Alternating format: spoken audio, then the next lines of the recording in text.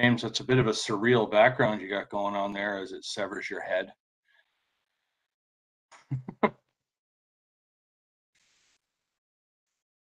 Well, Mike, this is embarrassing. I put it on there. It took me a while to figure out how to do it. Now I can't figure out how to get rid of it. I've seen ones that look like the deck of the Starship Enterprise. I think that's more your style, brother. Yeah, yeah. Or maybe Commissioner Gordon I could get. Yeah. Yeah.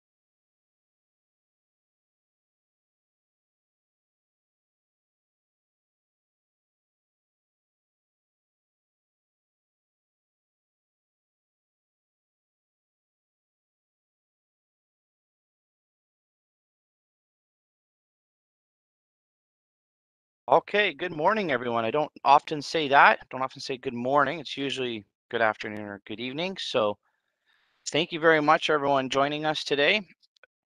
This is our special council meeting in regards to the budget. And so welcome to my colleagues, staff, and to the public. We do have a long agenda, a longer day as we wade through all of the budget issues, and I just want to, on behalf of council, just thank staff right off the top, because I know that it's a lot of prep for today with the presentation and that they each need to give. So just thank you very much for all of you for being here and for doing that for us and the public. Really appreciate it. With that, I'll officially call the meeting to order, and we'll just start with the clerk putting our country's flag up on the screen just to focus on that for a moment.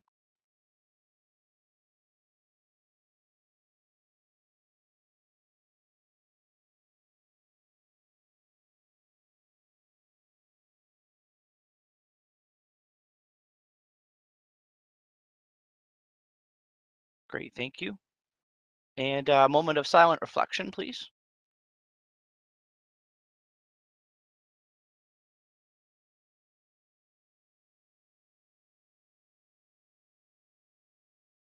Great, thank you. And our territorial acknowledgement. As we gather, we are reminded that Guelph is situated on treaty land that is steeped in rich Indigenous history and home to many First nations, Inuit and Métis people today. As a city, we have a responsibility for the stewardship of the land on which we both live and work. And today we acknowledge the Mississaugas of the Credit First Nation, of the Anishinaabe peoples on whose traditional territory we are meeting. And any disclosure of pecuniary interest or any general nature thereof from any members of council on the agenda item in front of us? I'm not seeing any or hearing any. And so with that, we're going to get right into the agenda, which is again all about the 2022-2023 budget. And everything that is on as recommendations of staff today is looking to be referred to our budget day, which is December the 2nd. Between now and then, we have also a delegation night on the 18th, where individuals from the community have signed up to give us their thoughts on the budget as well. I just want to say that this is, as I said, a new way of doing some things here by doing it all in one day. I think we tried this last year, and the feedback that was received from both staff and council was that it was a good way of flowing through the budget. But more important than that was actually there was a lot of feedback from the public that said that they really liked it as well. And so I'm glad that we're able to do it in this manner again. So I will mute and turn it over to our CAO, Scott Stewart, to kick us off with some opening remarks. If you follow along with the agenda, you'll see that we'll go through sort of each different department, and there is some hard stops already in the agenda for breaks as we go and throughout the day. With that, go ahead, Scott. Great, thank you very much, and good morning, Mr. Mayor and councillors and staff, residents and business owners across the city who have joined us this morning. Today, as the mayor has indicated, staff will present our 2022 and 2023 budget, our first multi-year budget, aligning the resources needed for the remaining years of the strategic plan and taking one more step in enhancing our financial management policies and practices. We'll also show a 2-year operating forecast, 24 and 25, and an 8-year capital plan, so 24 to 2031, just for receipt. And we'll deliver in on a 2-year operating and capital budget, moves the city towards a 4-year budget as part of our new multi-year budget planning process. It also builds on the success of our award-winning 2021 One City, One Budget. So that adds to sort of the accolades that the mayor just mentioned from, of course, yourself and our public, but also the award-winning piece again is folks in this world sort of recognize the good work that's happening through our leadership, through our corporate services team. And this new approach to budgeting and planning brings tremendous value to our community. A multi-year budget, it creates stability, it reduces administrative burden, it aligns resources, decisions to the future-ready action plans, it increases transparency into the financial impacts of capital decisions that have operating implications for the future. It enhances staff and council's ability to engage the community and is more predictable with phased-in revenue increases. It also better equips council with a long-range view of our strategic priorities. It allows for adjustment in scope and timing of projects to balance affordability and progress as necessary. In other words, the multi-year budget doesn't limit flexibility to deal with change. Rather, it creates a more accountable and transparent environment to handle that change. That gives council the levers to adjust to accommodate that change compared to the original plan. As well, it makes it easier for the community to understand where their tax dollars are being spent, and it encourages us to continue good budgeting practices such as building our reserves, essentially rainy day funds, so that we can be prepared for emergencies like COVID-19 and become a more fiscally resilient organization. Furthermore, long-term financial planning provides the foundation to inform data-driven decisions, prioritization and investment, and maintain affordability. The strat plan is where we received input from the community about priorities, and the budget is about implementing them. So I'm proud of our staff for bringing you a consolidated budget, a budget that aligns with the strategic planning cycle and our strat plan's 5 priorities. These priorities included here on the screen continue to lead our budget, setting us on a sustainable path for our economy, environment, and transportation, while supporting an efficient workforce and a united community. Overall, we're striving to be future ready. Having a strategy is extremely important, but it's nothing without a financial plan to implement the goals. And as you've heard me say before, the city's budget outlines the resources needed to deliver the city's programs or services and the various initiatives to the community today and into the future. It also sets the pace of how quickly we can provide services and complete strategic priorities. Aligning our budget with strategic planning processes demonstrates excellence in fiscal management. It also reinforces that our budget reflects decisions already made by council. So it's a continuation of the strategic planning cycle. Today's presentation will focus on the initiatives and projects that support each of our 5 strategic plan priorities, and it sets on the course of a more modern and effective government. As we did last year, we are presenting non-tax operating, tax support and operating, capital and local boards, and shared service budgets as one single budget, regardless of the funding source or who manages the service. So with the community's involvement, the city has worked diligently over the last several years to develop a long-term perspective.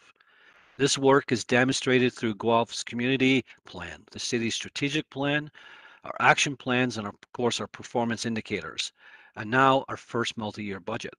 The strategic plan gives us our marching orders, the KPIs guide operational resource and decisions, and the budget is the tool that sets the pace for implementing and achieving our strategic priorities. A budget that spans the term of council and the strategic plan goals provides for a predictable levy and rate impacts, gives us a holistic financial position for assessment, just to help us with all the various decision making that you have to make, and it increases that confidence in the city's financial planning from our third-party credit agencies, which isn't lost on any of you how important that is. The 2022 and 2023 budget includes many strategic investment options needed to implement a strategic plan. At all of its priorities, it also demonstrates improvement on the council-approved performance metrics. So you'll be happy to hear that one as well as we continue to enhance that piece. And while we look to our strategic plan while developing the budget, there are also base level service obligations that the city must continue to deliver every day. As well, we must consider council direction, general economic factors, and inflationary pressures. You'll also hear us talk about the challenges and opportunities that impact the whole budget, such as pace and capacity. So you've heard me say that a few times this morning. You'll hear some others talk about that throughout our budget presentations. But other factors such as COVID-19, change in legislation, modernization, and transforming the way we deliver services, and of course our energy investments in climate reduction. So as we developed the 22 and 23 budget, we recognized that we needed to be aware of the pace of change in the projects within the organization. That is why my executive colleagues and I took an in-depth review to consider capacity and why now is the time to discuss strategic plan implementation in a fiscally constrained budget environment. Now more than ever, the budget we put in front of council must be achievable from a staff capacity perspective. So it's about asking tough questions and perhaps uncomfortable questions at times and being honest with what we can accomplish, especially in 2022 when the council agenda process is interrupted with the municipal election. So we have recommended a financial strategy that provides funding to advance the planning and assessment work that comes with the service rationalization opportunities and other priority efficiencies and innovation related projects throughout the next 2 years. The strategy enables us to ensure we have the appropriate time to develop achievable work plans. Last November, Council was presented with the updated asset management plan that confirmed the city's financial strategies for long-term infrastructure renewal. to ensure that it's successful and should remain in place to continue our journey to reach sustainable funding. However, growing trends of unspent capital budget and challenges with staffing available to execute these critical health and safety related projects was shared with Council through the capital program resources strategy last June. And through analysis, the infrastructure renewable funding strategy has started to outpace the city's capacity to deliver. And the 2022 and 2023 budget process proposes 2 steps for addressing this finding. Slow the pace of progression to sustainable funding, spread out over 12 years instead of 10, and include the 5-year resource and plan outlined in the capital program resource and strategy to build capital related staffing capacity within the organization, increasing the annual capital spend and project delivery. And we'll hear more about this later in the presentation, so we want to take you into a little bit of detail on that. And as I said earlier, and what you heard at the October 18th workshop, there are affordability levers that are available to council. So they include slowing down, pausing or stopping, taking on more financial risk through reserve use, match cost increases to associated revenue increases, create new revenue sources, increase user fees and charges, and clearly define performance objectives / outcomes from investment. That should be clear to everybody what the objective is. So at the end of the day, we'll have to make some tough decisions and consider projects and initiatives that maybe could be stopped or slowed down. However, the decision to pull a lever belongs with council. The COVID-19 pandemic continues to impact both our community and our organization, and the budget horizon is projecting uncertainty. The pandemic impacts are pervasive to the city's services, including our local boards and shared services, which you'll hear from a little later today. So this requires us to look at how we deliver services, assess the permanency of some of our social and legislative impacts, and plan for an extended recovery period that may take as long as 5 years. We'll keep, excuse me. So we're keeping consistent with the approach taken in 2021, and the 2022 and 2023 budget reflects that permanent service level changes that have resulted from COVID. Of course, there's some negative pieces to it all. Temporary revenue losses for 2022 and 2023 are estimated to be 4.6 million and 2.1 million, respectively. Temporary, temporary increased costs due to additional cleaning requirements. They're also estimated to be 874,000 in 22 and 887,000 in 23. So staff is proposing to continue to manage variances related to COVID through expense mitigation strategies, shift in work plan priorities, and temporary reduce in service to offset the revenue losses. Budget monitoring reports to council through 22 and 23 will continue to capture these impacts, and the contingency reserves will be used to manage this financial risk. Now, the Safe Restart emergency funding included special transit stream received from the federal and provincial governments has helped, and it has enabled the city to manage through the fiscal impacts of COVID during 2020 and 2021. But at this point, there would be no announcements for emergency funding programs extended beyond 2021, which creates increased risk for the city's contingency reserves. So again, they're there for a reason. I mentioned rainy days. This has been rainy more than a day, rainy days for sure. So good fiscal planning in the past has got us to today, but it's a concern for us as we haven't seen any announcements for 2022 and beyond. So looking at the COVID recovery scenarios, the city now has more confidence in revenue recovery based on 18 months of experience, sadly. Our housing growth is likely to continue. Demand continues to be strong in the industrial sector, which should translate into positive outcomes for the city's remaining land holdings in the Hanlon Creek Business Park. City revenues from various services and programs are recovering at different paces. A good example of that is, and you had quite a discussion last night on transit, but transit ridership recovery is difficult to predict at this stage. However, the UPass approval and on-demand transit service should help bridge financial impacts. Parking services is to undergo a master plan exercise in 2022 to determine business impact and reassess the market. And culture and recreation program have started to recover. However, provincial restrictions are still guiding how quickly that will go. And we know COVID-19 has impacted our community and businesses. The city's $10 million Smart City Award has enabled unique programs to provide businesses with grants and stimulate innovation in a variety of emerging sectors, and that's helped keep the local economic engine churning. So thank goodness we were able to get that award, and thank goodness our folks in the Smart City office were able to sort of pivot on this and be able to reassess where that money would be spent on your behalf collectively with you on our various reports that we brought forward last year. And that's allowed us to sort of have a great role for local government working with our local businesses as well. And also, the city is focused on using its capital plan, most notably our major infrastructure projects, including the Baker District redevelopment and our South End Community Center, which will also provide local stimulus by creating new jobs, contributing to new housing, and generating economic vibrancy. Now, again, it can't just be investments by the local municipality. There's investments by business, there's investments by other orders of government, but clearly this council plays a strong role. And also the city's economic development and tourism strategy will also begin implementation in 2022. So if approved by council in early December, that will provide a path forward for evolving the city's response to changing economic conditions and new challenges and opportunities. However, despite ongoing COVID impacts, we're in good shape. So that was the negative side of things. But thanks to a history of financially sound decision making on behalf of this council, we've maintained a strong financial position throughout the pandemic, resulting in a steady credit rating of AA+. And that rating provides Guelph's corporate financial position and local economy is strong, and we're able to respond to this unstable economic circumstances as we continue to prepare our organization for the future.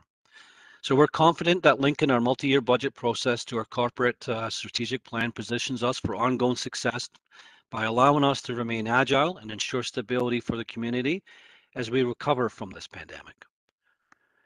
So adding a new service delivery requirements due to legislative changes is also a budget consideration. And these are factors that are outside all of our control that have contributed to our expanding costs. So council, you'll see legislation impacts from Bill 108 that's reduced timelines for responding to development applications. And that's a good thing, but what that means on the other side of that is we've got to have additional planning staff to meet those deadlines. So again, there's pros and cons to all of these things, but these are sort of just pieces that have come along. Another is Bill 177, which amends the Provincial Offences Act to allow the province to enter into agreements with municipalities, permitting the city to prosecute Part 3 charges. And these charges relate primarily to offences under the Highway Traffic Act, the Compulsory Automobile Insurance Act, and the Dog Owners Liability Act. So this anticipated transfer in 22 will result in a new half position in the budget for courts. And with respect to solid waste resources, last month, producers of the designated hazardous materials became individually responsible for the collection and proper disposal of hazardous and special projects under the new hazardous and special products regulation. So as we continue to receive partial funding from producers, this change doesn't yet impact the budget. That said, we are collectively negotiating to get full cost recovery. And that's not just Guelph doing that, that's through the various associations such as AMO. The designated hazardous materials list wasn't expanded except for mercury containing devices. And so the city will still need to operate collection sites or programs at its own expense for non-designated materials such as pharmaceuticals, needles, motor oil, fire extinguishers, and cleaning chemicals to ensure that they are properly disposed. And more changes coming through the provincial transitions as it moves from recycling to full producer responsibility. Our environmental services staff are still working through the implications. So this is not included in the budget forecast at this stage, but that is going to be upon us very soon. There are also unknown impacts such as possible provincial uploading of prisoner transportation and court security from Guelph Police Services. And last month we learned of changes to the Conservation Authorities Act that will impact the Grand River Conservation Authority's budget in 2024. And so this regulation requires each conservation authority to have a transition plan that outlines the steps taken to develop programs and services inventory and then enter into agreements with the participating municipalities to fund non-mandatory programs and services through municipal funding. and the GRCA will speak more to this later in the presentations.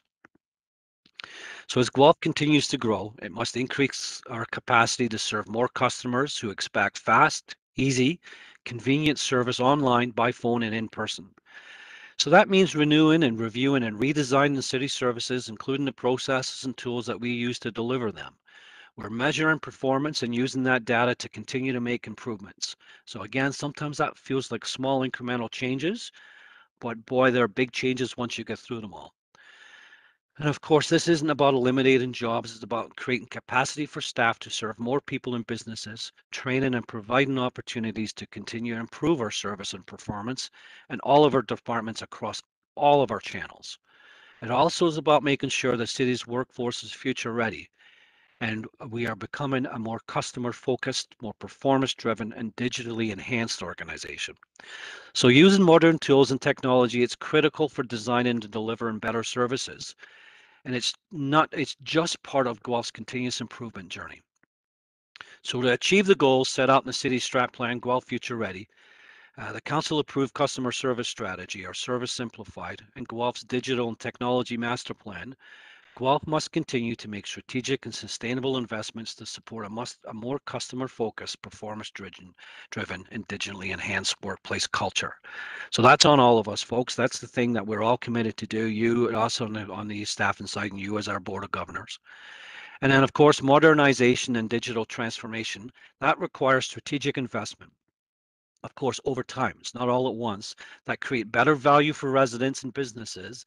It enables a more efficient service delivery and supports innovation and ultimately helps us become a more modern and customer-centric city. Just so that our community experts, when they want to engage us or just our regular citizens, we have the ability to do that in a manner that meets their needs. And the city has, excuse me, has committed to improving communications with residents and businesses. And we're modernizing it the way that we do that so that when we communicate with them, as I just said, it matches what they're looking for. So part of our journey is the continuous improvement of processes from residents or businesses, and both are equally important to us. Sometimes the business end gets a little bit left behind, so we've got to focus on that. So our businesses, as our businesses strive, so does our city. So we're making a strong focus on that. Or if you just go to sort of a customer perspective, it doesn't matter if it's a resident or a business. How do we increase the efficiency from an operational perspective? And one of the ways that we've continued to do that is through the city's continuous improvement office. We launched that in this past year, and we have now had our first lean yellow belt certification program with 11 successful projects throughout the first cohorts of this program. So we're very excited about that. Measures of success include reducing cycle times, improving response time, increased use of time that demonstrates the immense value that is having on the city already. So you can start to see the benefits. But what I really like about it, in 22, a second wave of the Yellow Belt program moves forward, but then so does the first wave of the Lean Green Belt program. So you can see the progression that starts to happen within the organizational culture. So there's very exciting times for us being led out of our continuous improvement office. And then also by investing in energy efficiency projects and initiatives, such as those highlighted in the city's 2022 or 2020 annual environmental sustainability report, we continue to make progress across the organization towards our 100 RE goals. And really what that is, it's decreased greenhouse gas emissions by more than 13% since the targets were set in 2018. We've reduced annual facilities energy use by 13 million kilowatt hours. So that's an equivalent in our of an equivalency across the organization. Now, granted, we've been in COVID-19, but you take the positive steps. You don't just dismiss them, because it's that continuous improvement moment. So, you can fuss about things. Well, we haven't got everything fully open, but the fact of the matter is 13 million kilowatt hours, that equivalency has been reduced. And our annual fleet energy use is by 7 million kilowatt hours. So it's really good stuff. We've increased renewable energy generation by more than 250%. So our quiet heroes that have been working on all that, you see these massive numbers, 250%. My goodness. So some fabulous stuff there. Lots to do yet, but fabulous stuff underway. And the city is costing out the long-term initiatives that are planned. However, we know that it will require significant investment to achieve these goals.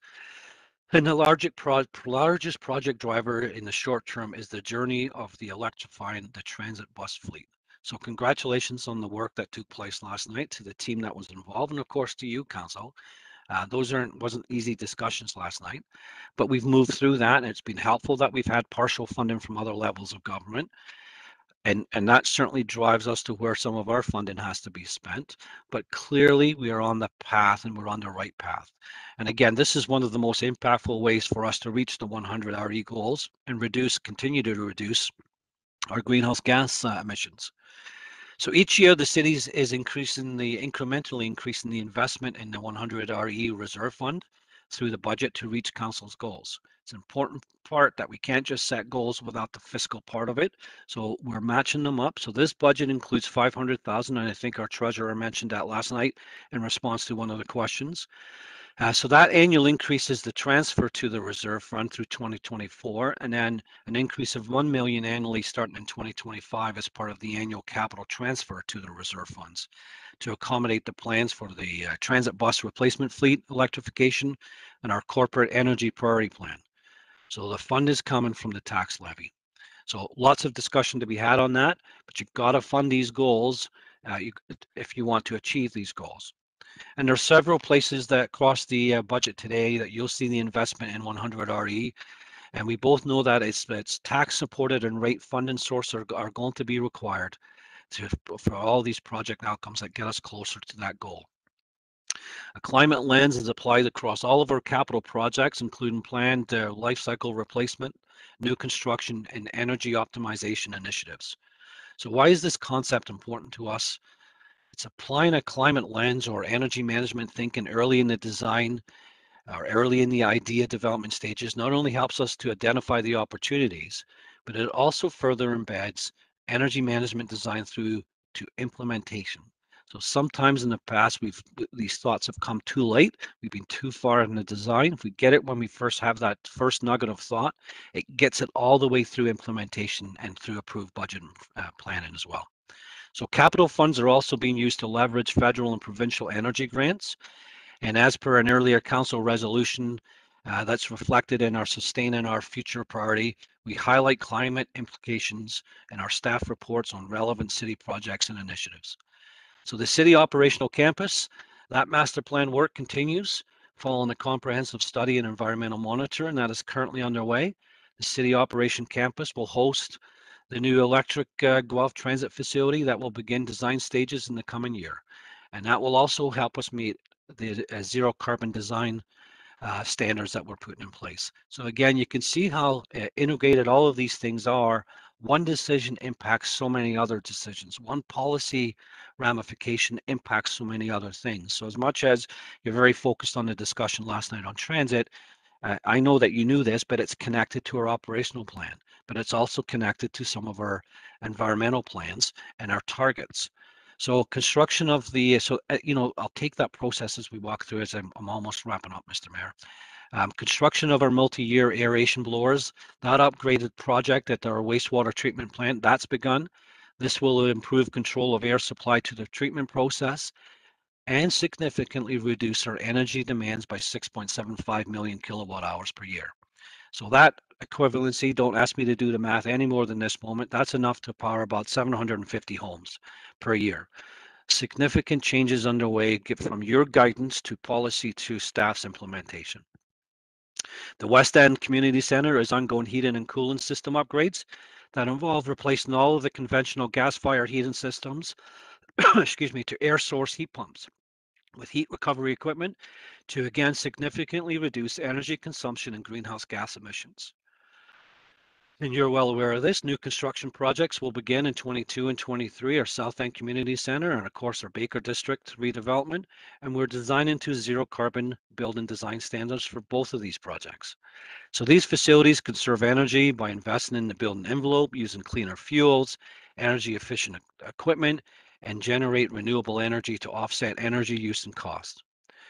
It's been 3 years since Council approved the city's goal of achieving 100% of its energy needs through renewable sources by 2050. And these simple initiatives go a long way to help get us there. In council today, you'll hear from our treasurer, my executive team colleagues, and our community partners as we deliver budget information to you to help you make an informed decision on December 2nd. Decisions that will ensure our financial outlook, our work plans, and corporate direction align so that we can achieve future readiness. But before I invite Ms. Baker to continue with our presentation, I would be remiss if I didn't mention, as the mayor did already, but I'd like to just mention the behind the scenes team that's instrumental in these budgets as we walk through everything today and up to and including our budget approval night. That team is made up of staff from finance, information technology, corporate communications, and community engagement. And working with this project team, we're staff from all over the city, including our department general managers, strategic business advisors, as well as my executive colleagues. So thank you to everybody involved in our inaugural multi-year budget. I hope that demonstrated exceptional teamwork will once again help us move through this virtual environment as we present the budget. So with that, Mr. Mayor, if I can turn it over to Ms. Baker, she'll take it from here. Thank you. Great. Good morning, everybody. Glad to be here. So the 2022 operating budget from a total expense perspective is 481 million and increasing to 500 million in 2023. Of this, the colored rings demonstrated on our operating budget is most heavily weighted towards the building our future services, with over half of the total cost of the budget. This makes sense if you think about the services supporting the goals of this priority, like our emergency services, public works, recreation, and social services. They rely primarily on people to deliver these services, and the capital infrastructure, for the most part, is comparatively less expensive than our major water, wastewater, stormwater, and solid waste capital renewal investment that you can see in the green on the capital circle. From a capital budget perspective, the 2022 budget is proposed at 141 million and increasing to 161 million in 23. The city is focused on right-sizing our capital budget to align with the available people resources to implement the capital plan. As reported in the most recent budget monitoring report, we have approximately 400 million of approved but yet to be spent capital budget from prior years in addition to this that's being proposed. And so pace and capacity have been a focus in the recommended plan before you. The city builds its budget using consistent assumptions across all services. The most significant of these are compensation factors aligned with the collective bargaining agreements, inflation on multi-year contracts, and price escalation on commodities like gas and electricity. Everything else is held at 0% increase, which is one of the ways that the city budgets for efficiency. Departments are continuously trying to do more with each dollar to make their operations more efficient, automate manual processes, and eliminate paper-based transactions. The city successfully launched the Continuous Improvement Office last year, as our CEO discussed, and so we're really excited about those efficiencies and those improvements that were made. You can read more about that on the strategy called Designing and Delivering Better City Services. It's on the strategy document on the website. From a revenue perspective, we've targeted all fees to increase by 2% or equivalent to the increase in underlying costs. User fees, by definition, are cost recovery tools to help mitigate the amount of costs placed on the property taxpayers. We have continued to assume 1% assessment growth, which the city has met this year. There are concerns when we think about the high inflation market and the supply chain issues that the private sector development may be faced with through the next year. And so growth from that perspective could slow, and that does put risk on the assessment targets for the 2023 budget that have been projected. As with past years, we are now including operating costs that are committed through the capital project execution. Things like the acquisition of new growth vehicles come with the driver and operating requirements. And when you approve the project, you're approving the operating budget that goes with it. Finally, as I mentioned during the council workshop last month, staff are using the city's contingency reserves more in this budget than in the past. We've matured our financial practices and built our reserves to the level that we can take on more risk. This is really a great news story that we can do this. We are mitigating escalating insurance costs, inflationary costs on haulage and maintenance, compensation, and one-time requests from our local boards with this strong reserve position. We are also managing the risk of increasing fuel and electricity rates, as well as ongoing revenue loss because of COVID into 2022. Given the significance of the reliance on reserves already proposed, I would caution Council against using too much more in this budget, given what's already proposed. So I won't spend a lot of time on this slide. It's showing the total city department breakdown of the property tax levy increase in each year, net of our proportion assessment growth. What is important here is that the amount of the increase that is coming from the capital budget, these are projects approved in past years that have operating impacts that have been now captured in 22. There is little flexibility with this after the capital budgets have already been approved in past budgets. Also, what stands out is that we have a service reduction in 2022. This is the staff proposed reduction in the redevelopment incentive-based budget. At this point in time, the city only requires just over $1 million of base funding to fulfill its current commitments. When the city brings back an updated strategy for redevelopment incentives, it will also come with a financial strategy that may mean this budget is built back up over time, or it may look at alternative funding arrangements. This slide extends out the property tax picture by now including the local board's impact. This is a piece of the puzzle that you have limited or less direct control over. However, members of council are part of the board of governors for each entity. City staff have done our part. Our operating levy impact is coming in at 0.91% because we have looked across our organization and started to think about how we can manage our budget requirements over a 4-year period, how we can most leverage our reserves in years of uncertainty, and how we can right-size our budgets to address staff capacity and pace of change. The final slide on the property tax levy is the total outlook for 4 years, demonstrating the value of multi-year budgeting. We have tried to balance the spikes wherever possible, and in some cases, this means deferring investment until later years. Also, this means staff have revisited our strategy of presenting everything to council all in one inclusive rate. You will see that we have excluded the strategic city building investments this year, which are organized in one strategy document for your review and consideration. City building projects or priorities are investments that enhance the level of service from what is provided now to better meet the needs of the current and future population. This is complex. We recognize that, and we have done our best to make the presentation and explanations as transparent as possible. All these investments need to be added into the levy impact that you're seeing before you. In 2022, including the special Guelph General Hospital levy, a 3.93% increase in property taxes is what's currently proposed, which equates to $150 annually to an average residential property.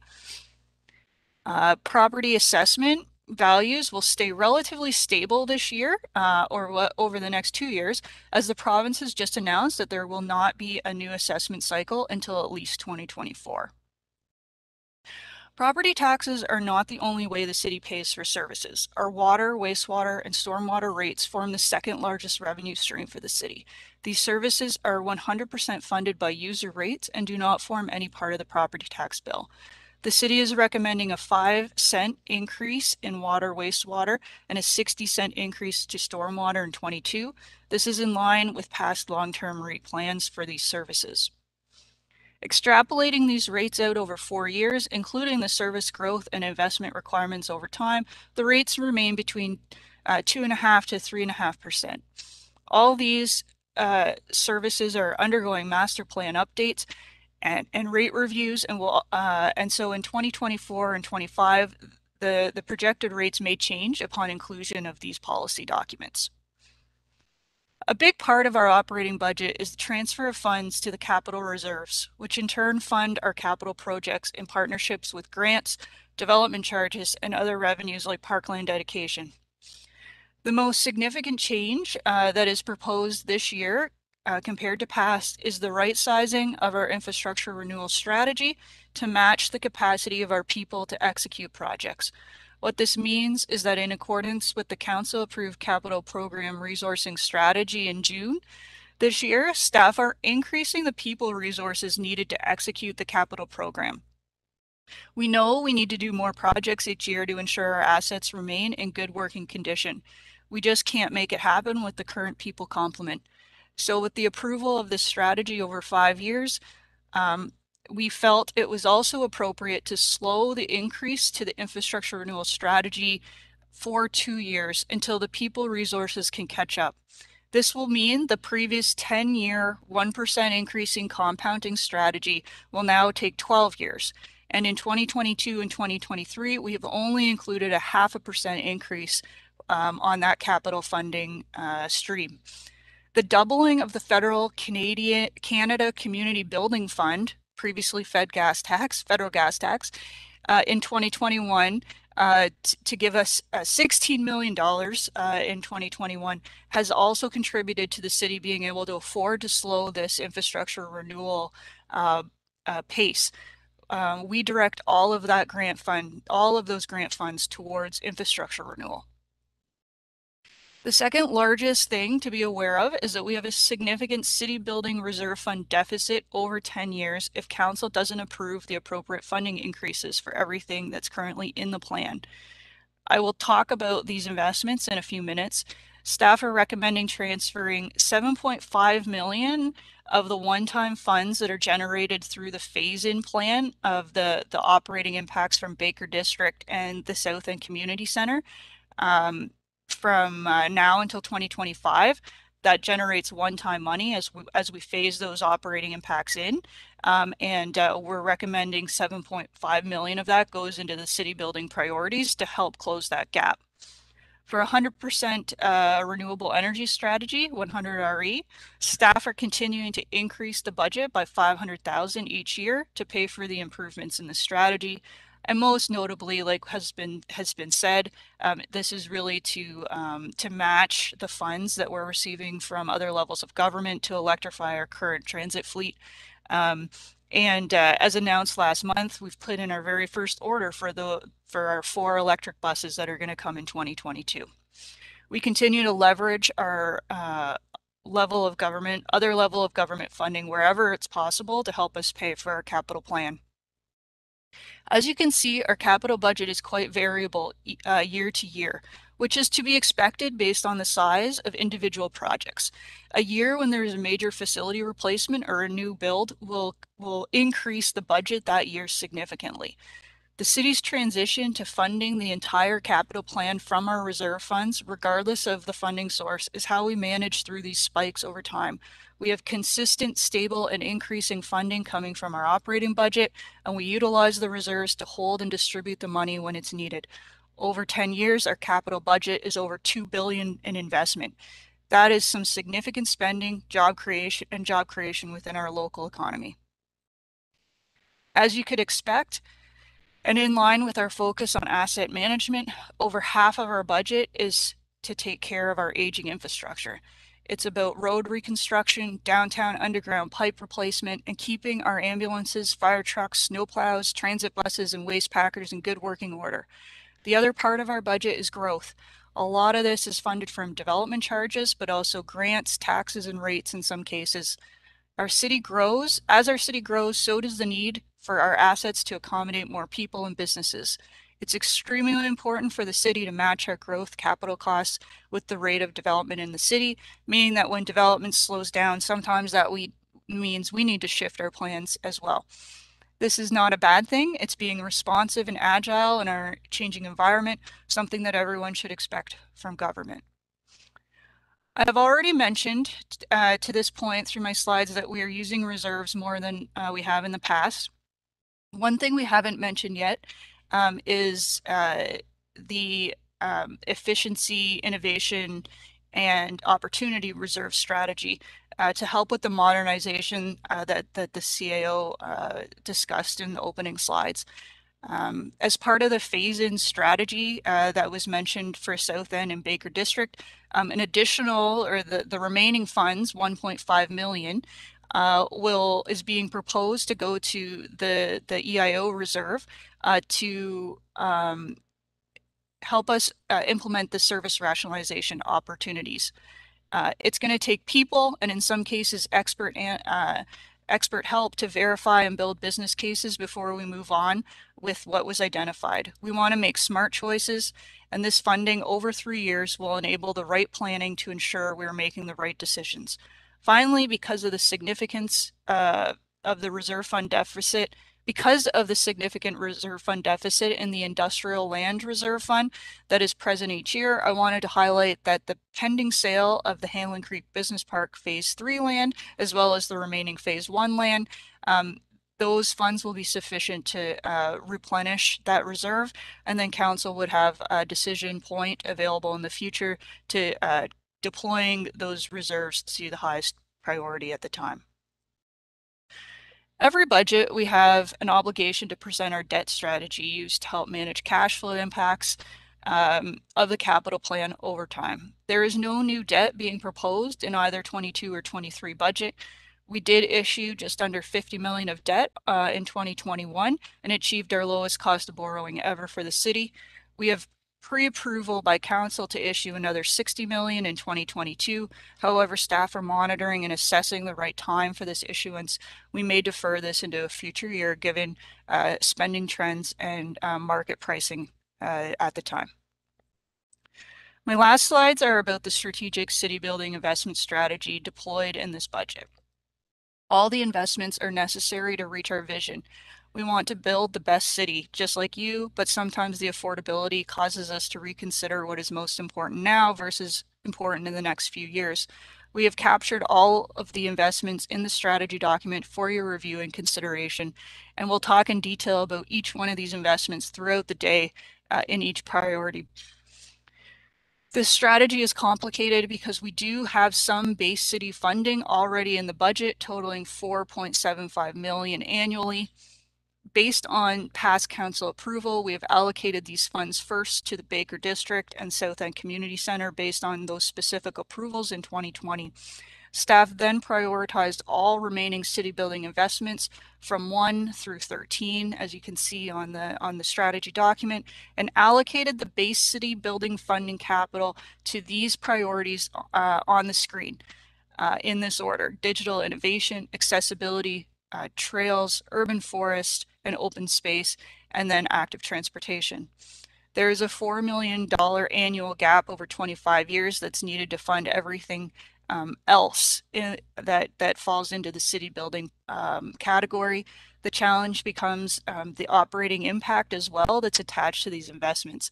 And last night, with your decision regarding transit, that's a big piece of that $4 million annual gap over the 25 years. These are the priorities that are not funded in the proposed budget, and those ones that I was just mentioning, and will require council to table a motion to add these in. Alternatively, in some cases, reserves could be used to offset one-time costs. I'll also note here that the investment of the 500,000 over 6 years for the Guelph Farmers Market enhanced operations that's pending later this month would have to be added into this list as well.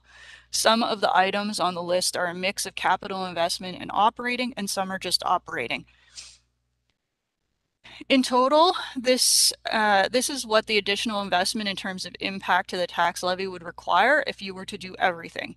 It would equate to an additional 5.79 million in 22, or 2.18%, and a 2.2 million increase in 23, or 0.81% tax levy impact, respectfully.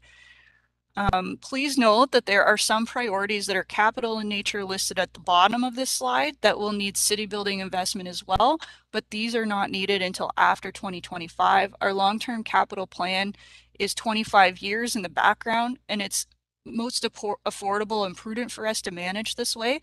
And so that's when we talk about the deficit over 20-25 years. That's, in some cases, we don't need the funding to start until later in the forecast. So with this is the end of my presentation, and we'd be happy to pause here for any questions before we hand the floor over to Building Our Future and to our DCAO, Ms. Clackbush.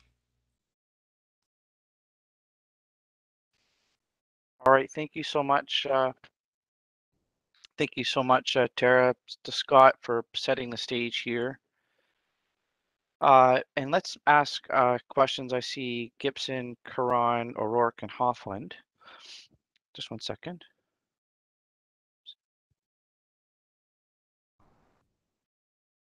Okay, and Hoffland. And let's just make sure that we're not jumping ahead in some of our questions to some of the new the departments that are going to present, right? So I think we should try to stick to what we've heard, and then let us go on to the next stuff later on as they get presented. Councillor Gibson, then Caron, please. Yeah, thank you, through Mr. Mayor, to Ms. Baker. I wonder if you could just jump back to, we're just going to have a conversation again about the infrastructure renewal strategy. Maybe we could jump back in the presentation to where you discussed staff's decision to reduce that levy and now spread our 10-year capital strategy from 10 to 12 years. And what was the decision making in that process? That's a question I've asked probably half a dozen to a dozen times in the last 3-4 years. I'm happy to see it's been reduced. I just, what changed in staff's mind now? Is it upper levels of government? Because I think I brought that up too. Go ahead. Sure. So through the mayor to Councillor Gibson. So really, I would say that the biggest change happened through the staff analysis and the staff report that was brought to you in June of this year with the capital program resourcing strategy. We have been noticing the trend, and we've had the time now to analyze it in detail in terms of why that's been happening. And the funding strategy is sound. It's tied to the asset management plan. No doubt it's still the right thing to do, but our people and our capacity to do the projects has not kept pace. And so that is really what was approved in June, and what's then led to what you're seeing here is that we need to slow the pace of the funding so that our people capacity can catch up. And so that's what you're seeing with the kind of slowdown on the funding strategy. And the other thing that's contributing to that is that we did get the doubling of our federal gas tax, or the new Canada building grant. And so that's also allowed us to have that kind of additional funding to help manage that over the next 3 years, 2 years. Right. So again, with the historic amount of money or historic investments that upper levels of government, do you know what, we've had this conversation, it's okay. I'm not going to go there anymore. The question is, we have the resourcing strategy now is taking money from the infrastructure levy to fund positions that would have otherwise been funded through contracts. In my estimation, $30 million of additional taxation is what we require over the 10-year period. That's what the 10-year levy equates to approximately. And if you take 50 some staff, which is what staff have requested, you take those salaries, that maybe equates to about $6 million. So $6 million of our 30 million infrastructure levy will now be accounted for with salaries. Is it time we stop referring to this as a strategy and just call it permanent? Because we won't be able to erase $6 million in salary after 10 years. We're going to have to fund those salaries. So do we want to stop referring to this as a 10-year capital strategy and just calling it the new reality, that this infrastructure strategy is permanent? So through the mayor to Councillor Gibson, I would say that that has been staff's intent. Like this is a permanent, asset management's permanent, and our infrastructure renewal requirements are permanent, and we're building that up over time. So there's always been the intention that this is getting us to a more sustainable, permanent state. Right. So, but it was always sold as a 10-year, 1% compounding to get us up to sustainable funding. Once we get to that $30 million annually, that $6 million of staff salary will continue to grow. So every single year, that $6 million of staff salary will continue to eat up more and more of that $30 million levy growth that we've done. So over the years, we're going to see more and more money go into salaries rather than projects. I don't want to hear that it was staff's intention to always make the infrastructure levy permanent, because that's not what was said. So are we talking now about continually every year increasing it by 1% to keep up now with salary increases? Or are we going to cap it at 10 years or 12 years now and finish it there? Because I kind of feel like we're painting ourselves into a corner, but there is no choice. We're going to have to continue adding 1% every year just to cover the salary increases of the people that we're hiring.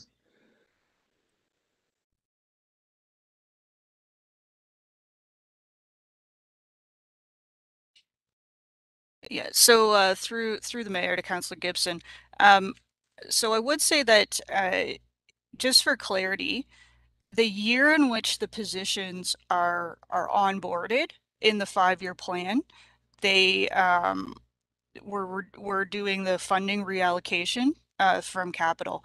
But once then they're in the base, we're not continuing to reallocate the capital funding. So I just wanted to, if that maybe that's a point of clarity there. And then I guess generally speaking, in terms of the 10-year plan, it's always been a permanent strategy. At the end of 10 years, we would have sustainable funding. But at the same time, you know, our market and our conditions change. A condition assessment continues to get updated, and the asset management plan will continue to be revised. And that strategy will have to be revised with the asset management plan. They go hand in hand. And so at this point in time, we believe that that now 12 years will be the sufficient time period for that plan. But again, will be revised as we update the asset management plan. Okay, last question. We've now pushed it out over 2 years, over two more years, to 12 years instead of 10.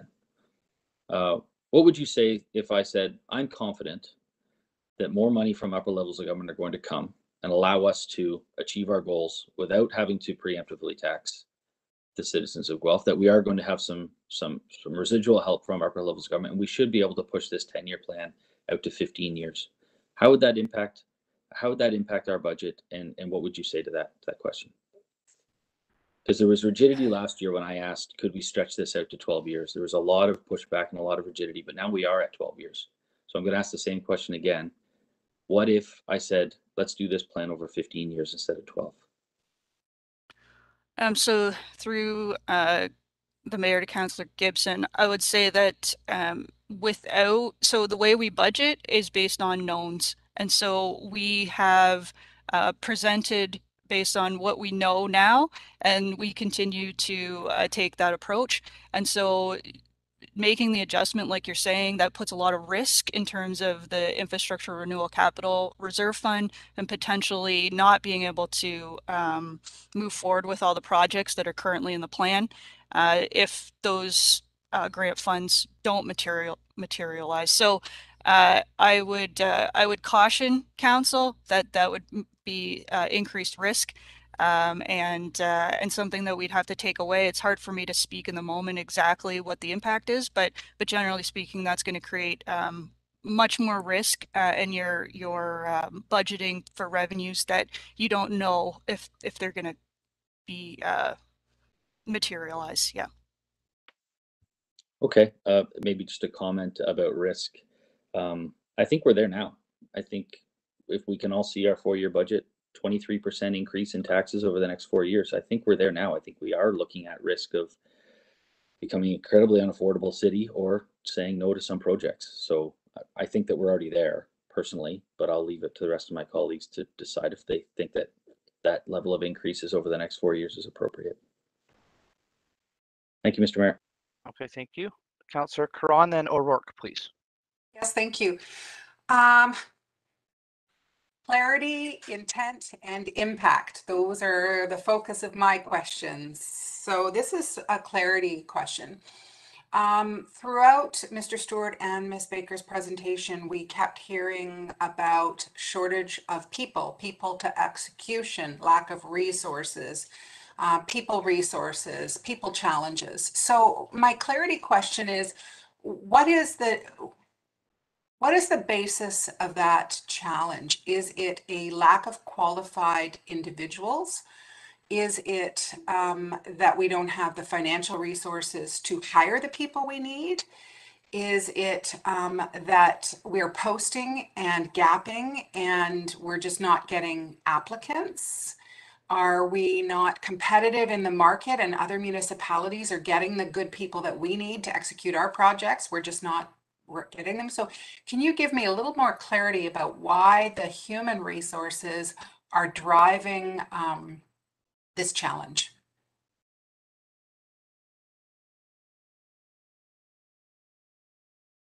Through the mayor to Councillor Cron, I actually think it might be a little bit of everything that you're saying, but generally speaking, in terms of the budget itself and what's proposed, is that the volume of work and kind of and specifically, I'm going to talk about the capital piece now, is that maybe through over time, the growth and the new kind of expectations put on our project managers, just with the project management office and kind of the right way that we should be operating. All of these things contribute to the need for more people, as well as just the understanding of the volume of work on our asset management side and the projects that need to get done. I'd pass it over to maybe Mr. Lee if there's anything else that he'd want to add on the HR side. Thank you, through Mr. Mayor, to the question before Council. I would say that in June, and this has been referenced, the capital program strategy that we brought to you, it is going to pay us going forward with the right resources in place to handle the project loads that we have. I think that staff have taken what I would consider to be a very precise look at the bodies of work, continuing to build into our strategy for budget development, programs and projects to be completed that go unachieved by the end of each year, and build is not a good place for us in our transparency to the community. So having this ability to really focus on the resource development strategy, getting the right people, getting the right resources in place to manage these projects forward, slowing down that pace of growth. We've already talked, you've heard our CAO, Scott Stewart, speak to pace and capacity. That's really a theming through this year's budget, which you will see, so that we can start finishing and delay starting, so that we can really align better. So that would be the only other things I would add to what our treasurer, Ms. Baker, has shared. Okay, so as a follow-up, two questions that relate to that. So when I see our postings on our website, I see positions that are posted, they come down, and then 3 months later, they're posted again. So I'm trying to get a sense of, are these existing positions? Are these positions we approved last year? Are these positions that are part of our budget that we have not been able to find good people for? Are they, is it attrition leaving the organization? Because what I'm hearing in the presentation is that this budget is driven by a number of factors, and the ability to get work done, as Mr. Lee said, and the realistic capacity that we have internally are factors that have determined the pace of this budget. So I'm just trying to get a better idea in the marketplace why we have a huge gapping. We had a huge gapping amount this year that went back into reserves, and I'm getting a sense that we don't really know, as Ms. Baker said, is that there's so many other market factors that are affecting our ability to create the pace of change that we want. So I guess the short question on clarity is the positions that we have posted now, that have been posted and reposted, is that lack of candidates, or is that attrition where people are continually leaving the organization? Through you, Mr. Mayor, to Councillor Cron, I think it's best to bring in Mark Ellis, our Director of Human Resources, to give you more of a specific answer to your questions. So we're just bringing him in now.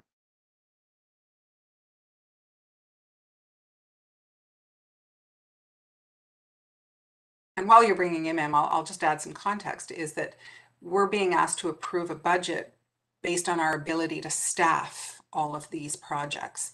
And I'm just trying to gain a sense of how realistic that is, or whether we're going to see huge deficit or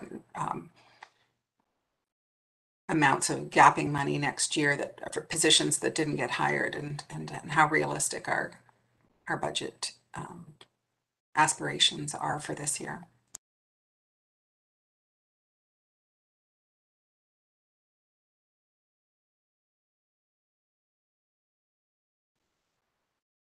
Are we still waiting for Mark? Hi, Mark. It's Mayor Guthrie. Your name's on the screen. If you want to turn your camera on, or if you just want to answer the question if you heard it. Oh, there you are. Go right ahead. My apologies, Mr. Mayor, and through you to Councillor Caron. There are definitely challenges in the employment market that we're facing. It is a tight employment market. We're working through those challenges, and we're being successful with those challenges. What staff presented earlier in the year was a change in approach.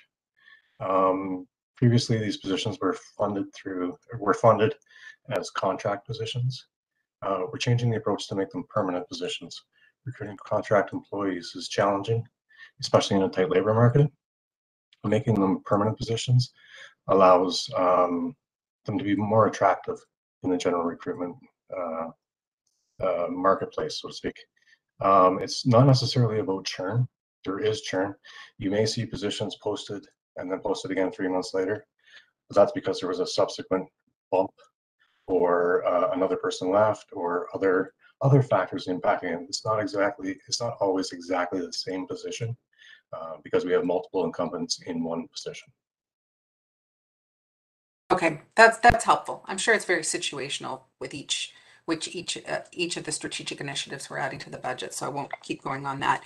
But the last kind of follow-up question to that is, if a strategy is missing from this budget, how do we know? I guess we'll ask on the budget board. How do we know whether it's a resource challenge or it's been pulled because of prioritizing? So, for example, the Cultural Heritage Action Plan.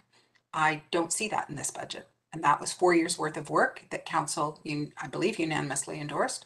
And is that, was that removed because it was deprioritized, or was it removed because of a resource challenge? And I can put that on the budget board if there's no answer. But I guess the question also relates to any other strategic initiative that isn't in this budget. Because today we're going to be talking a lot about what is in the budget, and we're not going to be talking a lot about what isn't in the budget. So I can respond to that. I would say that, yeah, if you have, based on your comment, staff can be a little bit more aware of the differentiation between, staffing versus other in terms of what you're looking for on the message board. But I would also say that Cultural Heritage Action Plan is one of the items that's on the strategic initiative list. And so there are investments there for consideration for council. The motion that was passed as part of the January action plan was that staff bring back for consideration in the budget, and that's included on that strategy document related to the cultural heritage. Okay, thanks for the clarity on all that.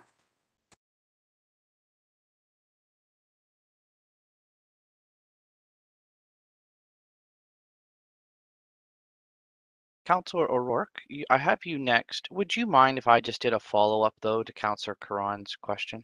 Would you mind if I did that? I appreciate it. Tara, I think if I could ask a similar question, maybe just in a different way, because I had a question in regards to a similar theme, and that is, if there's a project that needs to be done, whatever it is, and the staffing isn't there, but then that delay causes the project to increase in costs. So, and that's a risk, right? So it's like a cost benefit, I guess, analysis. It would be, would it be better if we had the person to get the job done, whatever that capital project is, or whatever that project is, and spend that money versus not spending the money on the people and having that capital project escalate in cost greater than what it would cost to have the person? Is that been identified in any of the projects where as a staff you decided against presenting us with the option, that kind of scenario? And if that's a takeaway for you guys to think about it, I guess that's the way I'm trying to understand. So I think maybe the best way to approach that is to maybe take away that Okay. that concept, and we can respond on the message board related to that. Okay. Thanks, Councillor Rourke. Go ahead, it's you, and then I have Councillor Hofland and then Councillor Salisbury. Thank you, Mr. Mayor. I have two questions. So, Ms. Baker, I totally understand. 3.93 is everything in the base, including South End Rec Center and Baker Street, as well as a whole bunch of other things. And then last night's transit decision that's in the city building strategy menu, that's an additional 1.26. So I have two questions. One is about the alignment of priorities in that city building document. So there's the base, and then there's this other menu of things that we're told, if you want that back in, this is the cost of doing business. So that's okay, because I like the clarity. My question in terms of how those priorities were selected, though, when I look back at my notes at our very first, strategic planning meeting, the priorities there for council was transit, a conversation about affordable housing, the environment definitely, and I think that's only grown in the last several years.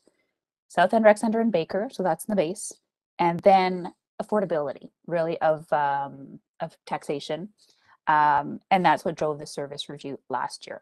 So given that that was sort of our starting place, and then the strat plan had some different evolutions and obviously built back in with the executive team, the priorities for the corporation, I'm just wondering how the priority list was built, because in the priority list, we've got transit, I think, at number 9. So I'm just wondering how we made those ordinal decisions. Sure. So thanks for the question. So the way that the items were prioritized, there were a number of factors that went into that process, including assessing each item in terms of the lens of the strategic plan and how many targets and impacts it would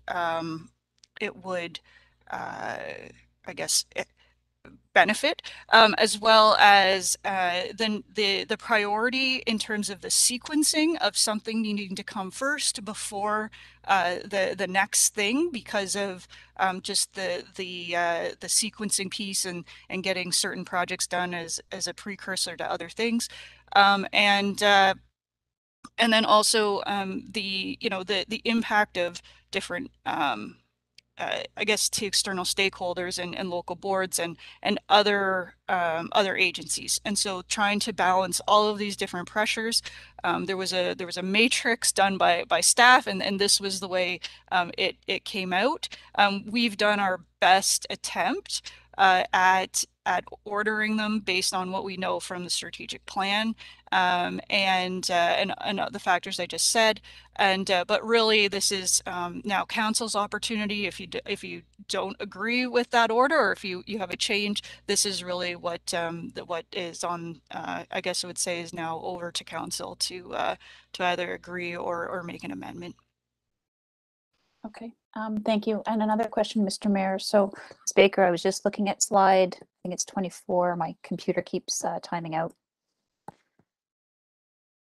That's the one that puts the price tag on the city building strategy on all of those elements of it. And I'm, happy to see that some of them are already covered for the period. So that's good. Your slide 24, I think, it jumps around too, has 2.18 budget impact for 2022, and then a 0.81 for 2024. You're always really good at helping us smooth those out. And I will concede that I feel like this term of council is the boa constrictor that ate the elephant, right? We've got Baker Street and the South End Rec Center and lots of going on in transit. So it feels like this big piece all at once. And is there any way to smooth out that 2.18 and the 0.81 next year? So I would say that council has some opportunity to use reserves. Part of that 2.8 are some one-time items, so there is a bit of a way to help smooth that. So that's something that you could look at. In terms of the majority, though, we do need the biggest piece of that, as we've discussed, is the transit investment, and we have already smoothed that as much as possible in terms of the amortization of that funding, and so there's really no further amount that we could reduce from the capital investment piece. Yeah, and then from there it would then just be in terms of council's will. Maybe there's things that you'd, rather than approving in 22, maybe you would recommend, depending on priorities, you know, amending it to a future year. Those are some of the other ways that you could handle those impacts. Okay, thank you. And just, Mr. Mayor, just one final question. In terms of our process, so rather than have us kind of cherry pick and say this and not that, and for specific line items, perhaps, what in terms of good decision making is the best way for council to direct you and your team to say, go back and look at this other thing? So what's your recommendation in terms of how do we achieve the best possible outcome by or after December 2nd? So what, you know, CAO Stewart said, we've got all of these levers. What's the best process if we want to look more closely at delaying something and to know what that right timeline is? So I would say through Mr. Mayor to Councillor O'Rourke, related to anything on the strategic investment list, well, really related to anything, but be specific in your budget board question about the impacts. We've tried to put all the impacts in there so that you didn't have to ask those questions. So all the risks of delaying and all of that is available in that document. But if you have specific questions, put it on the message board. In terms of the logistics, we did set this up, you know, with December 2nd in mind in terms of process and how to manage through this. So 1E in the motion before you, 1E is where those strategic items are captured. So you'd really be looking, you know, when you're looking at you know, the motions and the things that you're looking to table, those are the ones where you could look to amend in terms of the base funding reallocation or deferring, you know, those investments to later years. That's where you would capture that. Okay, thanks. And then just a comment, if I may, because I'm looking at that list of recommendations. Is it possible in future years to leave the hospital levy showing? Because I'd like to know at the end of that period, I'd like to know then it doesn't just get rolled into the base. I think it's a helpful reminder to us. There's, I think, $750,000 a year going to the hospital over 6 years. And I'd like to know at that period of time that we haven't just absorbed that into the base, but that we could actually, we know that's coming out. Is that possible? So through the mayor to Councillor O'Rourke, absolutely, we could make that happen in the future years report. And I would also say that actually on the tax bill itself, that is separated. So the likelihood, like there's no likelihood it'll just get rolled into the city base. So you will see that come off, but we can absolutely keep that as a separate item on the report. I appreciate that. Thanks very much. Hoffland and then Salisbury. Thank you, Mr. Mayor. So I'm looking down my list, and process and logistics were two of my questions, and they've been answered. Councillor Caron is right. I think we're going to spend a lot of time on what is not in the budget. And as far as I understand, the best document to read would be the city building strategy. They're listed in there. There's all the impacts. In that document, does it also express, Tara, the actual lack of resources? So just trying to drill down to know why, and I think this is what Councillor Cron was asking, why those particular items weren't suggested as a priority. And I think you covered that off by saying targets and strat plan. So if we thoroughly read this document, instead of going to the budget board, we will get the answers that we require to make the decisions about these priorities that were not recommended by staff. Is that correct? Through the mayor, I would say absolutely. Staff put a lot of effort into that document so that it was as fulsome and you know, I guess everything you need descriptive as possible so that you can make a decision. But Yes, we're here to absolutely if you need additional information. Yeah, I think it's an excellent document. So I also was wondering about, and I just want to go over this one more time. I went over it last night, but I want to go over it again because I want to be, as I mentioned last night, crystal clear. 3.93 is with the levy in. Slide 24, if we wanted to put all the items in this document into this budget, it would be 2.18% in addition. In addition to that would be the transit of 1.26 that we referred last night. And also any requests that come forward from delegates, because we've got lots of delegations coming to council that will be asking for additional funding. Is that a correct summary? Just one clarification there. The 2.18 includes the transit piece from last night. So it's not in addition. So the transit piece is included. Yeah. Okay. Important for me to know that because I asked that question last night and I wasn't clear if the 1.26 was included in the 2.18. So that that's a relief. Thank you. And then Mr. Stewart in his opening remarks spoke to affordability levers. And I'm wondering, so some of them were slowing it down, pausing, stopping. Could you just run down that list and perhaps post that on the budget board just to, you know, help us to manage how we're going to make these decisions and not the impacts of those decisions, but what we can be considering over the next few weeks. And I believe that is all my questions. Yes, that's it. Thank you.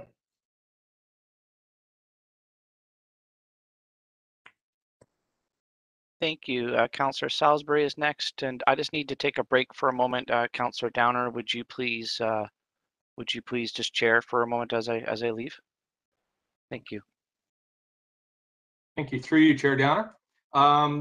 Just a quick question of clarification. Councillor Gibson's questions around the permanence of the infrastructure funding muddied the water a bit for me. I just want clarity on my understanding is that notwithstanding some of the tweaks to the amount that we put into it, the original plan was a 1% compounded increase over 10 years to catch up our infrastructure gap, and that increase, year-over-year increase, was temporary, but that the resulting level of taxation that goes towards our infrastructure was permanent. Can you confirm that for me? Through you, Chair Downer, to Councillor Salisbury, that is correct. The original intention is that we'd have a period of annual increases that at the end of the time period, estimated to be 10 years, would stop being annual increases, but what had occurred in that base increase would stay in the budget forever as long as we need to maintain assets and those types of things. So you are correct in that assessment. And the follow-up question to that was with regards to the question of risk in terms of extending that out. And I believe the mayor touched on perhaps one of the issues, but I wonder if you could just address the issue of risk. So for instance, if we said, hey, we would like to do a 5% increase over 20 years, and that's identified as risky. Can you give me some understanding as to what those risks are on a high level? So at a high level, we've identified that through the asset management plan that currently we should be spending more money annually to replacing and renewing our assets. We've identified that there's both a funding shortfall and a resource shortfall. So what we're trying to do is manage that resourcing, get the people in place. If we didn't have the funding, but we had the people in place, we would end up having to delay projects. So we may not have sufficient funding to move forward on a project. We might have to extend the life of a road, a plant, a park facility, those types of things beyond their expected useful life. And so what that gap would create is a risk in service delivery. There's obviously a lot of unknowns that go into asset management, and we're working on clarifying those. So there's reassessments every 5 years through the standard update of the plan, but there's also annual investigations of current service and current state of asset good repair. So what we're trying to do is match that information and what it's telling us to the level of funding that we need, and making sure that we have the right funding and the right resources in place to deal with the right assets at the right time. And it is, it's an estimate, and we're trying to mitigate the risks as best we can through the strategy that we proposed. And there's going to be changes as we move forward. Okay, thank you for that, Mr. Clark. The scenario that you used in your example, though, is in fact the opposite of what we're looking at right now. Is my understanding is that we have resources in place, but lack the manpower or the staffing in order to carry that out. Hence this recommendation to extend it to 12 years. And so in the case where we've run into that, I mean, we're responding to a very real situation, which is bandwidth, the ability to execute the tasks, and therefore we're looking at a recommendation to extend it. But that sort of not really flies in the face of, but certainly bumps up against the risks that you've identified. And my understanding of the infrastructure gap is that this is a scenario that we're already in, that we have a gap, that we have infrastructure that will potentially exceed its life expectancy. Doesn't mean it's going to die the day afterwards, but it puts us into a situation where it is less than ideal. When I hear the word risk, I think that this is something to pay attention to. This is a danger. But when I describe it like that, and the situation that we've run in now, that is the environment we're in right from day one, that we are in a shortfall situation, and that those risks are inherent in the gap. Extending out our time certainly exposes us to a longer duration of those risks, but surely the funding is applied to the most challenging infrastructure shortfalls early on, and the less critical shortfalls later on. How significant is the risk, particularly opposed to the environment we find ourselves in already? Through you, Chair Downer, to Councillor Salisbury.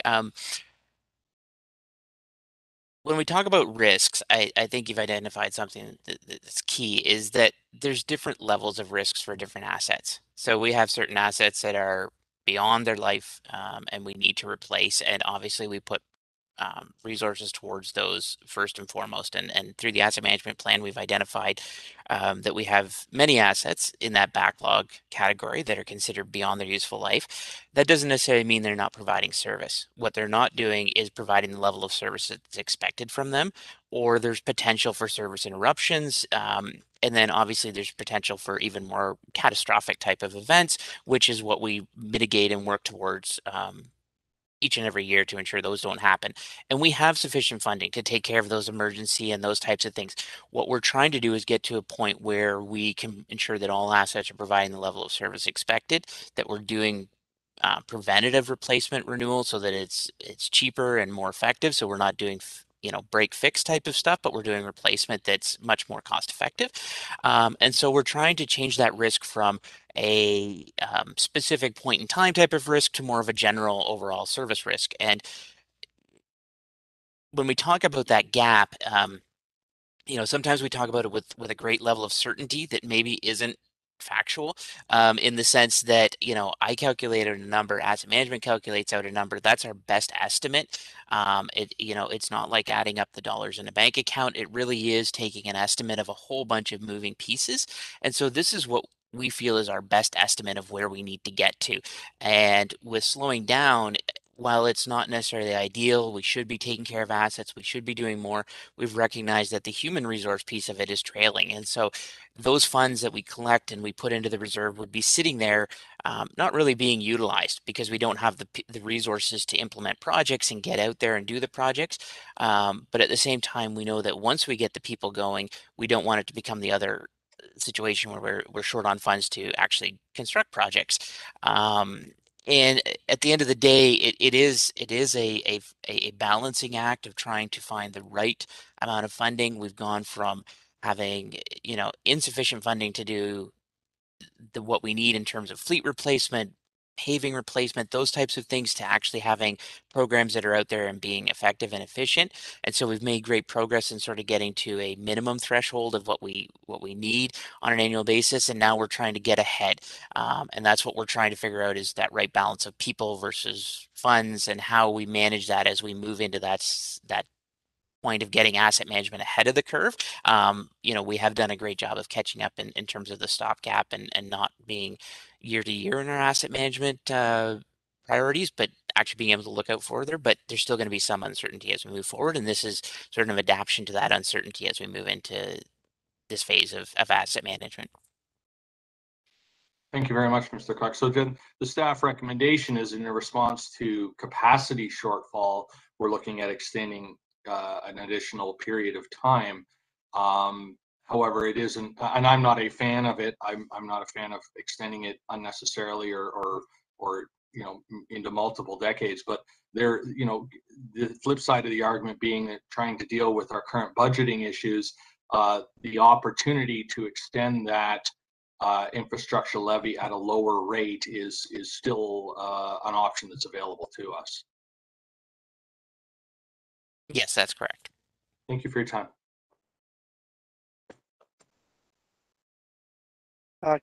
Councillor Downer, I'll just take back over if that's all right. Thank you very much. Be funny if you said no. That'd be funny. Then I could just go home. All right, Councillor McKinnon is on my list.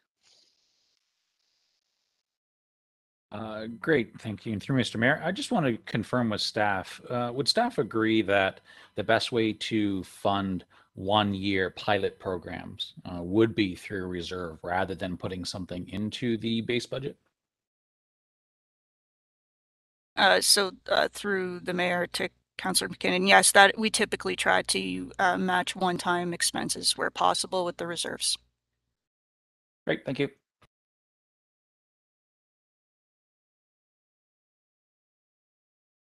Okay, I have a question, and then we'll move on. Okay, so this is completely hypothetical. I'm just trying to find out answers. If it's even an option of how this is what I'm about to address is even embedded as an option in the budget. But it has to do with pace. And so let's say council said hypothetically, we want to delay the South End Rec Center for a year. We want to delay the library for a year. We want to push out the operations campus for a year. I'm just picking the three, you know, the three big ones that are on our plate. How does that help with affordability? How does that move the dial for the community?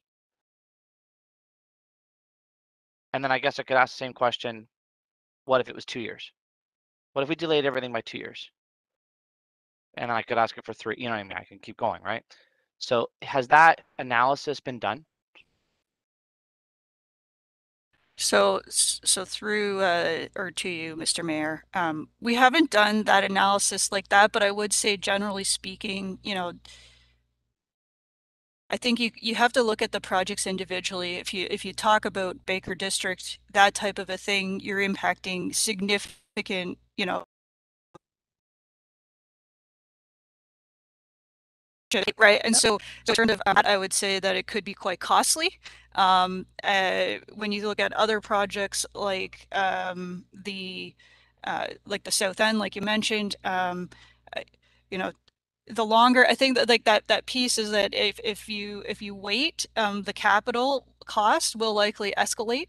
And so you'd have maybe an opportunity today in terms of reduction in operating, but I think it's at the risk of a longer term capital cost increase. So I think you have to balance your short term gain versus the long term sustainability of those decisions. Okay, but can those analysis be done at a high level? I think I would we say have to that take if into there's specifically consideration. something Sorry, go ahead. if there's specifically a project that you'd like us to look at, to just, yeah, please post that on the message board and we can take a look at there's specific things. Yeah, and I see your hand, Councillor Downer, as well. I'll go to you in just a second. Okay. Now, one of the things that is an interesting conversation sort of floating out there, and it's a little bit of a crystal ball moment, but I wondered if staff has at all analyzed this issue, and that is that I'm hearing of some communities actually purposely delaying some large capital projects because of the exorbitant high materials and labor costs that are occurring right now, with an outlook that those costs will actually reduce in the coming year or two. I'll give you an example. I know of a large building in the city that was built by the private sector that opened up recently. If that same building had a shovel put in the ground today to start, it would have cost around $15 million more just because of materials and labor costs. So my concern in laying that out a little bit is, are the numbers that we even have in front of us today, if we look at it in one way, on our large capital projects, are they even accurate if they don't go down? Or if there is an opportunity to pause or talk about pace, and we do wait a year or two, could those material costs go down and labor costs be a little easier to not, corner us into some of these, my fear is extra costs that are not identified right now that will all of a sudden surprise everyone.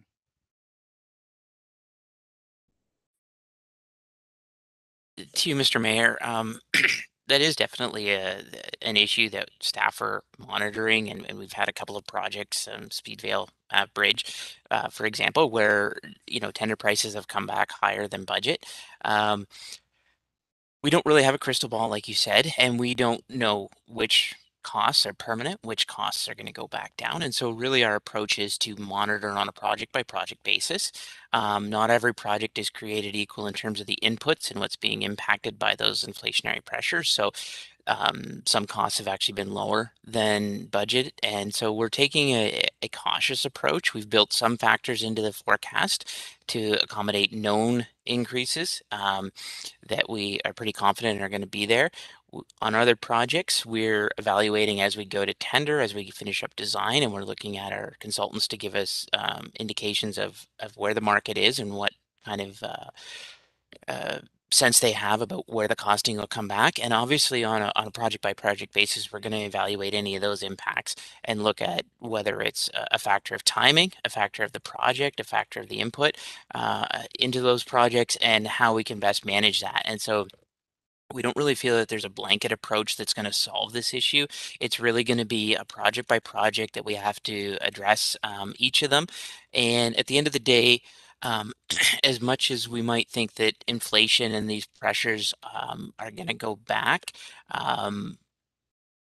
I'm cautious to say that the market would give back what it's built in as inflationary pressures. I think some of these are going to be here for a little while, even if not permanent. And so we have to be cautious in thinking that 6 months or 12 months from now, prices are going to go down and we're going to be able to save money on projects. Historically, we've seen things like South End and that we've been talking about for years. The price continues to go up over time. That's just the nature of inflation in our economy and the way that our system works. And so we're really being cautious in trying to outsmart the markets, but we are being aware that on a project by project basis, we need to evaluate what is causing those price changes. Okay, no, I appreciate the answer. So my next question then is, what portion of the budget has specifically to do with operating that's embedded already for those capital projects that have yet to be realized? How much does that, have you had an opportunity to analyze the amount that's embedded in the budget that could be removed? And I know that normal process would be to embed over a few years gradually up to the opening of these capital projects. But do you have an idea of what the amount is that is embedded on capital projects that are yet to be opened? To you, Mr. Mayor, that's a sort of a budget board kind of question. I don't really have the answer right in front of me, but we could definitely look at that and look at which projects potentially could be impacted by a delay and therefore operating impacts that might not be come to fruition in 22 or 23. So we can take that one away and we can definitely address that on the budget board and identify what that potential could be. Okay.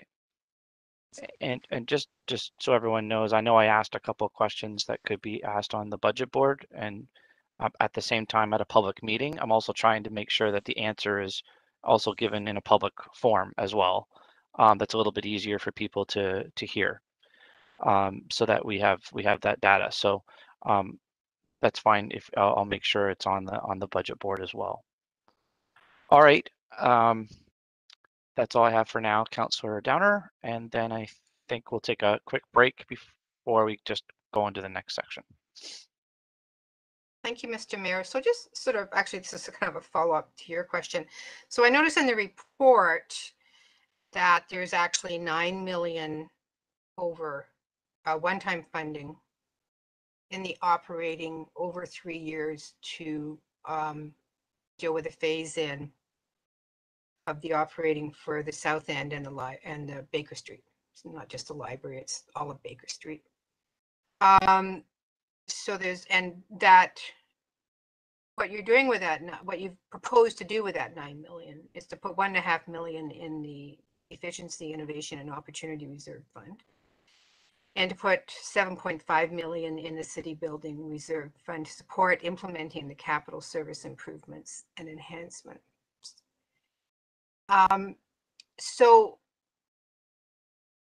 So you've decided where to put that funding for now, that 9 million. How much of that 9 million is in 2022?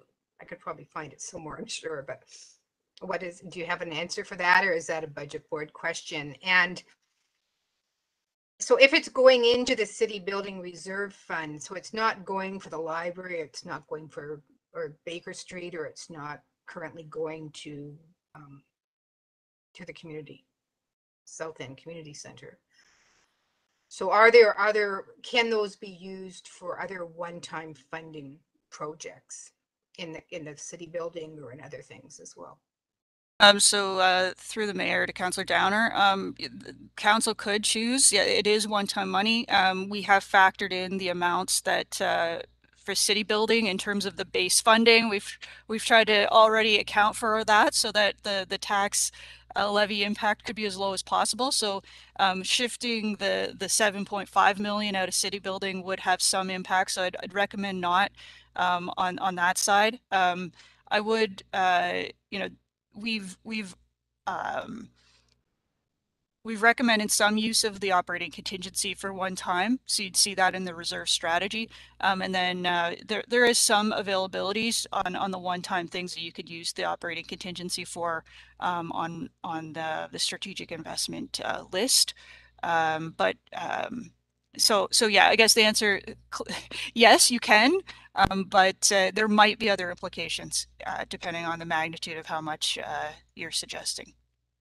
Okay, so you've already got plans for the 7.5 million that's going into the capital service improvements and enhancement fund. It's so through the mayor. Yeah, we have taken that 7.5 and included it into the amounts that you're seeing in that city building strategy. Okay. So Okay. yes. Okay, so that's all right. So but how much is that for this year? In that operating, then of the 9 million. So it's 3 million a year. That's what it is. So through the mayor, the 2022 impact is 1.74 million in related to those two projects in the phase-in. So you've the city building fund, you've got those tied up in the investments and that's positive. So the 1.5 for the efficiency, innovation and opportunity reserve fund, have you identified where those are going to be spent this year as well? So through the mayor, those monies are not identified at a project level at this point. It's 500,000 per year is what's been budgeted and earmarked. And based on the business case or those monies would then be allocated to the appropriate service rationalization opportunity. Once, and this is part of that PACE conversation, is that staff need time to look at our work plans for 2022 and 2023 and best align those reviews. And so that's what those monies would be used for. But at this point, they're not specifically project identified. Great, thank you. And Councillor Hoffman had just a follow-up question. Yes, thank you for allowing me to ask one more question, Mayor Guthrie. And I rechecked my list and I had a question about CBAs. And first, you can tell me if we're going to discuss that later on when Ms. Clackbush gives her presentation, or am I jumping ahead, or could I ask the questions about the community benefit agreements that are not being recommended for the Guelph Humane Society and the Guelph Neighborhood Support Coalition? What would be the best? Go ahead. So through the mayor to Councillor Hoffland, it will be addressed briefly in my speaking notes, but I will also just give you a high level answer now, which is it isn't that they're not being recommended. It's that generally the CBA increases each year are approved under my delegated authority, and council only considers the whole sum total. But those two in particular, the order of magnitude of the increases that we were considering exceeded what we felt was appropriate to do under my delegated authority without being transparent and providing that information to council. So the fact that they're on that separate list isn't that we aren't recommending them. It's just that we didn't feel that it was appropriate for me to go ahead and approve them under my delegated authority without showing them to you. So that's why they're being handled sort of separately. They have still been negotiated directly with staff and we still recommend them. And so you'll hear me speak about that. You will also hear directly from those two organizations on Thursday when they make presentations to you.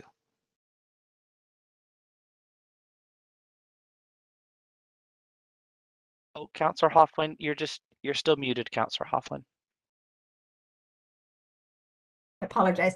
Thank you. I thought that community benefit agreements were delegated authority. And so when I saw them in this report, I was a bit concerned about why community benefit agreements were coming to us. So thank you very much for that full explanation. And I guess what was missing for me, the piece that was missing for me is I was aware that they got X number of dollars in their agreement, and these must be requests that are over and above what they would normally be getting through their agreements, because I believe the agreements are renegotiated every 3 years.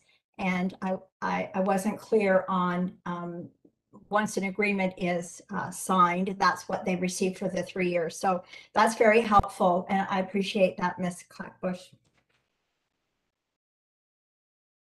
Okay, everybody. Okay, so that's a good setting of the stage and wading through all of that. I know that our agenda does not say a break at this time, but it's definitely worthwhile. I think it's worthwhile. So why don't we do another 9-minute break, because that would take us right to 11. Okay, so let's come back here for 11 o'clock, and then we'll kick off with building our future with Deputy CAO Colleen Clackbush.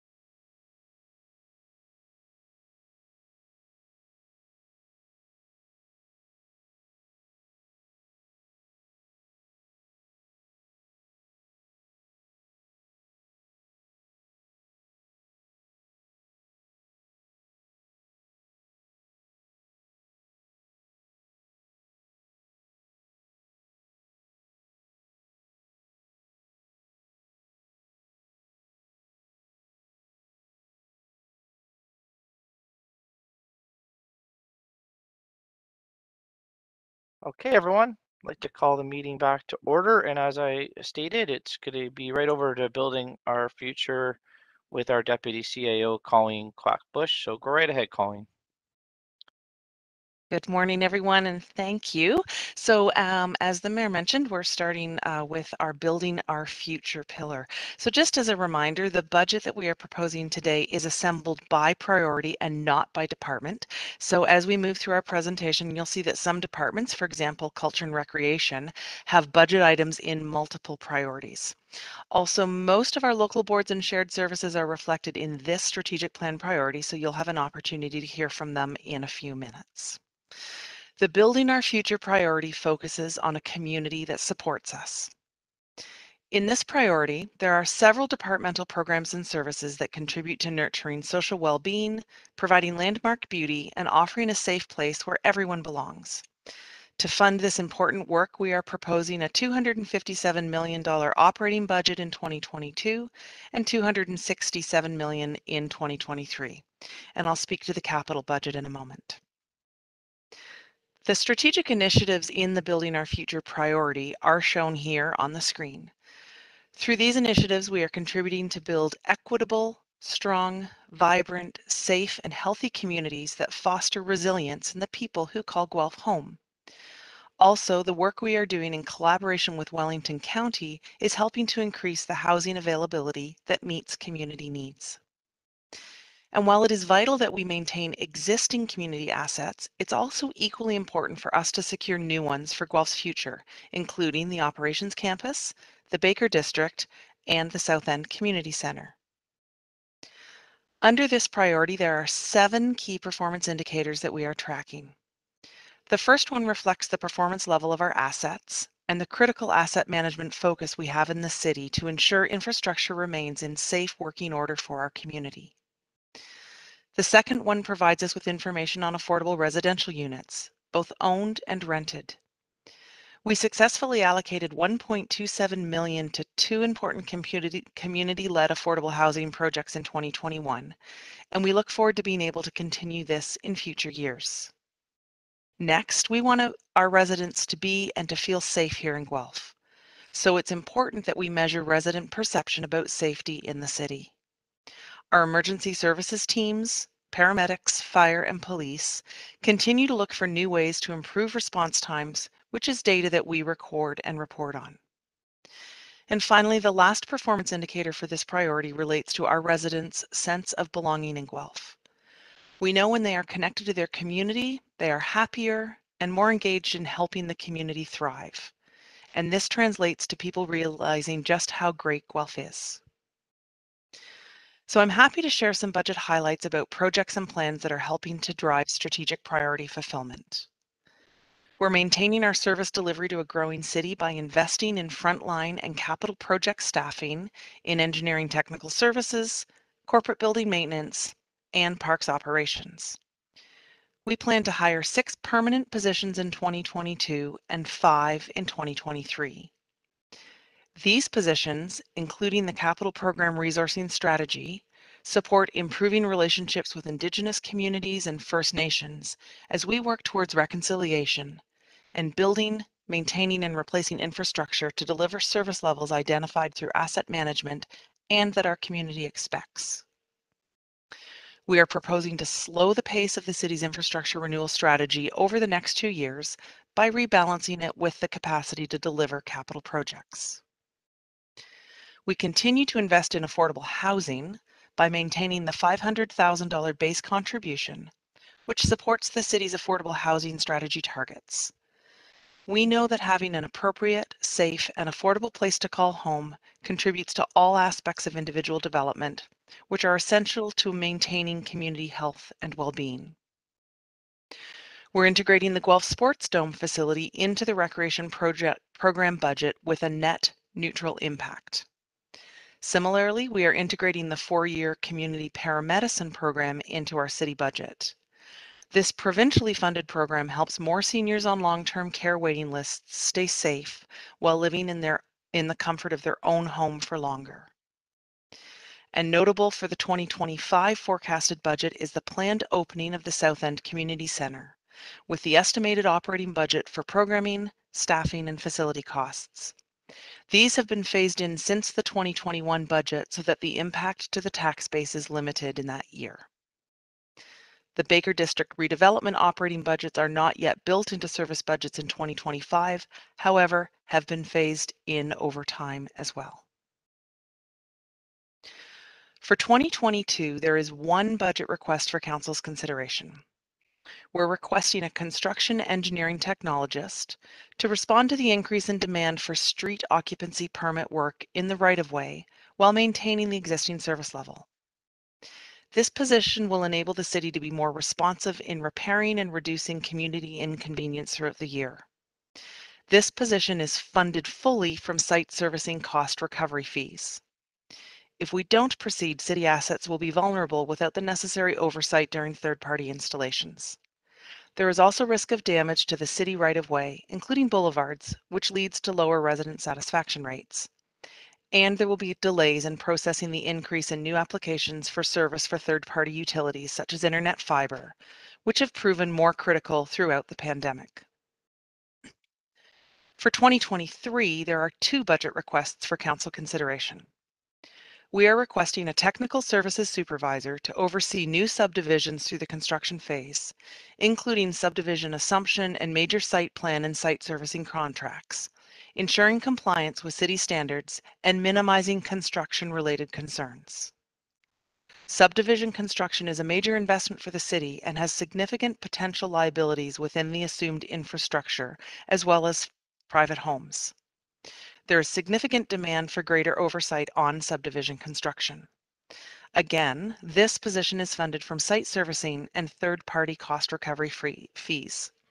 By not proceeding, the city would continue to spend time and resources repairing or replacing recently constructed water boxes, sewer laterals, and reactively addressing site safety issues. We are also requesting a maintenance technician in corporate building maintenance to complete miscellaneous maintenance activities across our more than 60 facility locations. With this position, we can reduce service level impacts due to operational interruptions and capital costs for unscheduled maintenance events that could have been avoided or deferred. Consistent with performance metrics, we expect the percentage of unscheduled maintenance events to decrease and more timely maintenance service to increase. So we are proposing a $27.2 million capital budget in 2022 for this pillar and $24.2 million in 2023. Although there are no operating impacts in 2022, there are projects proposed in that year that contribute to the operating budget in future years. All capital projects under the Building Our Future priority are contained in 3 work programs: our corporate projects, emergency services, and open spaces, culture, recreation, and library.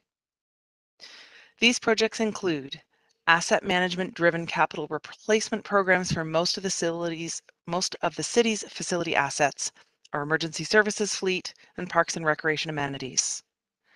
Our operations campus facilities related to fleet maintenance and park operations are part of the 10-year forecast, and the associated operating impacts are under development and not included as part of this forecast.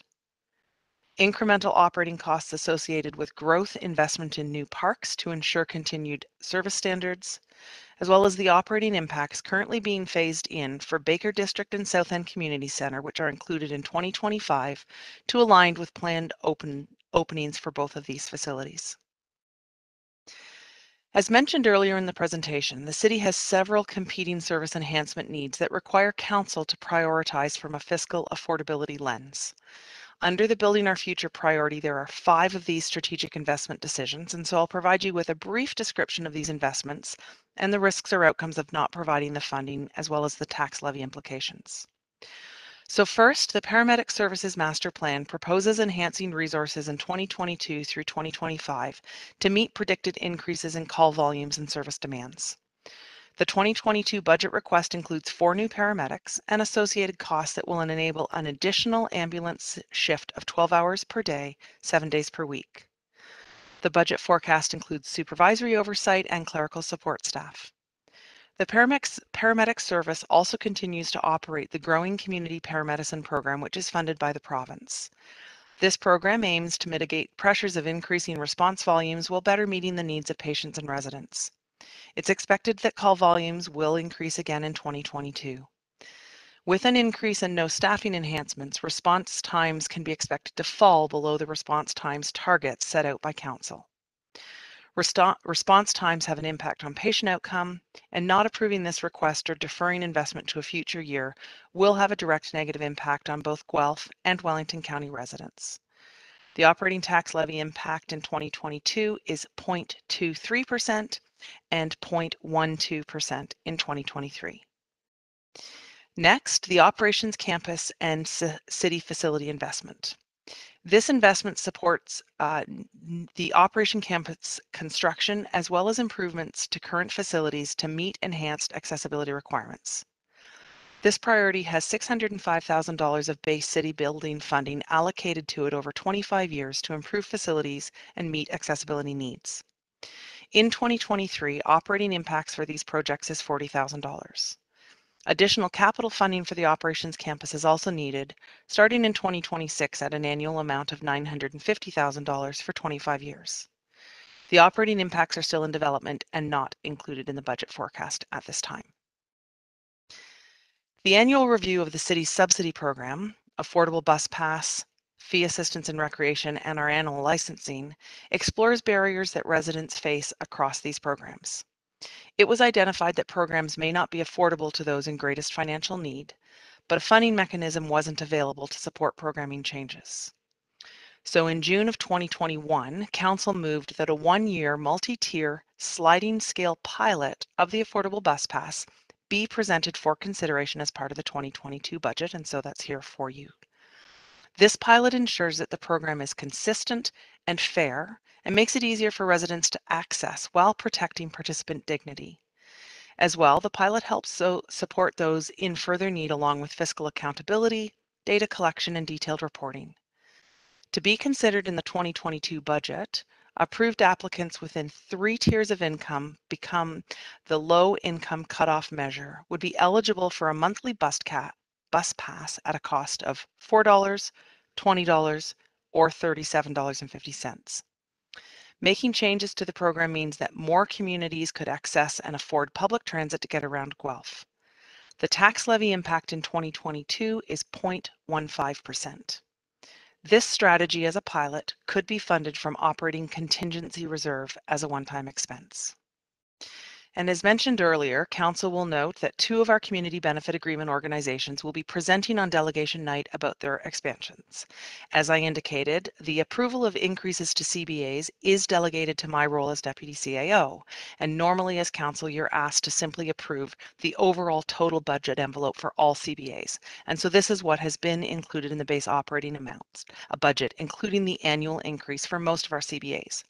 However, for the Guelph Neighborhood Support Coalition and the Guelph Humane Society, we were renegotiating their agreements and their requested increases were beyond what we as staff felt comfortable approving under my delegated authority.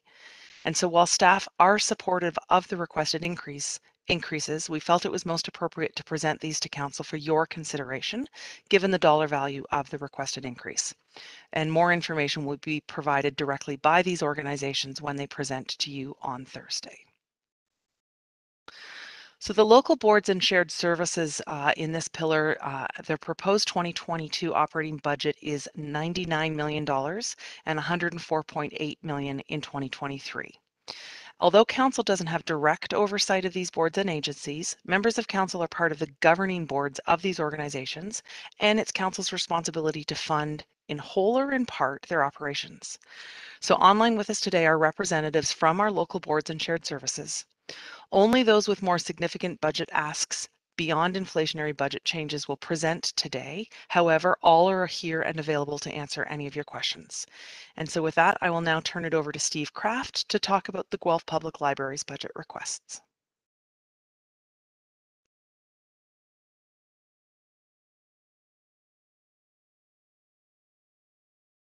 There.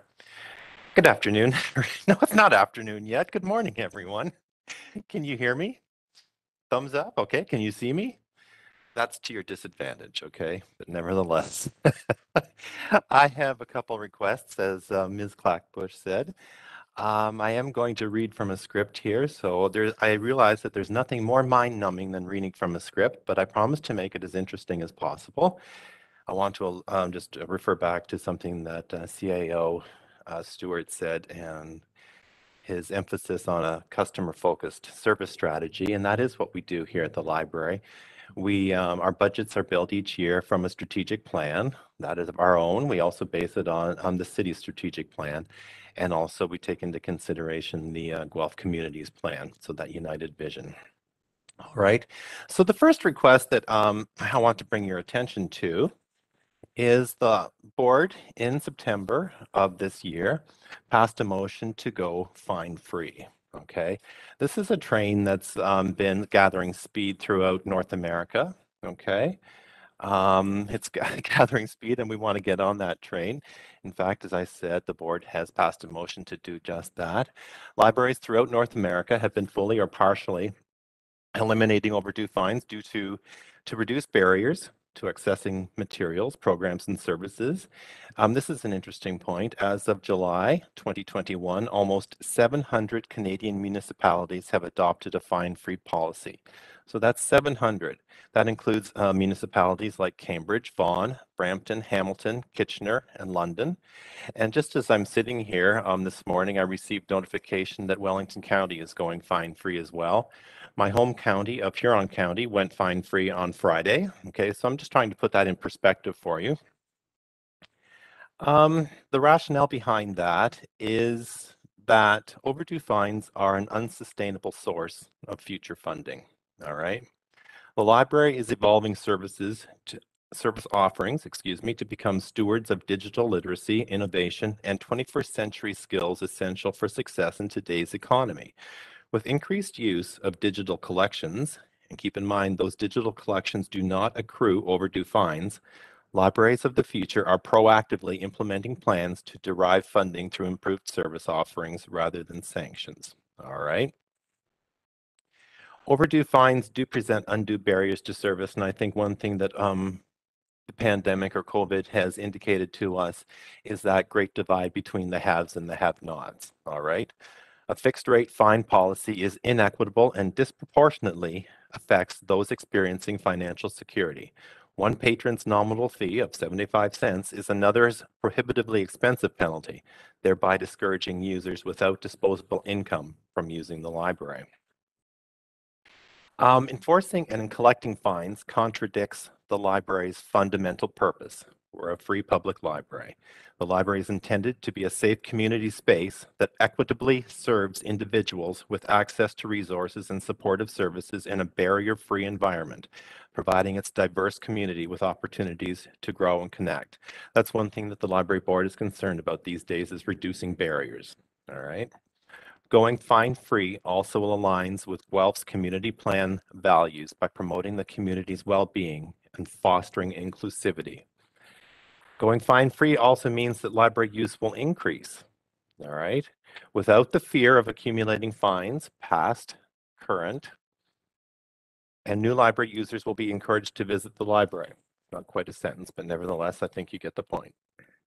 One thing I did want to mention is that the Ontario Library Association is currently lobbying the provincial government for more funding in the next budget to offset lost revenues from implementing fine-free policies and to help public libraries make these policies permanent.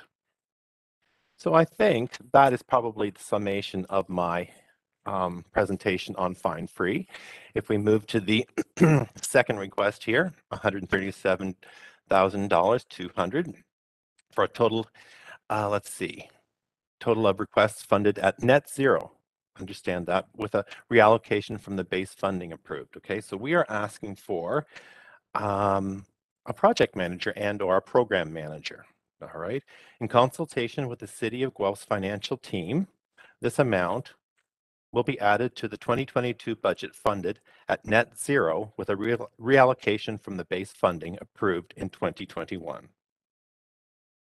Here endeth my presentation. So if there's any questions, or I will let you proceed. Back to you, Mayor. Or Colleen. Hi, Steve. Just one second. Let me just ask our deputy CAO something.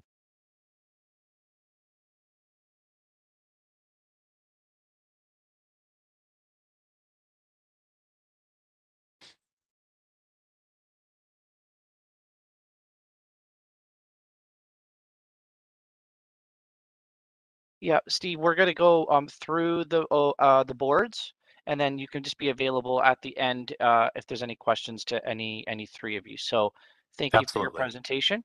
All right, we're gonna move to Guelph Police Services, and then after that, the Elliott.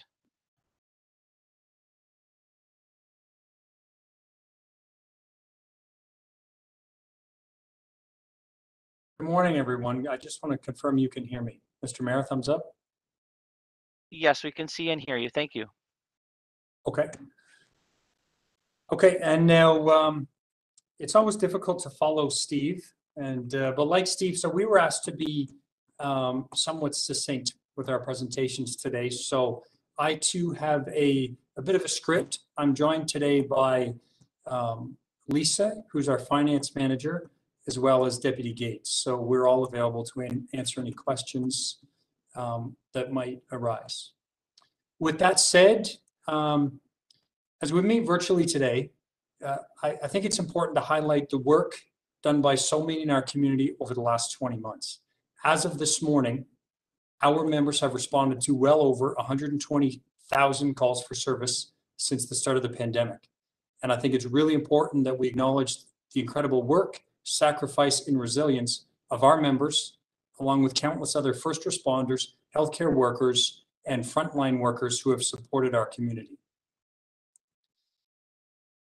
As you can all see the graph on your screen, I wanted to just kind of ground us in kind of where we've come. So 2 years ago, I stood before you as the new leader of our service and gave a detailed and lengthy presentation outlining why our service needs to grow to support the needs of our community now and into the future. This presentation came after several difficult years, which saw us drop from being the safest community in Canada for 5 years in a row to the 19th safest of the 35 census metropolitan areas in Canada. At that time, we were also experiencing rising crime rates, higher response times, record overtime costs, and increasing numbers of members who were away from work for operational stress injuries and other wellness-related reasons. At the conclusion of that presentation in 2019, I provided a series of metrics that I said we would use to measure and demonstrate the results and the return on the community's investment. With the support of our community and the hard work of our members, during what has been a very difficult time, I can advise that we have achieved some very favorable results and have reversed many of the unfavorable trends we spoke of 2 years ago. As indicated by the graph, our crime rates and crime severity have decreased. Our ranking has leveled off at 16th, up from 19th out of the 35 CMAs. Our overall response times have decreased. Given the demands and difficult nature of our work, it should be expected that some work-related illnesses or absences will occur. However, our investment in wellness has seen the creation of new programs to support our members. We've had some members who have returned to work, and the duration of some new wellness-related leaves has been shortened. The continued investment in the wellness of our members will remain an important priority for our service and our community. Finally, 2 years ago, we correctly projected that we would exceed our overtime budget by $1 million in 2019. This was not sustainable, healthy, or acceptable. This year, we're projecting that our overtime costs will be approximately $650,000 less than they were just 2 years ago. It should be noted that this has been achieved while navigating the many pandemic-related challenges, including member isolations, etc. With that said, I want to ground us in our current situation so we can have a shared understanding of the important work that still needs to be done. Simply put, we are a very vibrant and rapidly growing city in the heart of southwestern Ontario and in very close proximity to an ever-expanding Greater Toronto area. This brings with it vast opportunities and great responsibilities now and into the future. We must acknowledge and respond to the fact that we are not immune to the crime trends in the large urban centers that are our neighbors. In recent weeks, our service has seen the largest recorded fentanyl seizure, along with 2 shootings and an armed bank robbery. What used to be a rarity, the presence and use of firearms in our city, is becoming increasingly more common. To provide a frame of reference, there were 6 census metropolitan areas, or CMAs, in Ontario, which had a lower crime severity index than Guelph in 2020. They included Barrie, Toronto, Ottawa-Gatineau on the Ontario side, Hamilton, St. Catharines, Niagara, and Peterborough. I suspect this may come as a surprise to some, and it highlights the importance of ensuring our public safety and emergency response capacity keeps pace with our rapid growth. I'll go to the next slide for Karen. During our budget development process, we've been very mindful of a number of important factors. First, how do we ensure Guelph remains a safe city where people are safe and feel safe in their homes, in our parks, in our downtown, on our roadways? 2, ours is a tax-supported budget. And 3, our budget is part of the larger city budget. To this end, a great deal of time has been spent researching the investment trends of all Tier 1 municipalities in the province with a population between 100 and 500,000 in relation to both police and broader community investment trends. This has included extensive review of documents, including the 2020 BMA municipal study and our city's 2020 financial statement, both of which are available on our website. In addition, considerable time has been spent researching investment trends via the Ontario Financial Investment Return System. Particular attention has been paid to one of our comparator communities. Since 2019, this community has consistently maintained its low crime severity index. This CMA currently has the lowest crime severity index in Ontario and the 3rd lowest in Canada. In 2022, for the 2nd year in a row, no new police uniform positions have been requested. Instead, we will continue to examine the deployment of our existing police resources in consideration of growing service demands to ensure the optimal deployment of new positions in 2023. The board has approved the addition of several new civilian positions in 2022. These include the positions to support the deployment of body-worn cameras. This deployment is the result of many months of research, including operational testing and extensive community engagement led by Dr. Alana Saulnier. During her comprehensive presentation to the board on September 16th, Dr. Saulnier explained that research indicates that the general public is highly supportive of police adoption of body cameras. She further explained that this public support has arguably extended beyond supporting body-worn cameras to an expectation that police should be adopting this technology. The results of Dr. Saulnier's research clearly demonstrated that our community strongly supports the deployment of body cameras and the requirement investment. For any members of our council or the community who wish to view Dr. Saulnier's September 16th presentation to the board, it's available via YouTube. The board has also approved the hiring of a full-time civilian occupational health and safety coordinator for our service. The last 20 months have clearly demonstrated that this is an essential position to ensure the health and safety of our members and our compliance with legislative requirements. For 2023, the board has approved the addition of 6 new full-time equivalent positions. This includes 4 police and 2 civilians.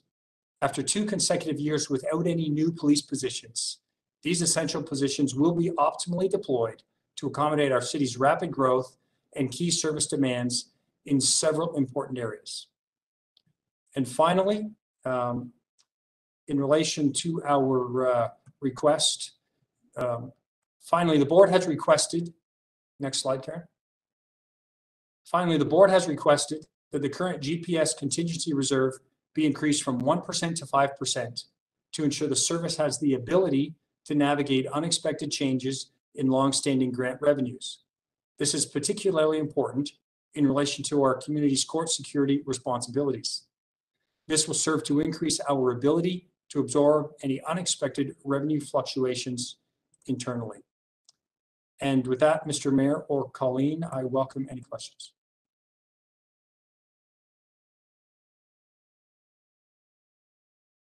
I think through the mayor, we're going to hold the questions and transition now to the presentation from the Elliott, and then we'll get to the questions for the whole pillar at the end.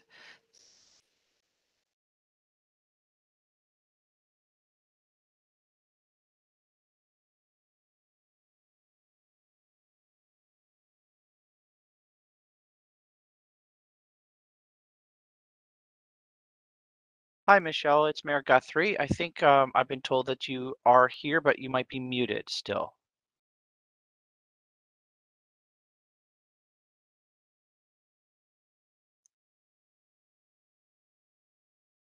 My apologies. I've had slight technical difficulties this morning, so my apologies again. Thank you, Chief Colby. Good morning, Your Worship, Mayor Guthrie, and members of Council. Norm Wolf, Director of Finance and Operations, along with myself, will provide a brief presentation this morning on the budget request for the Elliott community for 2022 and 2023. Our home has done exceptionally well over the past year. However, COVID-19 continues to present a number of challenges. Our home, my apologies, recruiting and retaining employees both inside and outside healthcare sector is harder than ever. However, thanks to Council support last fiscal, the Elliott retained many of its critical staff over the past year. While long-term care continues to be a provincial priority, permanent government funding has been slow to be announced. Some critical funding like the PSW wage enhancement has still not been made permanent. Finally, cost increase are significantly exceeding our revenue growth, and supply management issues are persisting. While we continue to work hard to manage the funding we receive, we are currently budgeting a deficit for both 2022 and 2023. I will now hand it over to Norm Wolf to discuss the financial aspects of our ask. Thank you. Thank you, Michelle. Good morning, everyone. I'm looking at the budget summary with our income statements for our forecast of 2021, our budget for 2022 and 2023. To the relief of many of you, I will not go line by line. What I'd like to do is focus on our total revenue for our budget 2022 and 2023 and our total expenses. In 2022, if you exclude our COVID funding, our revenue has gone up approximately 2.4%. When we look at our total expenses, again, excluding any COVID-19 related wages or supplies expenses, we're up approximately 3.4%. We're already looking at a delta between our increase in revenues and increase in costs. A very similar experience for a budget in 2023. If you look at our revenue, it goes up about 1.3%, and our costs up about 2.2%, again, furthering the deficits. So when you look at our deficits prior to any funding received from the City of Guelph, we're looking at approximately $2 million. Following the proposed funding levels from the City of Guelph, we're still looking at deficits of about 19,300 for 2022 and about 61,600 for 2023.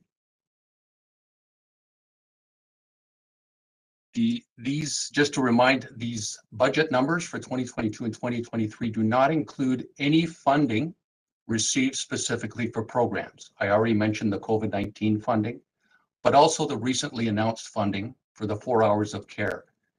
This 4 hours of care funding, none of it's included in our budgets, but they will be, when received, will be directly offset by additional costs relating to more hours from our our frontline staff.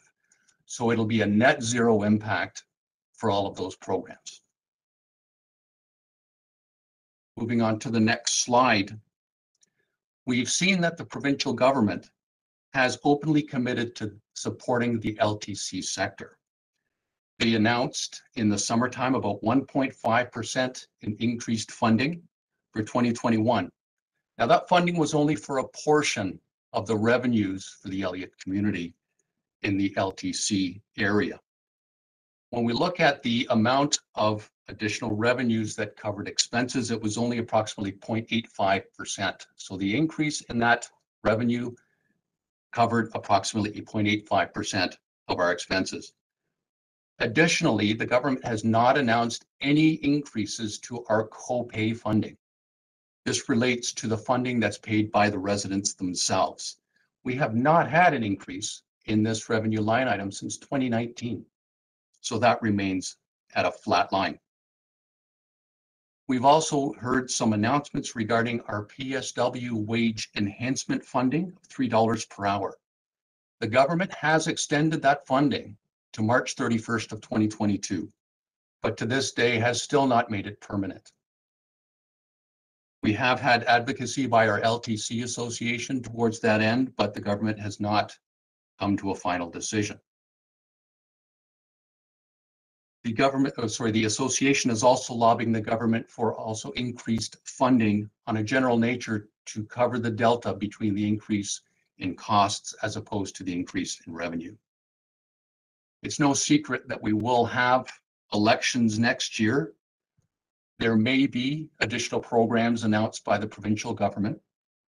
However, if it is a specific program with designated specific outcomes, they will be net zero impacts to our budget. In other words, we will have an increase in revenue through the funding, but a corresponding increase in expenses for those items and exactly offset.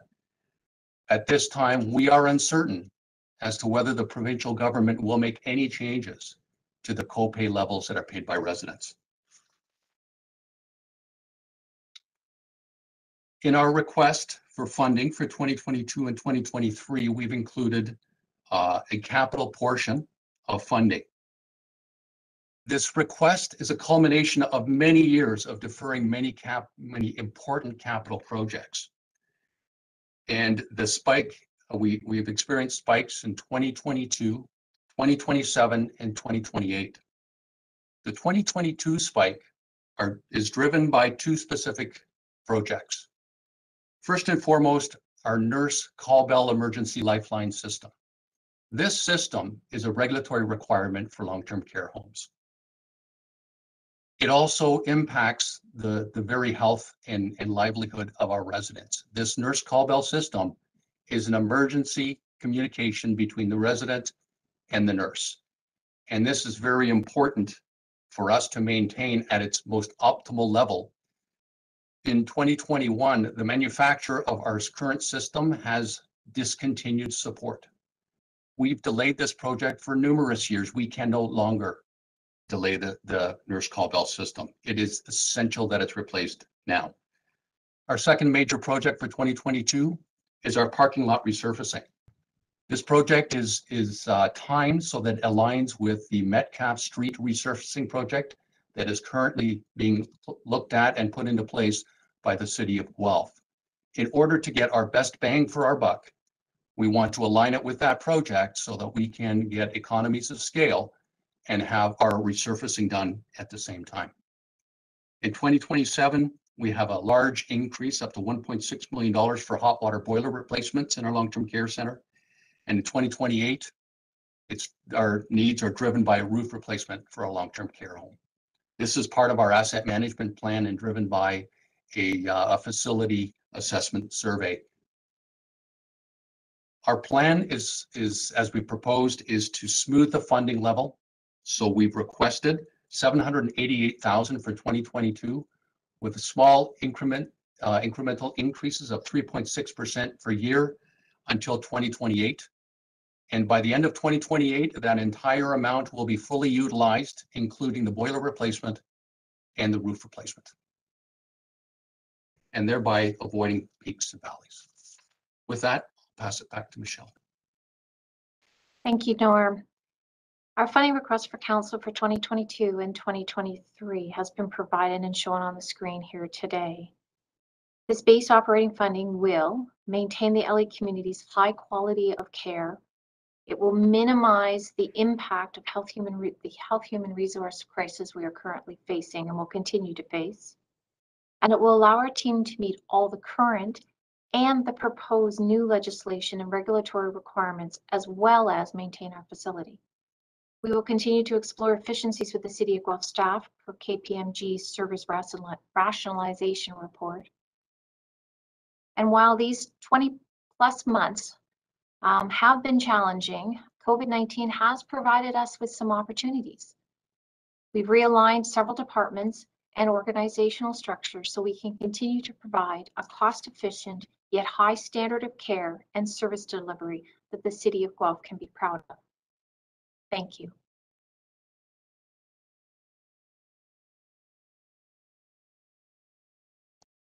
Thank you, Mr. Mayor, and that concludes this strategic priority or pillar. Just also want to remind members of council that you heard from 3 of our local boards and agencies, but there are 2 others within this strategic priority, which is the Wellington Dufferin Guelph Public Health and the County of Wellington, and representatives from those organizations are also available should you have questions for them. And with that, I will turn it back to the Mayor. Thank you. I think the first question is that we all wish we were wherever you are, Norman, because your background is enticing. So thank you very much. Let's start the questions. Now I'm going to do it this way. I'm going to go through each one that presented, and I'm going to see if there's hands that go up for each one. That's the best way instead of us popping all over the place. Who has questions for the library? Anybody? Okay, Hoffland and O'Rourke. Yes, thank you, Mayor Guthrie. Mr. Kraft, Council has been talking a lot today about PACE, and I'm curious regarding the fine-free program. Did your board have any discussion around possibly pausing that or deferring to another budget year? Thank you for the question. Through you, Mayor Guthrie, to Councillor Hoffland. The board has been aware that this, I'm going to say, particular train has been coming for quite a while, and I think they have delayed it long enough. They particularly waited until I think it was May, and then they approved our budget in September to go fine-free. Okay, so there's no indication at this point that they're willing to delay or waver from that particular motion. So if council were not to agree to the $175,000, then you would have to go back to your board with that. Is that the process? Through you, Mayor, to Councillor Hoffland, I would present that information to them. Yes, we do have some options. We will try to raise a certain amount of revenue here inside the library, but our sources of revenue are severely curtailed at this point. Okay, so we don't have ability to raise a lot of revenue. We are not a revenue raising organization. It's no one's fault that we have raised quite a bit of revenue through fines, all right? But as I said, I mean, like that, in terms of a business model, that particular model is disappearing, okay? So, I mean, eventually we have to go fine-free. There's just no other option. I mean, all the other libraries in North America are going that direction as well. And as I said, electronic resources are actually forcing us in that direction because they do not generate fines, all right? So now is the time to do it. As I say, that has been the board's decision. I mean, I will take whatever decision you make back to the board. I appreciate that, Mr. Kraft. Thank you. Councillor O'Rourke and then Gibson. Thank you, Mr. Mayor. Through you to Mr. Kraft, I have a very similar question. You said that eventually all the library systems are going fine-free, which I get, and assuming there could be transition periods towards that. Do other library systems that go fine-free absorb that in their operations? Do they find other efficiencies to offset that lost revenue? Through you, Mayor Guthrie, to Councillor O'Rourke. Yes, there's a variety of methods that they use to make up that difference, okay? But a lot of them are going to their councils and asking the councils to support their decision, and those councils are actually supporting those variances. All right. Now, mind you, I mean, some of them are smaller libraries and some of them are larger libraries. I'm not quite sure how Toronto Public Library is handling their fine-free difference, but it's obviously easier in a smaller system than it is in a larger. Okay. So there was one library that I was just reading about moments ago on the CEO listserv thread. They were asking for donations from some of their customers. Okay. I'm not sure how many of our customers are willing to donate $175,000. All right. But I mean, it will be a struggle for us nevertheless. So I appreciate the answer through you, Mr. Mayor and Mr. Kraft. I'm just wondering how many of those library systems are also looking at a huge increase in their operating costs in the next few years when the brand new library is fully operational. So that's where I'm struggling with the timing. It's an awful lot of money to just walk away from. That's true. I don't know how many libraries specifically. I can get you a number and we could post that on the budget board if you like. So I had a couple more questions, and if Mr. Kraft, if you're not the right person to answer them, then please, then I'll ask our engineering folks, I guess. I have two questions about the new library and the new designs were released. So when we decided on the upper threshold for the capital cost for the library, at that time it was a rough estimate based on square footage, right? You now have a refined design, I'm guessing with a more specific square footage. Has the capital cost of the library been refined as well? Through you, Mayor Guthrie, to Councillor O'Rourke, and then perhaps I might ask someone from IDE to jump in as well. But there has been costing for the new design, and it's my understanding that it is coming in within that envelope of money that was approved. All right, so there are no extra costs at this point, if that is really your question.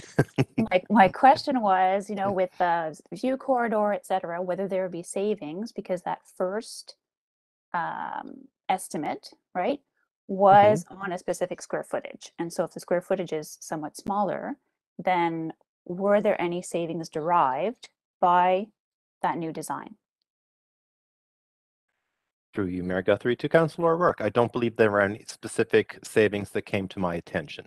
No, but as I said, maybe I'll just jump in to help Steve with the answer there, because our deputy CAO's got her hand up there. So let's hear from Thank you. Jana. Through the mayor to Councillor O'Rourke. So right now the design is in its preliminary stages, but I can confirm that at this point we are working within the budget that's been allocated. As we've discussed previously, though, we are watching some of the costs, the escalations that are happening for various materials, so we're keeping our eye on that.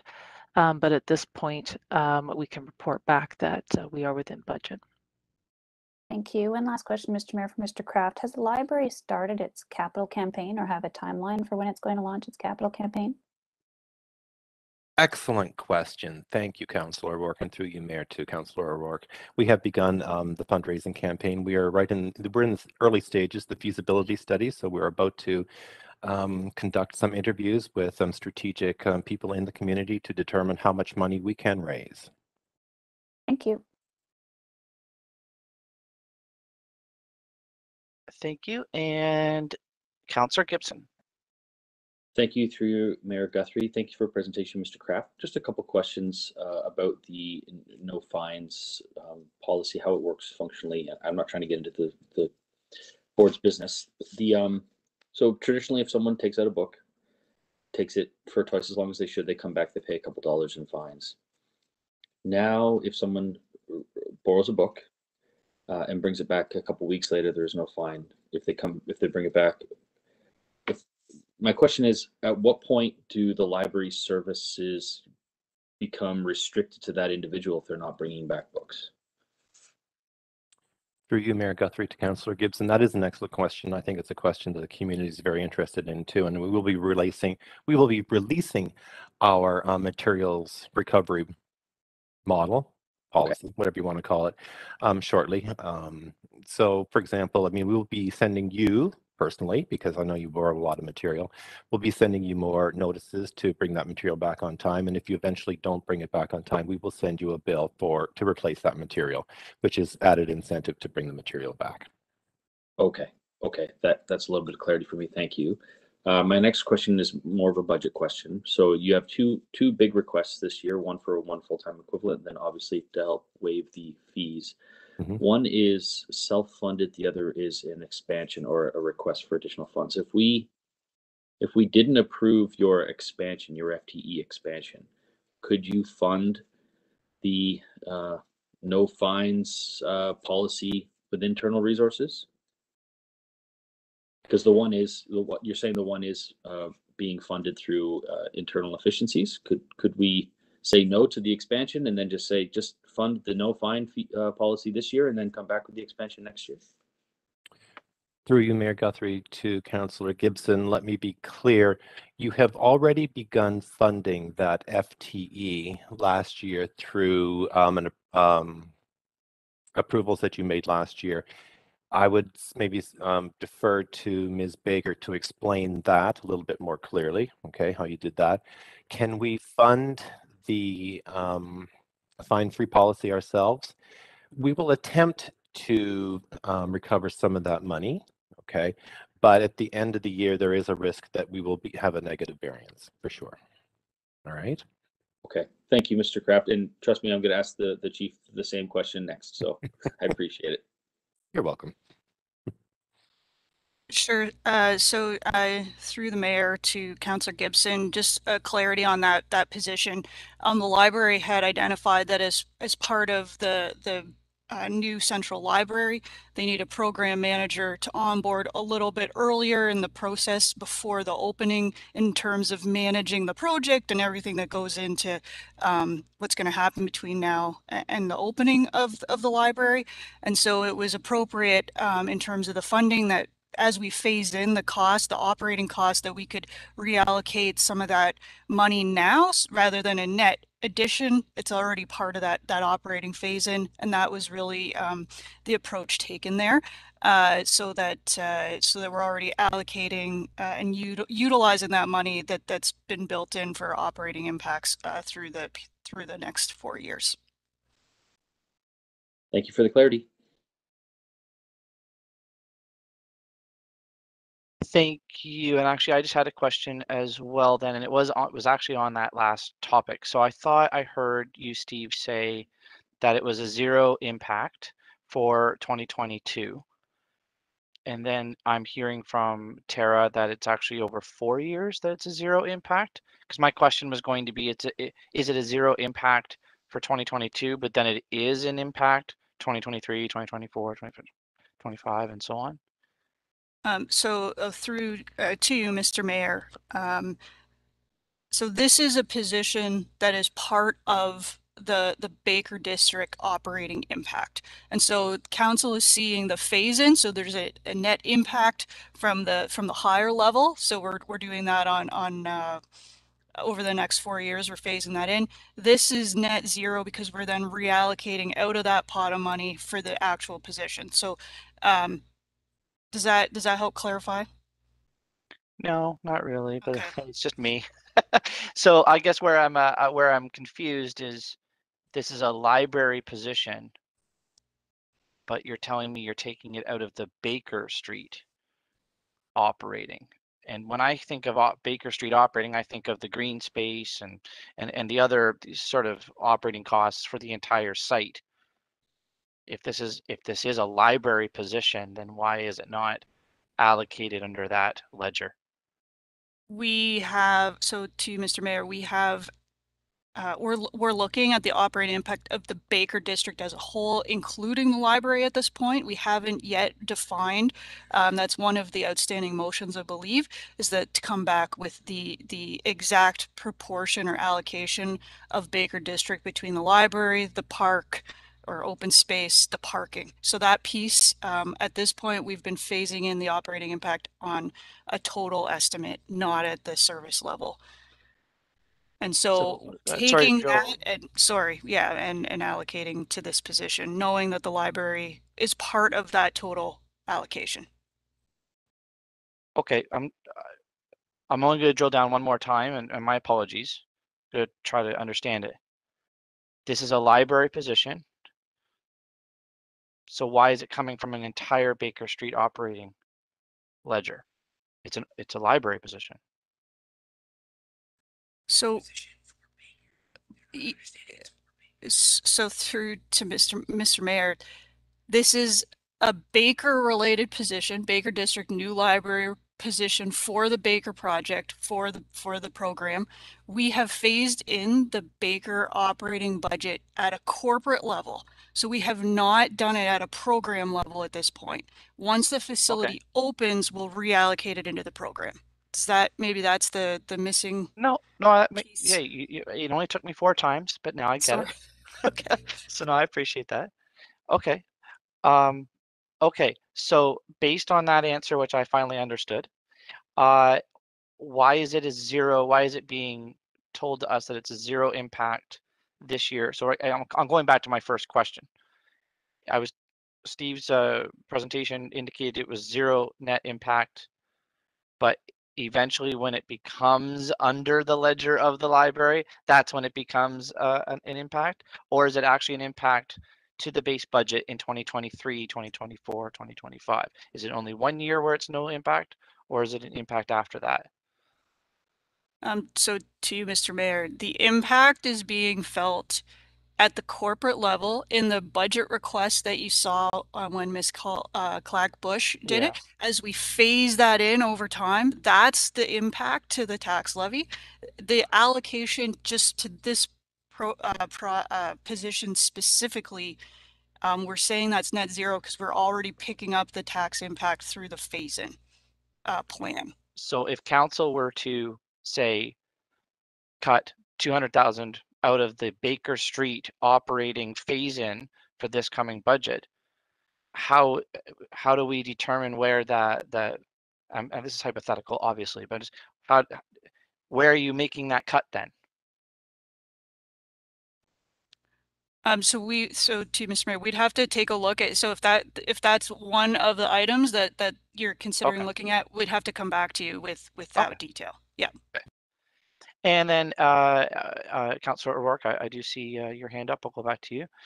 Steve, my last question is, I've already said it publicly online, so I'll say it again. I am actually, in favor of the getting rid of the fines. I think that is a good thing to do. So I'm on record for that.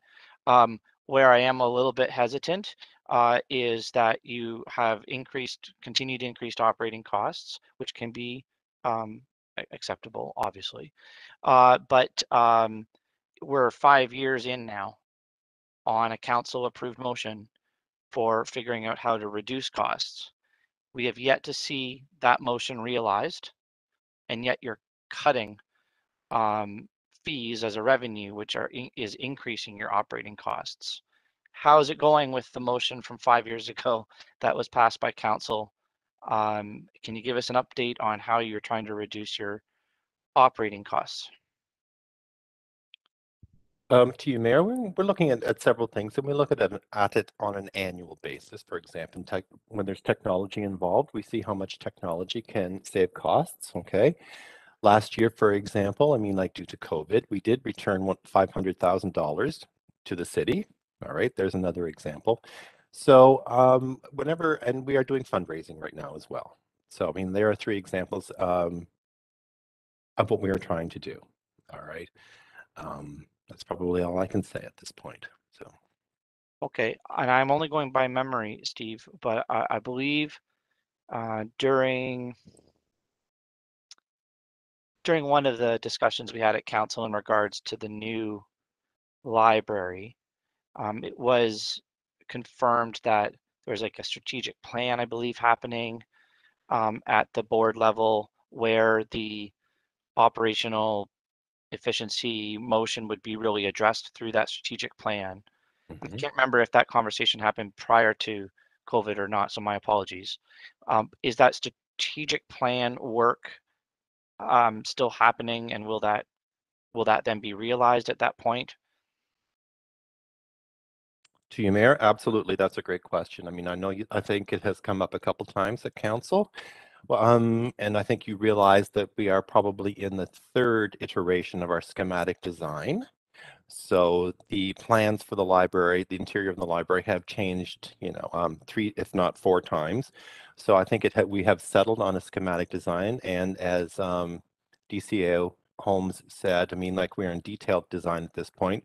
We're looking at the layout of the library for 3 levels, and we're determining what the staffing complement will be for those 3 levels.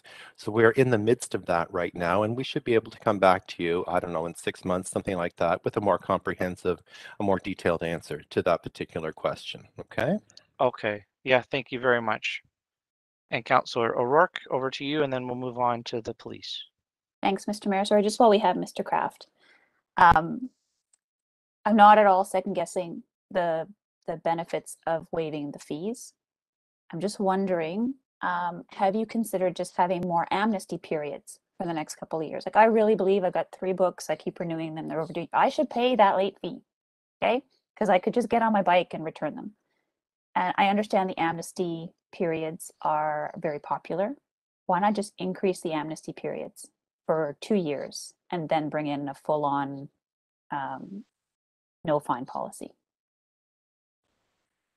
Through you, Mayor, to Councillor O'Rourke. Okay, we can take that into consideration, but I mean, the board is set on their fine-free model. All right.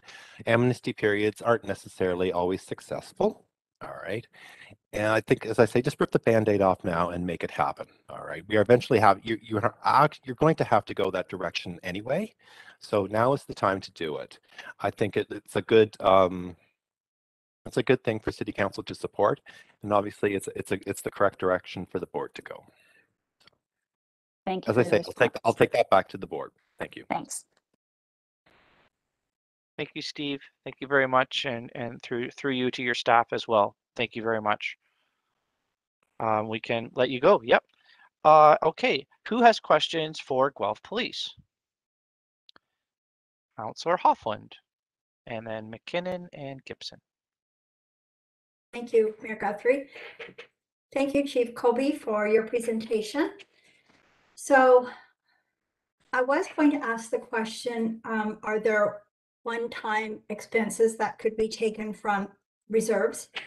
And then your last bullet point in your presentation speaks to requesting GPS contingency reserves be increased. So I'm guessing your answer is going to be no. That's my first question. Sure. Now I just want to make sure you can hear me. Yes, I can. Okay, so we have worked a great deal, or Lisa has worked a great deal with Tara and her team for any one-time costs. There are no one-time costs in this budget. As far as the increasing the contingency reserve, as I suspect council is aware, the current reserve is 1%. Because of as a community, we have a responsibility to provide court security, and that's provided as a great deal as a function of long-term grants that we get and continuously renew from the provincial government.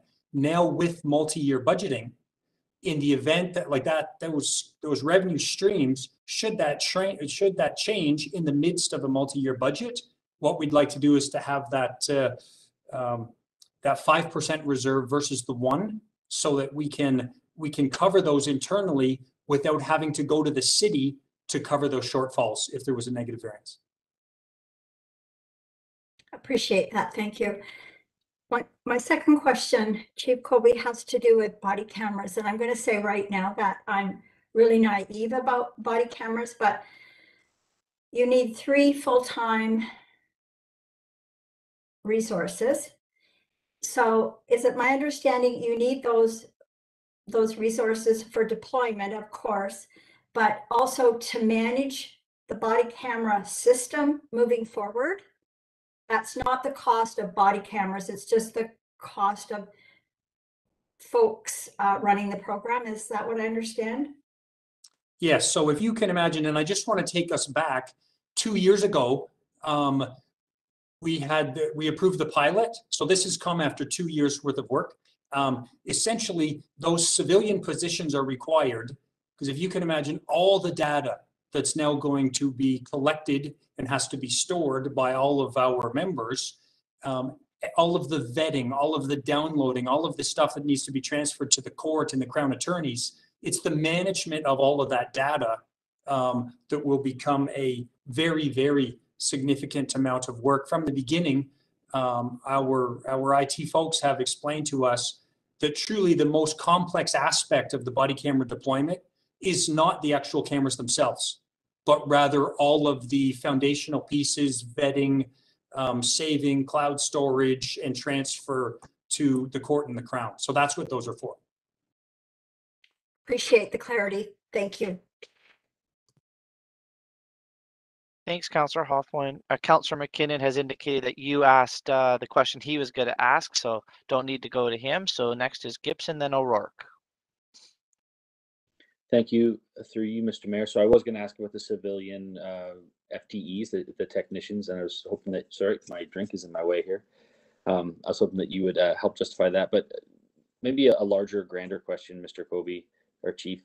You know, the police are one of the more scrutinized and sort of civilian watched services that we have in our city. It's a big city line budget, but one of the benefits of that oversight and sort of transparency is data and the ability to track your performance. We made a big investment in the police a few years back, 2 years back now, and I was just wondering if you could help walk through some of the metrics that you've seen as a service to, you know, building on the presentation, pushing us in the right direction towards a more safer community. Sure. So we could have a long conversation through you, Mr. Mayor. Sorry, through you, Mr. Mayor, to Councillor Gibson. Yeah, and Chief Kobe, and I'll let this go a little bit, but I just want to make sure we're asking questions of budget and not sort of, you know, historic years of Let me work, rephrase it. So we're please making rephrase. investments, yeah. Mr. Kobe or Chief Kobe, we're making another investment in the police service this year. What's the return on investment? Okay, and through you, Mr. Mayor, I'm actually happy that you asked me that question because we have worked really, really hard for the last 2 years in a row. I have showed you the same slide as far as the metrics. The community should, we should be providing those metrics. So as far as crime severity has decreased, crime rates have decreased, overall response times have decreased, overtime has decreased now for the second year in a row after a decade of increases. That please don't quote me on that. I don't have the sheet in front of me. I'm approximating that. For the first year in many, many years, we have seen improvements in the vast majority of our metrics. It has happened. If you recall, in the fall of 2019, we had a very lengthy discussion, and I said it would probably be an 18 to 24 month process to onboard, hire, train, and then to start to realize those investments. Those are all the metrics and the investments that are being realized.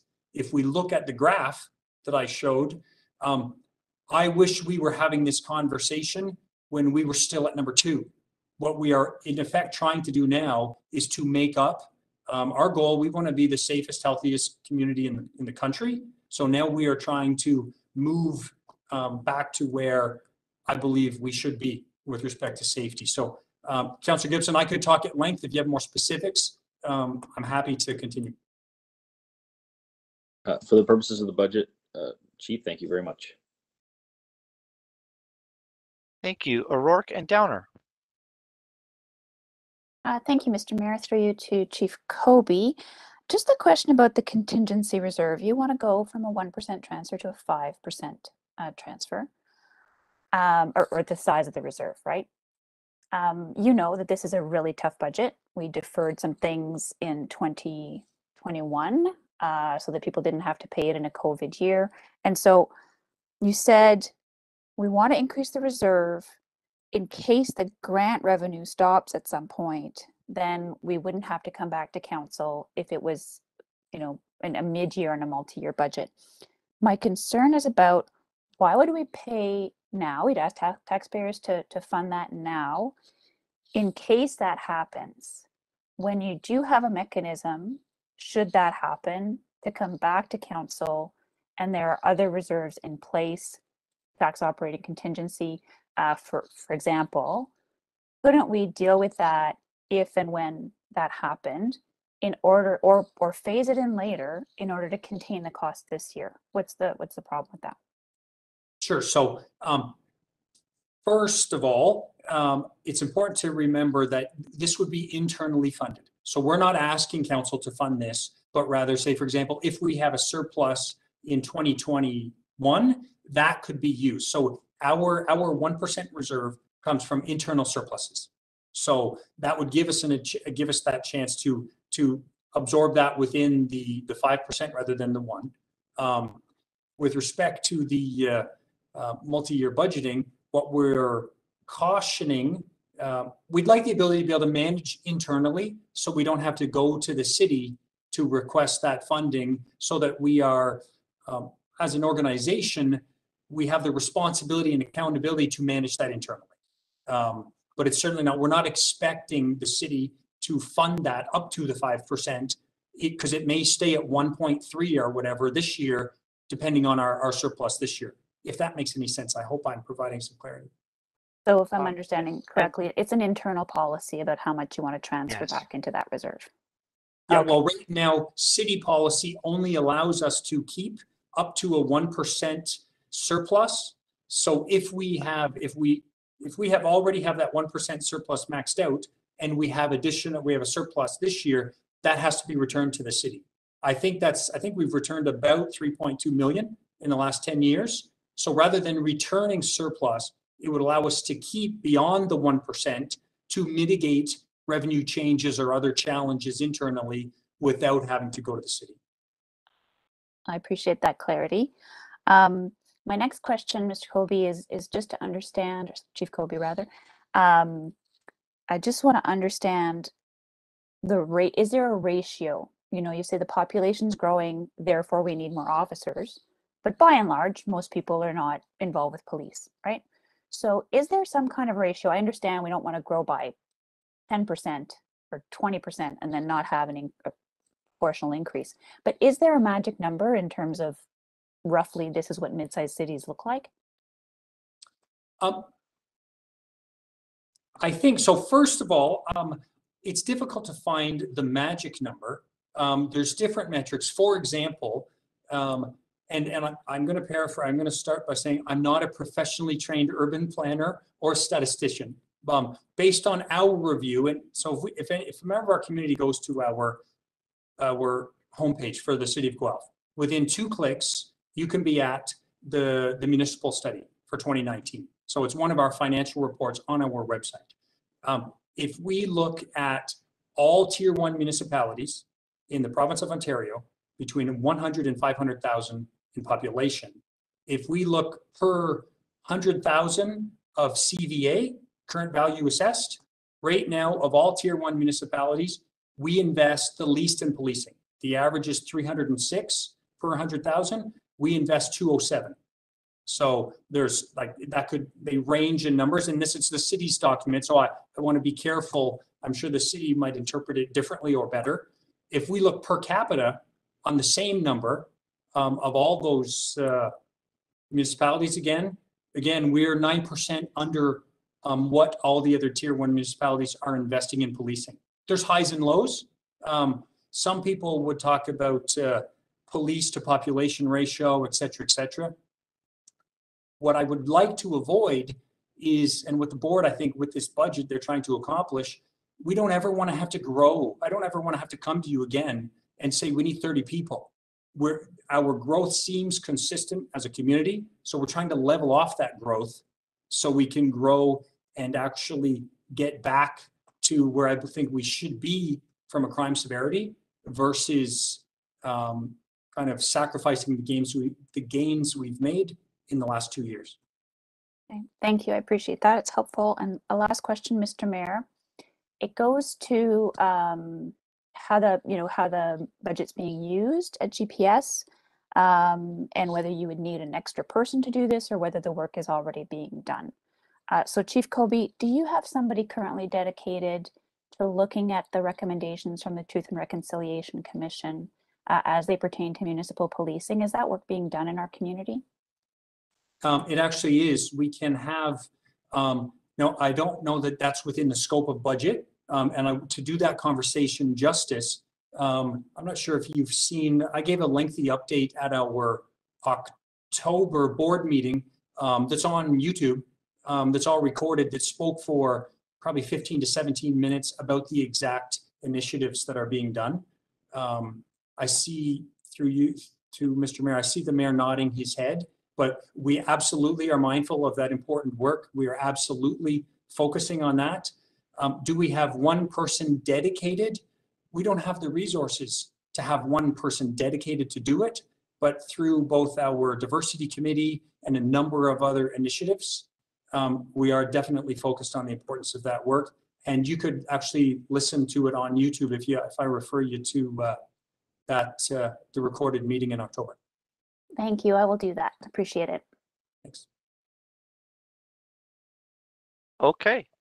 Thank you. We got a couple more. Downer and Pipe. Come on, please. Thank you, Mr. Mayor, to Chief Colby, and Ms. Baker may need to answer some of these questions because I'm trying to understand.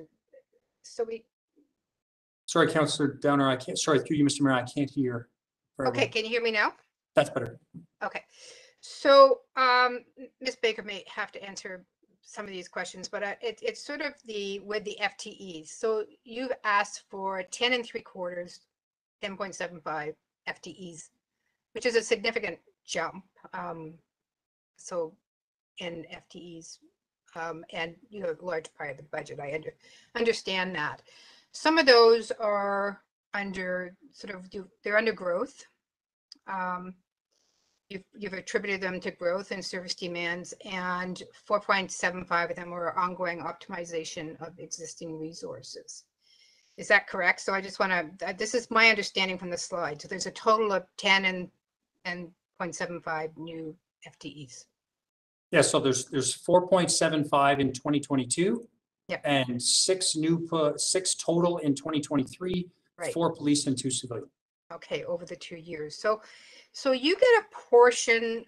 Now this maybe go to Tara, because I'm trying to, I noticed something in the last couple of years a little different when we took a look at assessment. So much of our assessment now is assigned to boards as well, right? To deal with their growth.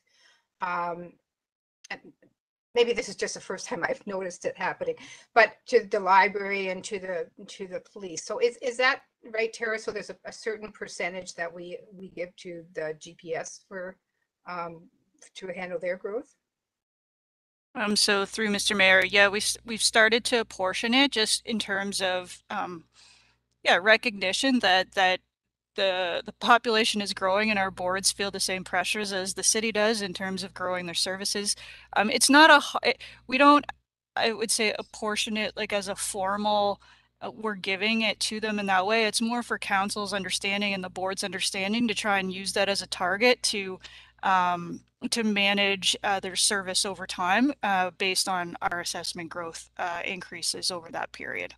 So you haven't, so it's not an assigned dollar figure, but do these FTE increases over the next few years, do they align with the assessment growth that is being assigned to them every year, like in each of these years? To Councillor Downer, I don't have that specifically in front of me. I'd have to get back.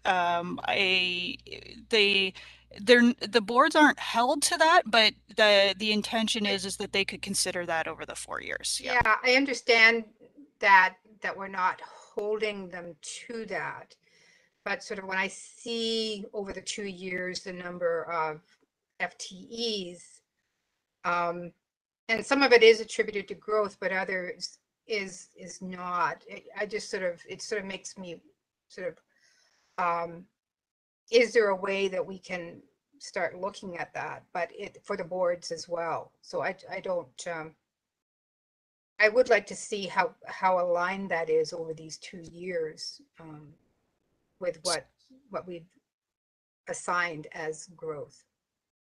Sure. So through to you, Councillor Downer, we can follow up on the budget board, and we do have we have attempted through the growth strategy from a citywide, including local boards. We haven't split them out, but to try and show that picture of the growth revenue to cost. So yeah, we could take that away and post that for you.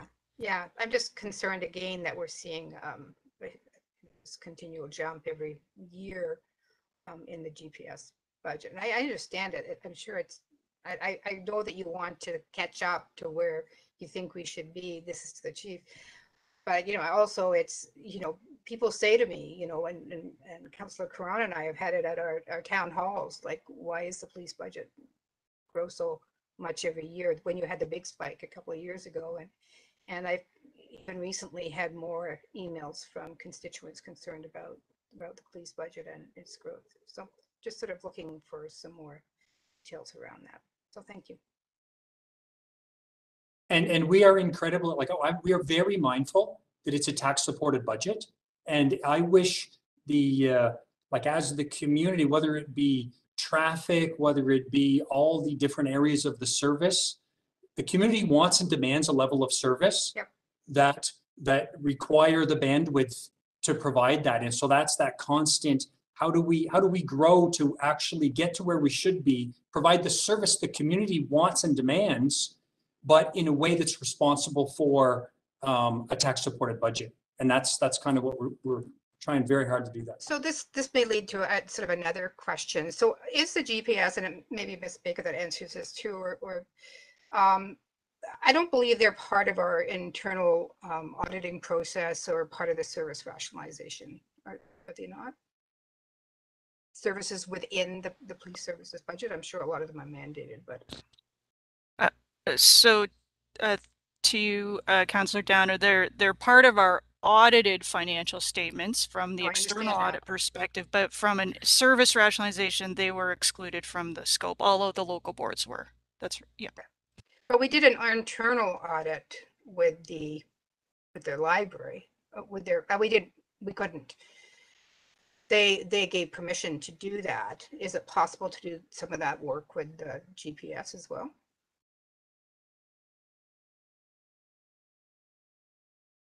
So to you, through the mayor to Councillor Downer, I would suggest that that would be more of a question for possibly the chief and maybe internal audit.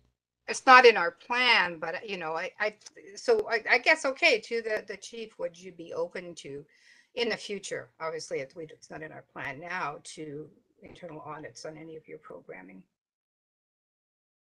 Well, from my perspective, I think we are always absolutely open to improving and evolving. I don't want to speak for the board, so I would want to make sure that the board, like I say, I don't want to speak for the board. From an operational perspective, much like we have improved in the metrics identified in the last 2 years, I think we owe it to the community to constantly be striving to look internally how we can do better operationally, deployment of our members, and a governance from a financial perspective. So, but again, I don't want to speak for the board. I'm looking at the mayor when I say that too. Okay, it's something to have a further conversation about. Certainly, thank you. Just before I go on that, I mean, I have heard the chief and the board has discussed the KPMG service rationalization, talked about sort of back end synergies that can be happening between City Hall and the outside boards. It was addressed, I think, on one of the slides from the library. It's also been discussed at the board level as well. So, so the service rationalization, although it didn't include the outside boards, the recommendations that came from them identified some synergies that could happen with the outside boards, and that's been embraced by the police, library, and others. So that's something that might be able to be fleshed out as well. Chief, am I saying that correctly? I want to make sure. Yes, and I just want to reiterate that, Mr. Mayor. I think for all of us as leaders of every department in the entire city, we should all be able to deliver KPIs and metrics and deliverables to demonstrate to the community how we're meeting our objective in managing their funds. I think that should be something we all embrace, that concept. Fair enough. Thank you. Last on the police list here I have is Councillor Karan. Thank you. Through you, Mr. Mayor, this may be a question for Ms. Baker. One of the things, I know AMO's been working on it, we haven't been able to get anywhere with the province, is the heads and beds levy. And the heads and beds levy accounts for having a major provincial institution in our city. So because the university does not pay municipal property tax. We get the transfer from the province. That heads and beds levy has not changed since 1984. And I know it's a big policy issue. I think even big city mayors, universities across Ontario have pushed for that.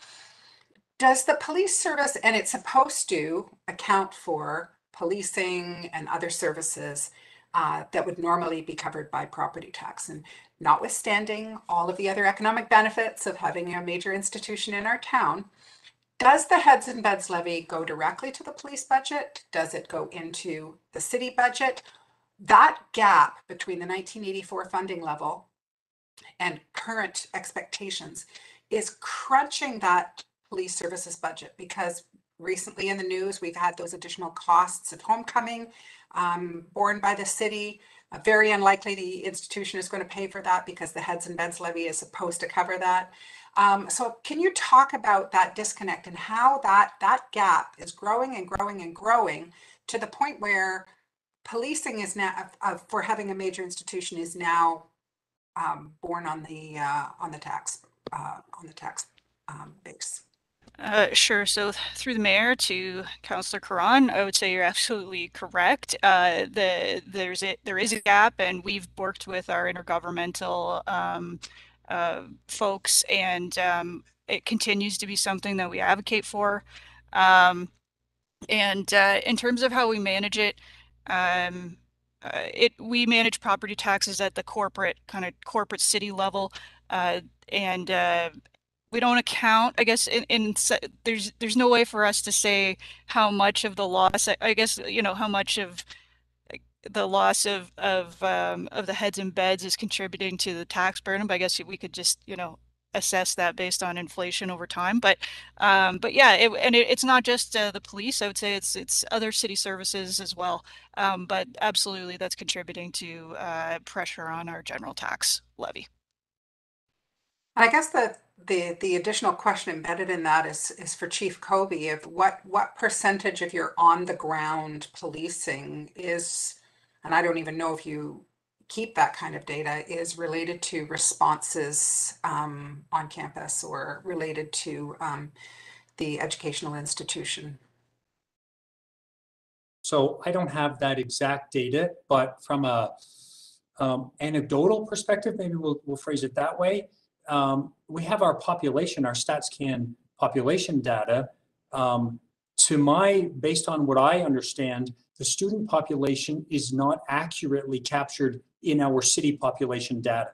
So if you add, say, approximately 20,000 if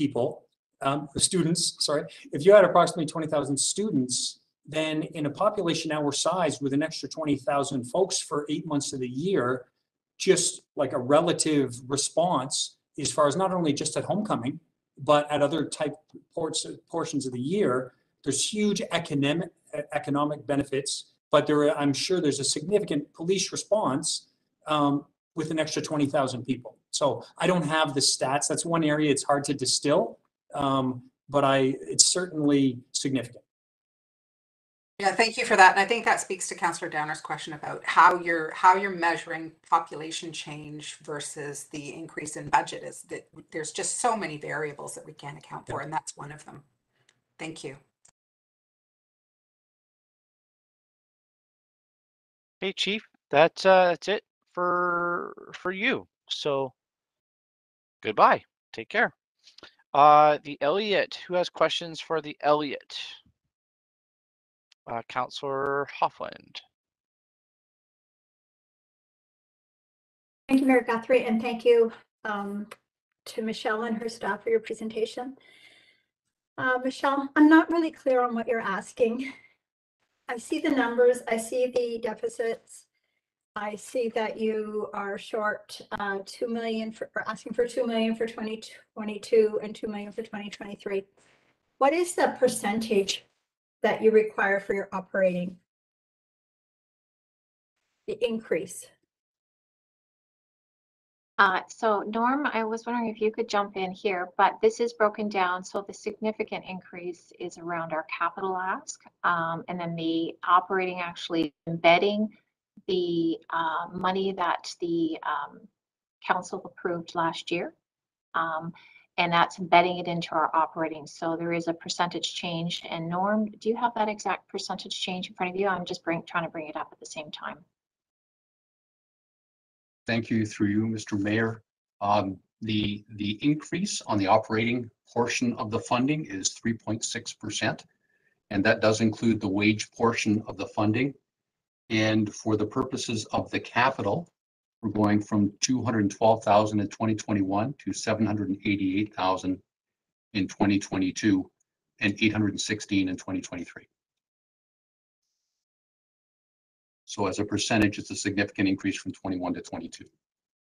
Okay, that helps me a lot. Thank you for that, because I didn't know if the actual increase of 3.6, I had 3.3 figured out, but I didn't understand that that included wages, so I get that.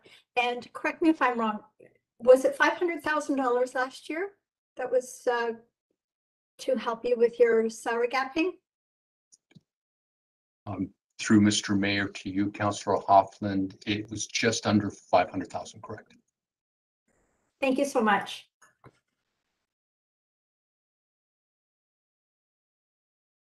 Okay, I see no other questions for the Elliott, except for me. So here I go. I'm going to need a little bit of clarity on some of these issues for me as well. So you have a contract, if I could call it that, with the city of Guelph for dedicated amounts of money that go every year for both operating and capital. You are asking for over and above that. You've laid out the case as to why. And so is any of the capital one-time funding? Like for instance, Norman, I heard you say that you needed a kind of like a call mechanism, life alert type of thing to the nursing. Is that one time, or that could be funded? So you get what I'm asking. Go ahead. To you, Mr. Mayor, that specific item is a one-time project. So we will be replacing our very, very outdated and no longer supported system. Our capital plan goes out to 2030. And with that, we have some significant capital plans in 2027 and 2028 that we are basing our capital request on, so that we don't have significant peaks and valleys from year to year. And that's where these, so the $788,000 is requested in 2022 is our actual requirement. And then we've increased it at 3.6% in line with the way that we've increased our operating portion. And the numbers align so that by the end of 2028, with these other significant and major capital repairs that we expect to make to the building, we will, the funds will be completely used up by the end of 2028. Does that make sense? It does. It is clear to me, I guess, through you, though, the normal, and I don't have it in front of me, but the normal amount of capital through the contract that the Elliott has with the city is normally at what amount? It is normally at, sorry, to you, Mr. Mayor, it's normally at $212,000. However, that was based on a 2015 study, if I'm not mistaken. I wasn't here at the time. And that study only looked at the building itself. We have major requirements, such as the nurse call barrel system equipment and that sort of thing. And the peaks in 2027, 2028 do in fact relate specifically to the building. So there's many other aspects of our capital requirements that are coming into play here. Okay, so my question then for clarity through to you, Tara, on this matter is the ask that has been presented by the Elliott to us today, is that already fully embedded in the budget totals that council is seeing? So to you, Mr. Mayor, yes, it's fully included, and we've actually used city reserves to help manage that over time. We've recommended some operating contingency to phase in the compensation piece, and then as well on the capital piece, our capital infrastructure renewal reserve fund. And because over time, what we'd like to do is bring the Elliott to match or in line with our strategies about funding their asset management plan to a sustainable level, similar to our kind of stable, sustainable funding approach. And so we have utilized reserves over the next 3 years to build up that capital to the level that that they're asking for. So in the staff report, you can see the impacts. So that the tax impact is not as much as they're Referencing. indicating. Yeah, no, I know because of that. the reserves. Yeah. Okay. Okay. Thank you. And seeing nothing further, I really appreciate it. And I know I speak on behalf of council and the community. Thumbs up for the last 20 months almost that you have waded through this chaos of a pandemic. And so thank you very much for all the work that you and the board and staff do. Please extend our thanks to them for taking care of our people in long-term care. We really appreciate it. Thank you. Okay, there is, have a great day. Thank you. There is on the phone, if there's any county questions or public health. Seeing only Councillor Hoffman. Go ahead. Which one did you want to ask for, Councillor Hoffman? I don't want to ask either, Mayor Guthrie. I just want to inquire with staff. This is a new process that these two boards, or I think you said it's the county and public health, don't no longer come to present to council. Is this going to be a new process moving forward? Tara? So through the mayor to Councillor Hoffman, the process is not specific to those entities. It's just that we tried to focus the presentation only on those that had more significant budget impacts. So in a year that maybe one of those organizations do, they'll be here to present as well. So all of their materials are available to you. But in terms of the presentation, there's nothing significantly changed in their service delivery. That makes total sense. Thank you, Ms. Baker. Great. Well, to the county and public health people, again, we thank you as well, and no questions for you. So quickly hang up before someone changes their mind. All right. With that, we are at any closing remarks from you, Colleen?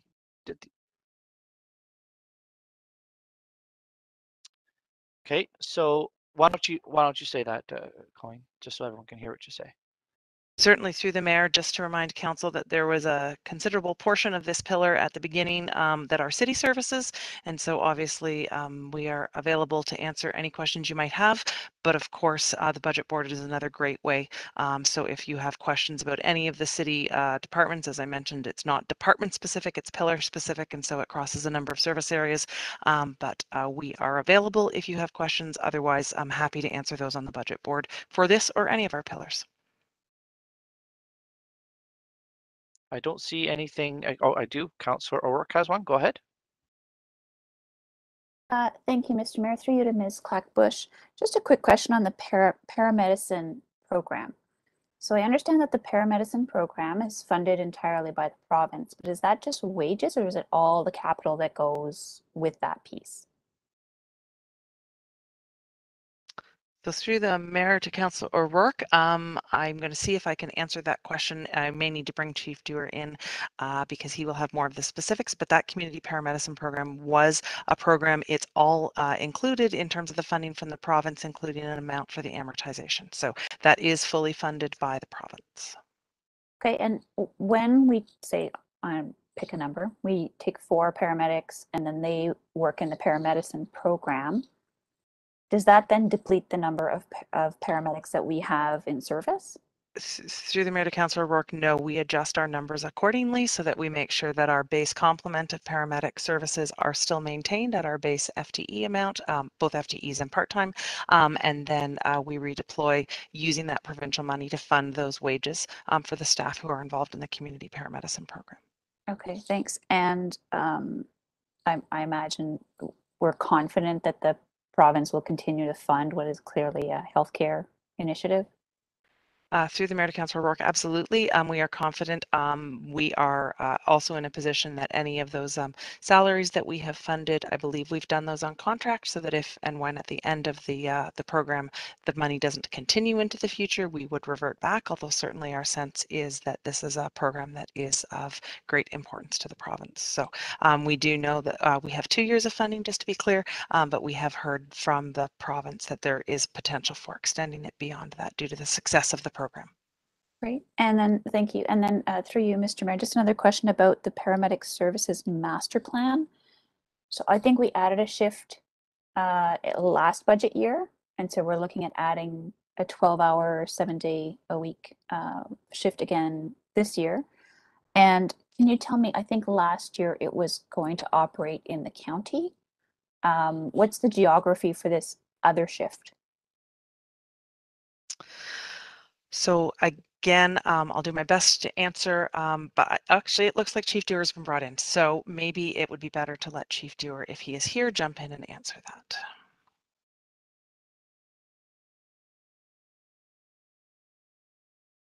Sorry, trouble with video. Can you hear me?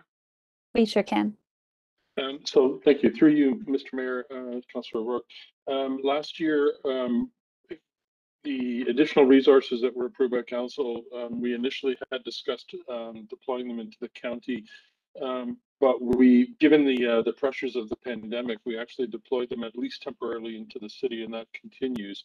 And just to point out that we have a very fluid deployment strategy, so that had we deployed them, for instance, into Center Wellington, they would have been brought back to the city more often than not anyway. So it was appropriate to deploy them into the city. Our plan currently would be that if the enhancement for 2022 is approved, we would continue to deploy those resources in the city permanently from 2021, and the 2022 resources would be deployed into the county.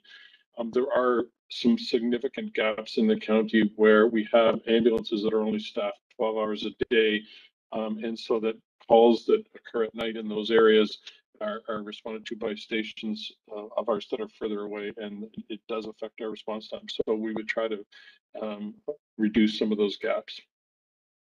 Thank you. And through you, Mr. Mayor, to Mr. Dewar, we heard from Chief Colby about the growing population, and so the need for more police officers. Our population is growing, and so is the population in the county. What kind of impact does that have? I mean, you look at Fergus and Elora and Rockwood, and they're just growing so fast. So what kind of pressure does that put on paramedic services and the proportion that the county covers? So thank you. Through you, Mr. Mayor.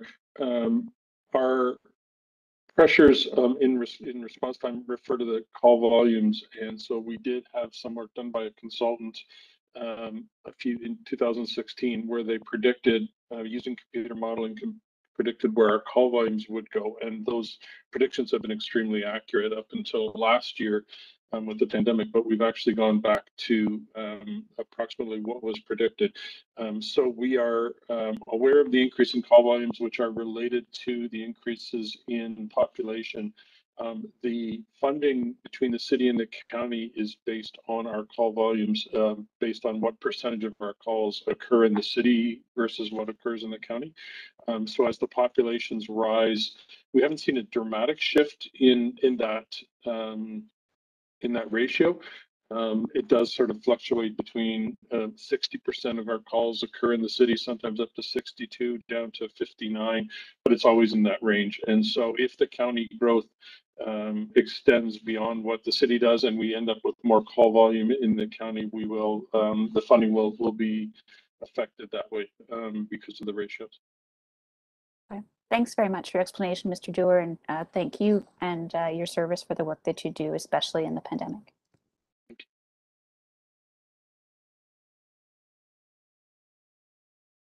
Thank you. I just have one quick question on that through to finance staff or through to you, Colleen. So normally the deal is that in the first year of adding paramedics, the full cost is borne by the city. And then in the following years in perpetuity, 50% of that is paid for by the province. Is there a financial mechanism where we could look to use a reserve to fund 50% of it this year, one time, to help reduce the impact, but we still at least get those 4 that are being suggested, knowing that in the base budget, then moving forward, it would always be that 50% amount anyways. Sure. So to you, Mr. Mayor, I'll let finance speak to the reserve portion. I just wanted to clarify that the funding percentage is 60-40 city and county. Oh, So in county, the yeah. first year, Yeah. so the city and the county share the full cost in the first year, and then in the second year it goes 50-30-20 between province, city, and county. But I'll Yep. see if Tara wants to comment on the reserve funding. So whatever the percentages are, and you understand the sort of strategy I'm trying to think of. Could we use a one-time funding on that portion for year 1, whatever that percentage is, to reduce the impact, but still get the paramedics? We've done that in the past, so I think Tara can comment. Yeah, so to Mr. Mayor, that's something that we could look at, and we have done historically in the past to help bridge that 1 year Okay. gap. Did not know that. Okay, thank you. That's great. Another option. Okay, that's it for this pillar then. Thank you to Colleen and all the staff underneath that one. I know it crosses different departments, but thank you very much. And I'm looking at the agenda, and there's a big word there that says break. So I'm good with that. Now, it does say a 10-minute break. We're behind schedule. Can everyone just pause for a moment? I'm just going to speak to staff for a moment just to get some clarity around the agenda management here. And let me come right back to you just 1 second.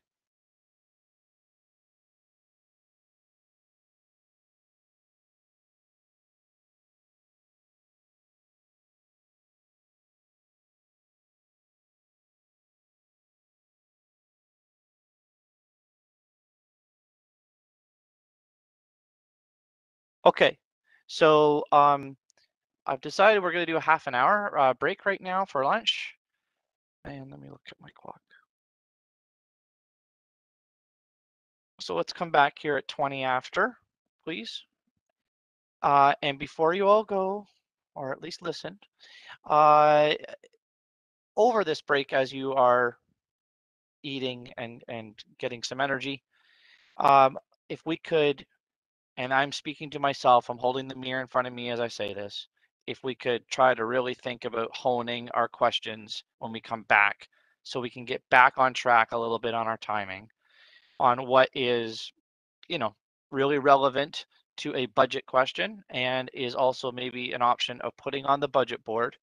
And as I said, I say that to myself. I've been asking questions here all morning too. So just if we could all just kind of keep that in mind for agenda management when we come back, please, as we go through the last few pillars, okay? See everyone at 20 after 1, and thank you very much.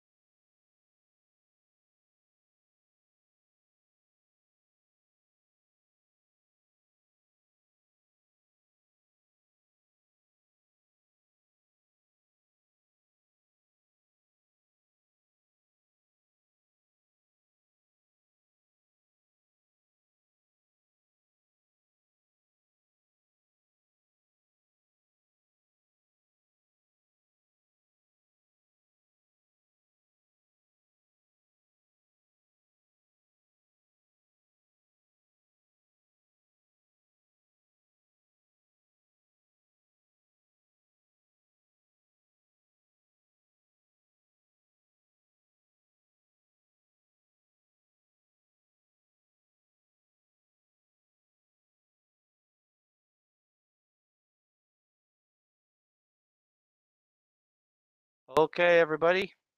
I'd like to call the meeting back to order. Councillor O'Rourke gets the gold star for having the video on right away.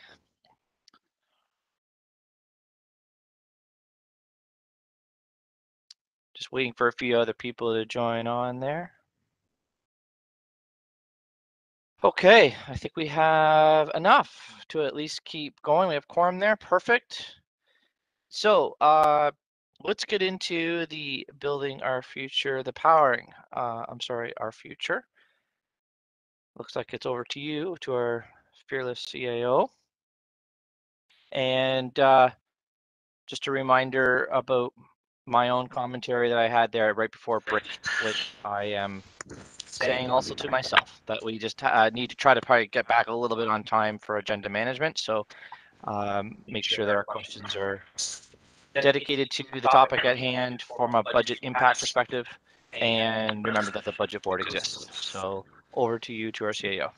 Great. Thank you very much, Mr. Mayor, and we'll do our best in terms of responses as well, just to make sure we're giving you the right answers and perhaps also directing to the budget board to get that response. But thank you. The Power in Our Future priority aims to contribute to a sustainable, creative, and smart local economy that is connected to our regional and global markets and support shared prosperity for everyone. In the Power in Our Future priority, you'll find the operating budgets for several departments, programs, and services. And so that'll be a theme today that you'll find it's cross-departmental programming, that is, and that continue to be of critical importance to all of us. And working that is also for some other areas of the organization. And then you'll see in this one, there's also a component of the Downtown Guelph Business Association who will be in the background, but they're certainly here to make sure that they're able to respond to any inquiries that we have. But what I would say here is we're also doing work that's supporting innovation in all of Guelph. And I think you're going to see that trend as well today, that not only just during the economic recovery from the pandemic, but you've been experiencing it, you're seeing it as well, and what you've heard from us already. But we also want to do this by fostering partnerships that will continue to be a driving force for growth and opportunities across our community. To support this work, we're proposing a 17.8 million operating budget in 2022 and 16.8 million in 2023.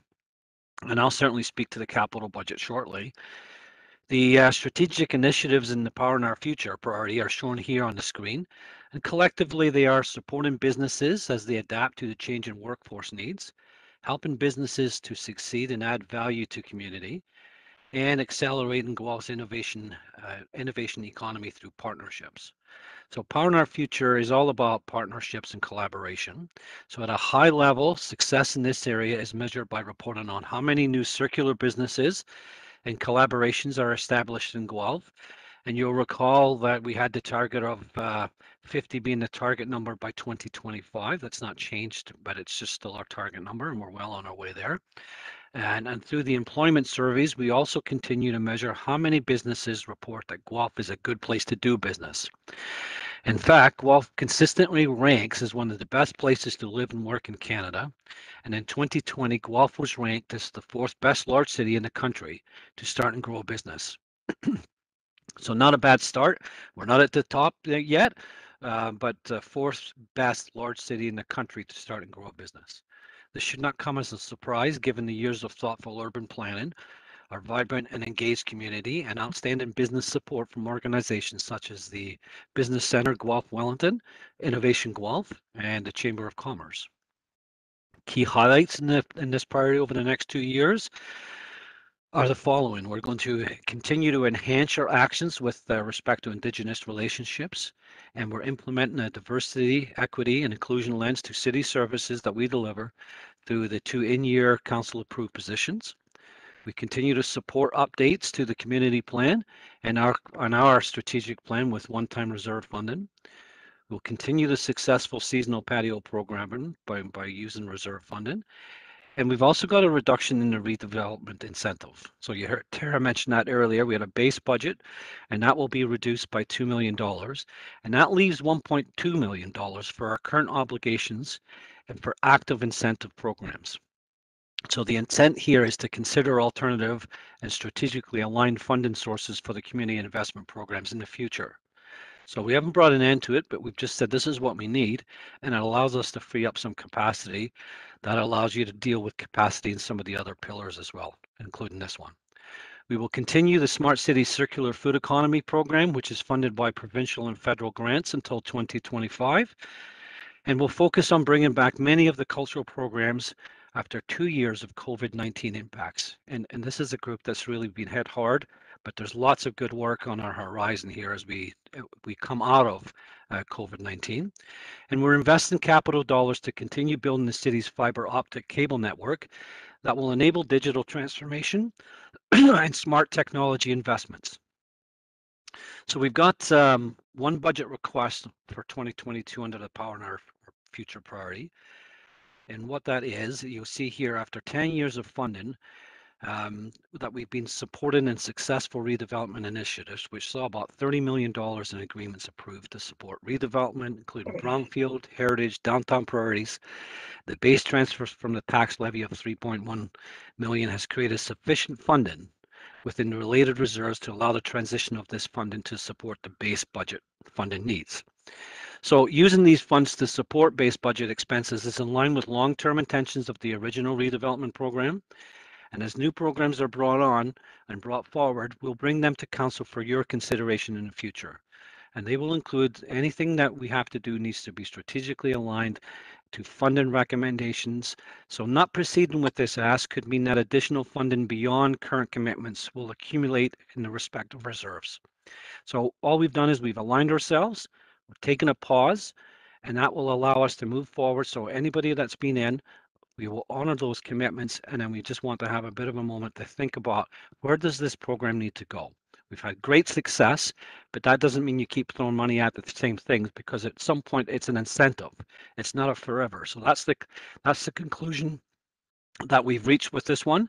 So in 2023, there are no budget requests.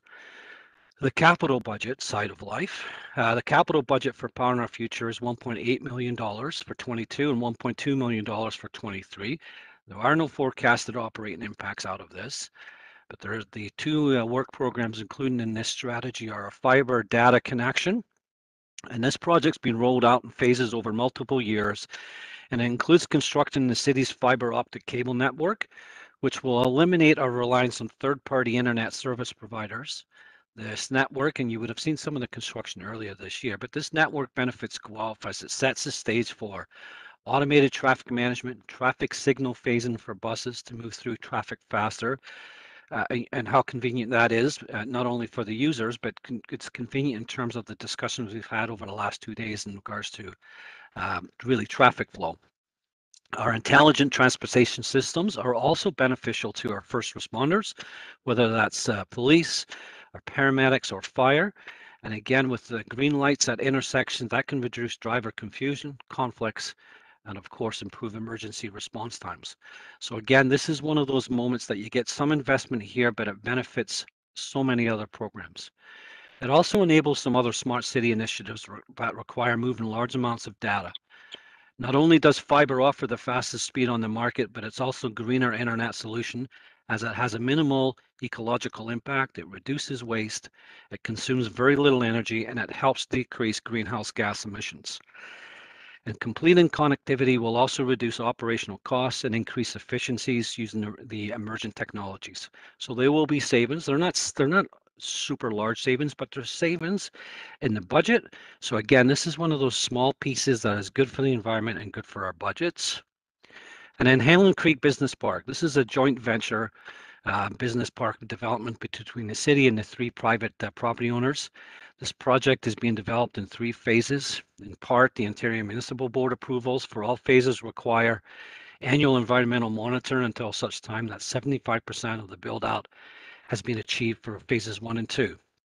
So the annual monitoring program is also needed to finalize the engineering design for phase 3. So the funding request for 2022 will simply allow us to continue our environmental monitoring, which satisfies the OMB conditions. And under the Power in Our Future priority, there is one strategic investment decision, And I'll provide a brief description here about just the risk and outcomes of not providing the funding and the tax levy implications, because one has to go with the other. So our business service agency agreements. So Ontario municipalities are not the sole provider of all services required for businesses. Many services are offered through a network of providers funded by Guelph or local governments. And Guelph's business service agencies are underfunded by the city when compared to other communities. So that impacts their ability to deliver critical programs to local businesses and to that community. And the city contributed one-time in year funding last year in 2020 as approved by you, Council, with the intention of establishing longer-term agreements to formalize sustainable service provision to Guelph businesses. And again, that's to help achieve the city's strategic goal. So as such, this investment request is for a 5-year commitment of $300,000 annually. The service agreements will help fund services that include consulting, market research, referrals, mentorship for female BIPOC students, circular economy and small businesses, and more. And so I would just say the risk of not proceeding, and these are just eyes wide open discussions that we're having this afternoon, are fewer business services or limited opportunity for services targeted to Guelph strategic priorities, a decrease in business retention, and an increase in business perhaps not opening or ones that are just on that verge of closing. So there's some associated job loss or job gain. It depends how you want to see this one. And, you know, sometimes these things happen that they relocate to other communities where greater support is in place. So if we maintain the current state, we contribute operational funding. The city doesn't really contribute operational funding to any organizations within the local business network, except for $35,000 annual grant to the business center, Guelph Wellington. And of course, there's some rent that comes into that given the move inside City Hall, and that's been a great move. It's been well received by the business community. That it's a bit of a one-stop shopping thing that happens. They're independent, but they're here with the other staff in economic development and our plan in place. So that's the annual grant. That the in-kind commitment. It's about $80,000, $85,000. But that's just not in line with sort of what's happening inside other communities. So that's the ask of approximately 300,000 over 5 years, and it's about 0.11% on the levy in 22.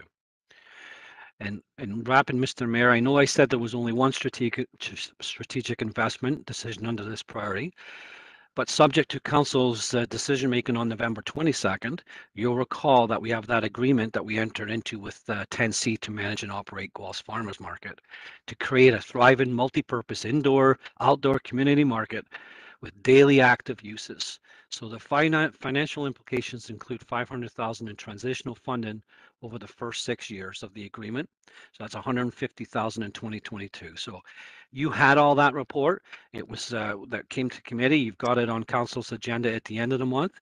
You know how you voted on that already. So I raise it so that this is where it belongs when it settles into the budget impact itself. So with that, that's the power in our future. That's the entire presentation, Mr. Mayor. Staff are here to answer any questions. Similar to building our future, our DGBA friends are also in the background if there's questions for them. They're here too, but they just, because there's nothing significant and change-wise in their budget, we just haven't had them do the presentation similar to the other pillars. So I'll stop and turn it back to you, Mr. Mayor. Okay, and I thank you very much. And Councillor Downer, please. Thank you. Through you, Mr. Mayor, to CAO Stewart. So on this redevelopment incentives-based budget, so there's a reduction of 2 million, it says in the report, but it's basically zero. It's not a reduction. It's eliminating it this year. Is that what I'm reading here? Yeah, through you, Mr. Mayor, to Councillor Downer, I think that's a fair way to look at it, but I want to make sure I'm looking over my screen at our financial friends. I want to make sure between finance and ACDEV, I don't want to step on toes. So if John wants to join in or and see if there's any additional comments that he wants to bring from an economic development perspective, Councillor Downer, I want to make sure that you get the full answer to that. And perhaps as John Regan is joining us, Tara looks like she wants to pull her mask off just to make sure that No, Like I not would zero answer is the right answer. I would say that's correct. I mean, this is really about adjusting the base budget to reflect current the current state of the program and reallocate resources in year where it's necessary. Okay. And so these are those types of adjustments that we can shift, and when the new program comes on, we'll have a financial strategy that goes with it. Okay, so you're talking about a new program. So I don't think that was the direction of council, but staff is going to bring forward a plan to create a new program, or so far there's been no direction to eliminate that. So I just want to sort of get clear on the process we're in. Where will there be a report back? Will we be seeing a report that says we should pause that program? Because usually we see kind of these reports before the budget that say, you know, this is the way that staff think we should be going, and then there's approval. So rather than have it show up, because it's like a strategy decision what we talked about last night that we don't normally have at budget time, right? So I'm just sort of trying to dig deeper into sort of where we're going with this. It's not that I object to it. I just don't know when you're reporting back. And I sort of have also some other concerns where it says that the future budgets can build funding back up if required, or to look to the industrial land reserve as funding source. And that concerns me, looking to an industrial land reserve for what is often residential building. So if you could just sort of dig a little bit deeper into this whole thing for me and ask me when council will get a little more clarity on I guess you've given us some rationale for pause, but normally that happens before the budget, that we give some kind of direction to do this.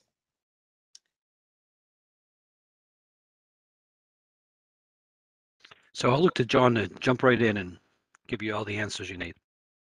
Great. Thank you, Mr. Stewart. Through your worship, Councillor Downer. We're really behind, to be honest with you, in developing a CIP report back to council. And obviously because of the pandemic and the changes to our complete ecosystem, we feel that developing this report and having it come back to council in Q2 for council's consideration, for all the reasons that Ms. Baker stated and also that Mr. Stewart stated in his opening remarks. So is it time to really take a look at the incentive program and where is our best return on investment? This is the time to do that. Okay, so will there be any engagement in with the local community or stakeholders before that report comes back, or will that be part of, or will that report sort of indicate a progress, a process to get to a new program? Are we going to get the program in Q2, or are we going to get a process to get to the new program so that there's fulsome engagement on it? Through you, Your Worship, to Councillor Downer, yes, there would be fulsome engagement that would accompany that report in Q2. So before it comes in Q2, or is the report going to identify a process? Councillor Downer, so we would be doing engagement with those affected that will help us inform that report. Okay, so you're going to do that beforehand. Okay, that helps. Thanks. Nothing else I don't think I hear, so I think I can move on. Thank you to the CAO on that pillar. Okay, we'll move on. The next one is navigating our future. And it's right back to Colleen Clackbush I have on my... It's lucky you again? Yes, she's smiling. There you go. Over to you. I thought that was our CAO on the bike there in the picture there for a second. Thank you, Yeah, Mr. a little Mayor. less beard there, Scott. We thank you for noting that, because we have all noted that photo before, and so I'm glad you said it, which is why we're all giggling. And yes, I'm back up. There are 5 strategic pillars and 4 members of the executive team, so you get to hear from me twice today. So this pillar is navigating our future. This priority is focused on fostering easy, accessible movement through trails, paths, roads, and corridors to tie our community together and to connect Guelph's economy with other regions. So in this priority, you will find the departmental operating budgets for Guelph Transit and for some divisions within engineering and transportation services, including parking. To move forward in meeting our Navigating Our Future strategic goals, we are proposing a $41 million operating budget in 2022 and a $42 million budget in 2023, and I'll speak to the capital budget in a few moments. So the strategic initiatives in the Navigating Our Future priority are shown here on the screen. Through these initiatives, we aim to improve local transportation and regional connectivity, provide attractive, affordable, and reasonable transportation options for everyone, and build capacity to adopt clean and efficient technology by buying electric vehicles and establishing an emerging transportation technologies office. Under this priority, there are 4 key performance indicators that we are tracking.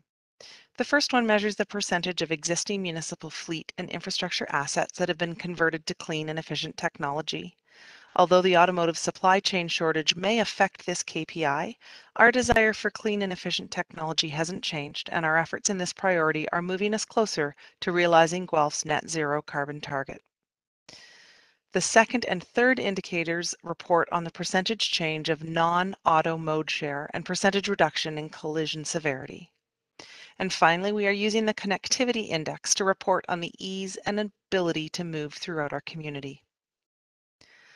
Highlighted on this slide are some key projects in the 2022 and 2023 operating budget. They include implementing red light cameras and automated speed enforcement, which includes staff resources to manage the program in engineering, but also in court services for the processing of the additional ticket volumes.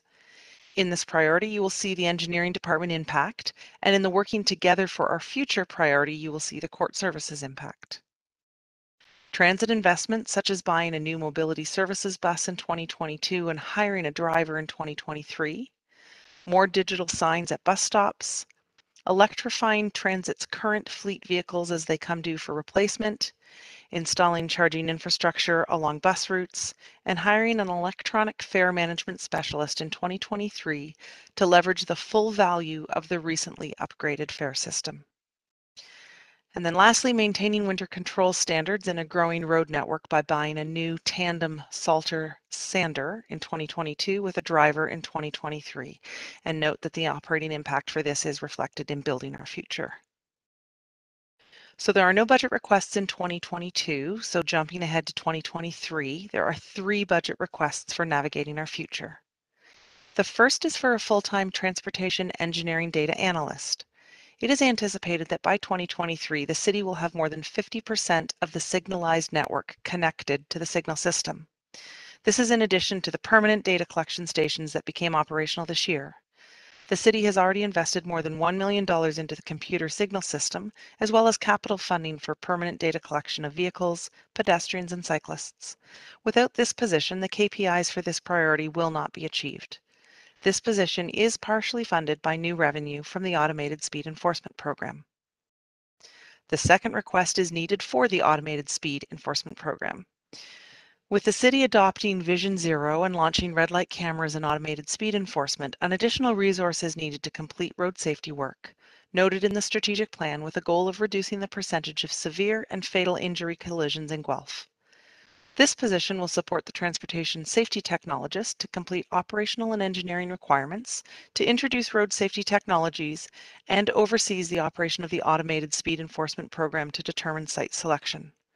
Without an additional staff resource, it will be challenging to deliver on road safety programs, implement road safety measures, and be proactive in reviewing new and emerging road safety concepts.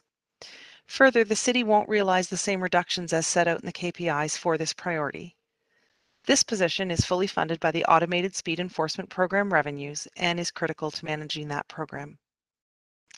And finally, the third request is for an electronic fare management system specialist. Currently, this position at Transit is contract using one-time reserve funds as approved in past budget.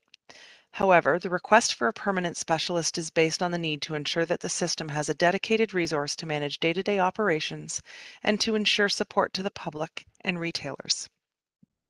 This position will oversee and manage further system upgrades and enhancements and will support customers and retailers with any farebox issues. Not proceeding with this permanent position means the system will not be properly maintained and monitored.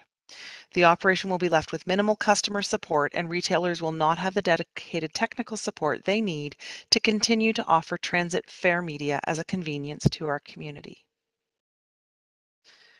This table shows an annual comparison of the transportation systems program of work over the next 4 years, as well as the operating impacts in this strategic priority. The 2022 capital budget for Navigating Our Future is $34.1 million and $48 million in 2023. There are no operating impacts in 2022 because of capital budget investment. However, there are impacts in 2023, most notably from growth-related vehicles and the transit service expansion. Projects include a significant focus on capital replacement and renewal plans for all transportation assets, including roads, buses, and parking facilities in all years of the capital budget and forecast. A focus on maintaining services to a growing population with the new tandem Sander-Salter plow and the new transit mobility bus in the 2022 capital budget. Furthering the implementation of the growing multimodal transportation network in accordance with the updated Transportation Master Plan, including the Cycling Master Plan and Active Transportation Network, pending Council funding approval. And continued investment in transit services through the route review implementation with the new Operations Campus Transit Facility in 2025 to support the fleet electrification and potential service expansion, and investment in digital and customer service modernization with 3 positions in 2024 and 2025, the Intelligent Transportation Specialist, the Electronic Fare Coordinator, and a Customer Service Supervisor. And then lastly, continuing to plan for city contributions for interregional two-way all-day GO services. Under the Navigating Our Future priority, there are 4 strategic investment decisions for your consideration, and I'll provide a brief description of these investments, the risks or outcomes of not providing funding, and the tax levy implications. So the first is the Active Transportation Network, including the Cycling Master Plan. This grouping of capital investment is intended to implement the city's approved Active Transportation Network Plan, the Cycling Master Plan, and the Sidewalk Needs Assessment Study. These investments are critical to achieving Guelph's goals of ensuring the transportation network is safe, equitable, sustainable, complete, affordable, and supportive of land use. Investments in these projects is also critical to providing healthy living opportunity for the community. Without sufficient funding, the pace of implementation will be slower and may lead to missed opportunities to align with overall road reconstruction projects. A portion of the funding for these projects is from the Investing in Canada infrastructure program and could be lost by 2028 if the city funding contribution is not available. This priority has $1.3 million of base city building funding allocated to it over 20 years to fund the capital investment. Additional funding for this priority is required starting in 2026 at an annual estimated amount of $525,000 for a period of 20 years.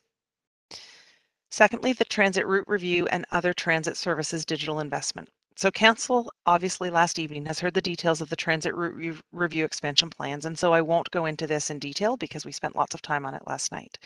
But not moving forward with this investment at the pace proposed would have several implications, including potential loss of Investing in Canada Infrastructure Program grant revenues, or ICIP, delayed timelines for realizing the benefits of this investment in ridership and non-auto mode share improvements to renewable energy and carbon reductions.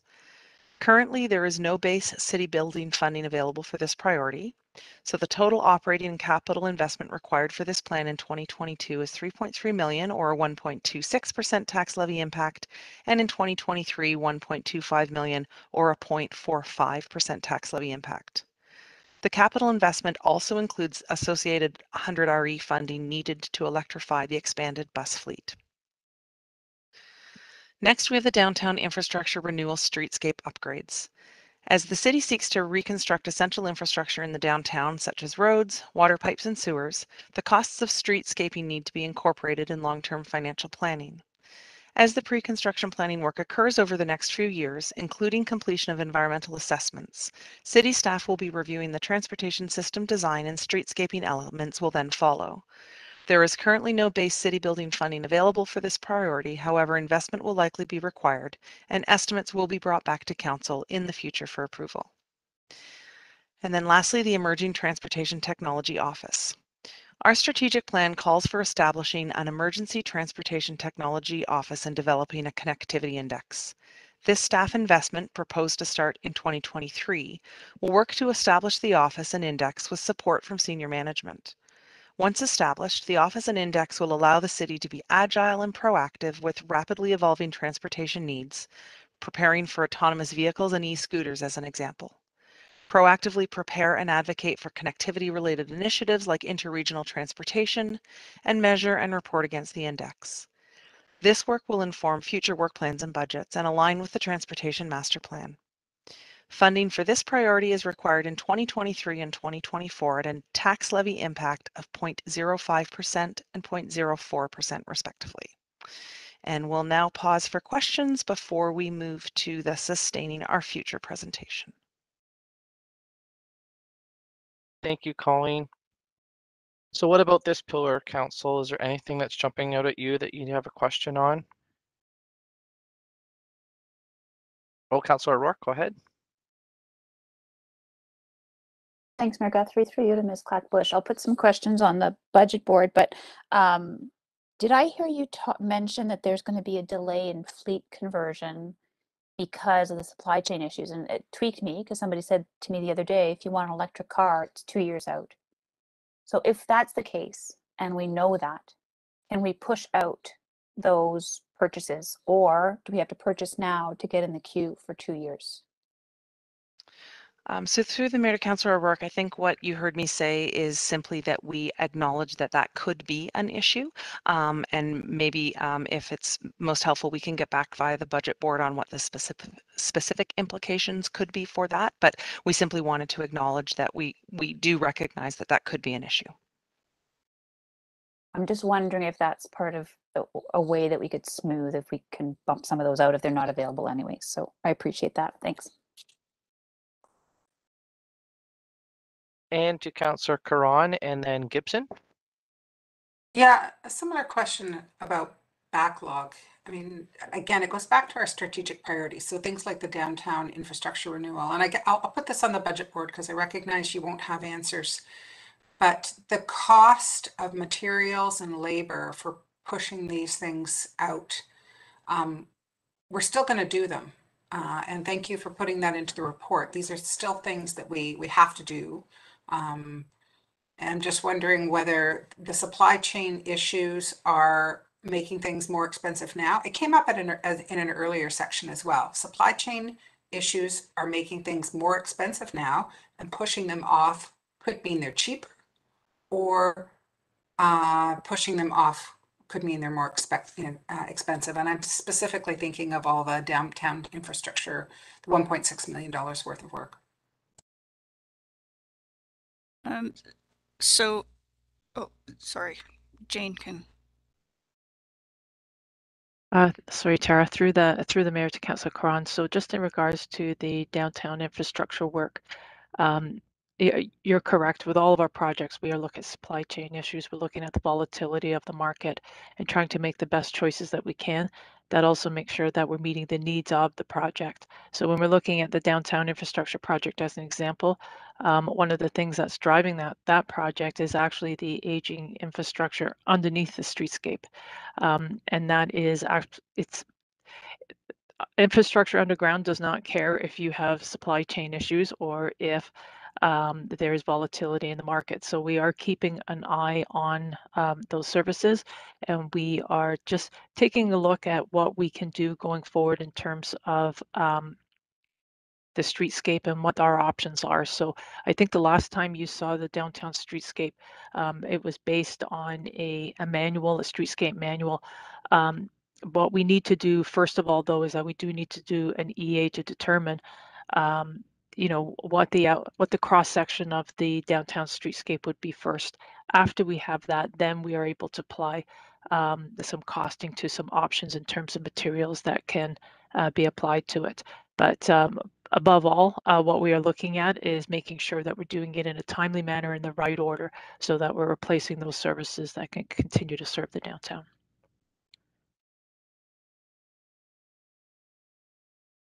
And Councillor Gibson?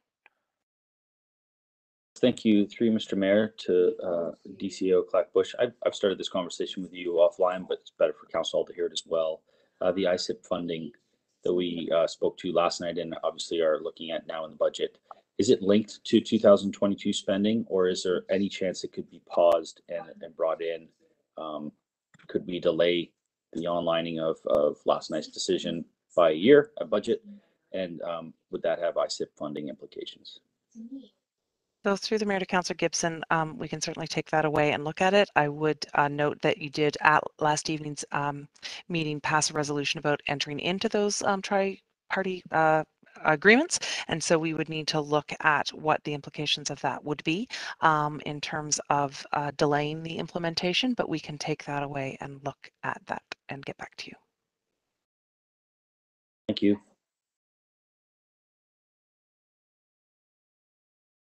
And I don't think I see anything more on that. So thank you again, everybody, on that pillar. Appreciate it. And so we're going to move now to the navigating our future. Oh, we have, sorry, sustaining our future. We'll just keep moving along here, everybody. Okay, Jane. So over to our Deputy CAO, Jane Holmes, for infrastructure development and enterprise. And you can go right ahead. Great, thank you, Mr. Mayor. So next up, we have our sustaining our future priority of the strategic plan.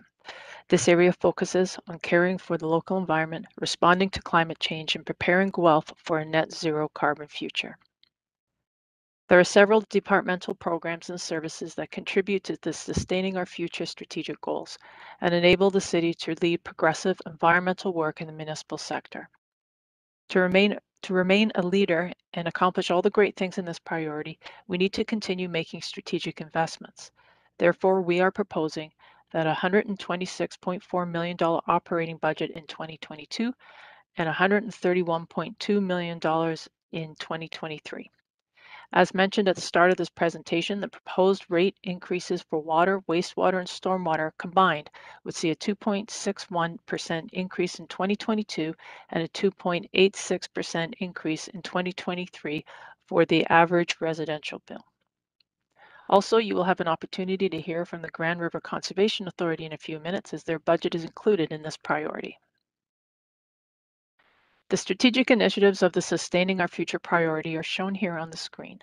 We are aiming to create and execute an ambitious yet achievable climate adaptation plan to mitigate climate change by reducing Guelph's carbon footprint, and to plan and design an increasingly sustainable city as Guelph grows.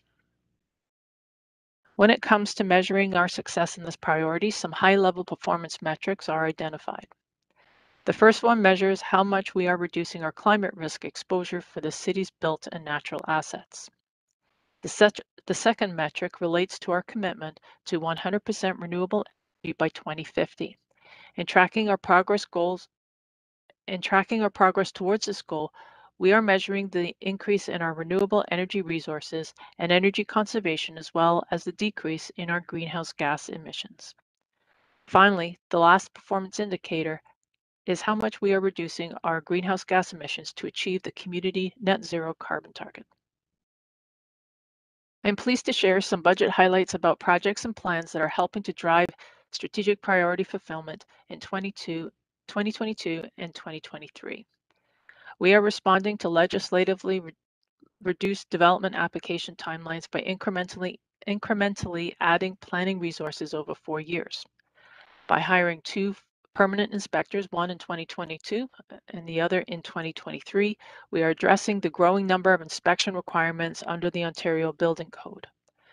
We are also planning to purchase a new packer and associated operator in solid waste resources to help with service growth and the growing residential demand for waste pickup. In addition, haulage costs are also increasing due to the market's rising contractual prices and higher volumes. In 2022 and 2023, we are increasing the city's investment to 100% renewable energy with a $500,000 increase in the base funding transfer to capital. Sustainable funding at 100 RE allows us to electrify Guelph Transit's current fleet and implement the corporate energy priorities.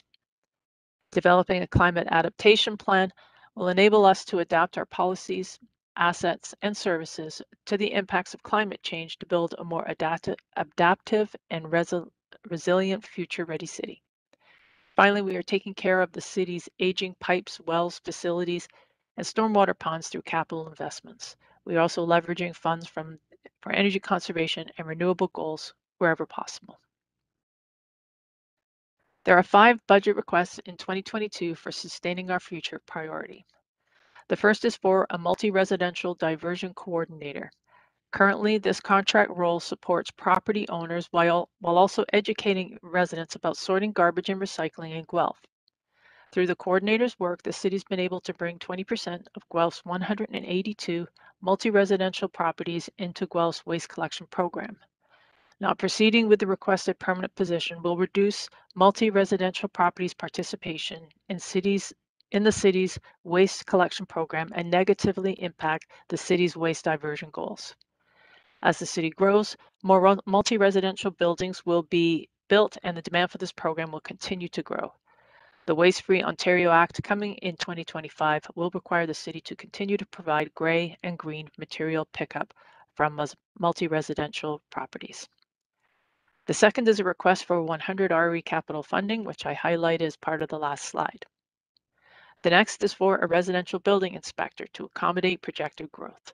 This position is part of the Ontario Building Code enterprise budget. Building services permit fees will increase in 2022 and 2023 to offset the salary costs. This position helps residents understand and meet the Ontario Building Code obligations, provides customer service, and reduces the number of open dormant building permits. Not proceeding with this position exposes the city to risks associated with non-compliance with the Ontario Building Code and compromises our standard of care. The fourth is for planning resources to meet Bill 108's legislated timelines that were reduced by an average of 60% for review and comments from policy and environmental planning disciplines. This request is for 3 planning resources: a supervisor of environmental planning in 2022, a planner 3 in 2023, and a planner 1 in 2025. With these positions in place, our ability to meet the legislated timelines will increase, and in turn, so will customer satisfaction, employee engagement, and processing of development applications and council reports will be faster.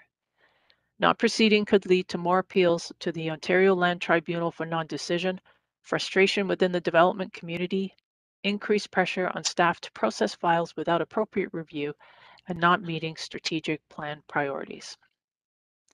And the last request is for a trail technologist, which will support implementing priorities identified in the Guelph Trail Master Plan, as well as operational initiatives. Funding this position ensures that there is a dedicated focus to support planning and design, stakeholder and third-party engagement, and prioritize project implementation. Not proceeding with this position means that projects identified in the Guelph Trail Master Plan will be delayed. This could negatively impact residential and stakeholder confidence in our ability to deliver on trail system improvements identified during the community consultation. As well, staff won't be able to meaningfully address challenges associated with related unspent capital funds. In 2023, there are 4 budget requests for this priority, which total $975,300 of permanent base levy impact. Again, in 2023, there is $500,000 funding request for 100 RE capital. The second is for a mechanical inspector that is needed to accommodate projected growth. This position is part of the Ontario Code enterprise budget, and permit fees will increase in 2022 and 2023 to offset salary costs. Again, this position helps us meet the Ontario Building Code obligations, provides expected levels of service to our customers, and reduces the number of open dormant building permits. Not proceeding with this position exposes the city to risk as it puts us in non-compliance with the Ontario Building Code, reduces our care standard level, and increases increases the number of open dormant permits. Next is a corporate maintenance management system specialist who will implement and maintain the computerized maintenance management system in the Water Services Division. The specialist will also provide support to supervisors and project managers with planning and scheduling of water service operations, as well as maintenance and repairs in the treatment plant and distribution system. This work supports keeping the city's infrastructure in good repair to ensure an uninterrupted water supply for residents and businesses. That said, if this request is not approved, it means delaying the corporate maintenance management system implementation in water services. The fourth request is for a Planning 3 position needed to help us meet Bill 108's legislated timelines that I spoke to as part of the Development Approval Resources budget request. This table lists the budget for each capital program of work by year, as well as the annual operating impacts in this strategic priority. The 2022 capital budget for Sustaining Our Future is $72.6 million and $83.9 million in 2023. All the projects have an operating impact in 2023 and beyond. Some project highlights include asset replacement and renewal programs continuation for linear, underground, and plant-related infrastructure to ensure sustainable and reliable services for stormwater, water, and wastewater. Further implementation of Guelph Trail Master Plan, Urban Forest Management Plan, and the city's Heritage Action Plan, and related operating impacts associated with these strategies, pending council approval of funding. Continued work to identify and address opportunities to reduce corporate energy use through coordination of projects at city facilities. Funding is available to enable required life cycle renewal work, including improvements to overall energy use in addition to standalone investments that move us closer to our 100 RE targets. Significant growth-related capital investment across water, wastewater, and stormwater services is needed for infrastructure for Clare Maltby and other primary intensification areas. Notable projects include the wastewater treatment plant expansion and the Solid Waste Collection Operations Center in 2024, and Water Services new supply investments through 2025 to 2031. And we continue focusing on investigating, managing, remediating the city's inactive contaminated sites, including environmental investigations of Fountain Street parking lot and historical landfill sites. Under the Sustaining Our Future priority, there are two strategic investment decisions. I will provide a brief description of both these investments, the risks, and the outcomes of not providing funding and the tax levy implications. The first one is the Cultural Heritage Action Plan implementation. City Council passed a motion on January the 14th, 2021, requesting that further heritage resources be identified for council consideration within the 2022 budget. The approval of the Cultural Heritage Action Plan requires additional staff resources to deliver the council-approved actions. Changes to the Heritage Act and the Planning Act have strict timelines for review, which strains existing resources.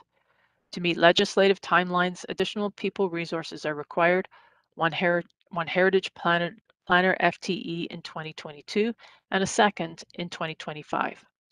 This investment will support conservation of heritage through the implementation of the Cultural Heritage Action Plan, improve customer service for owners of homes listed on the municipal register or within heritage conservation districts, reduce processing response times of development applications where heritage review is required, and also allow for enhanced community engagement and education and outreach on heritage conservation.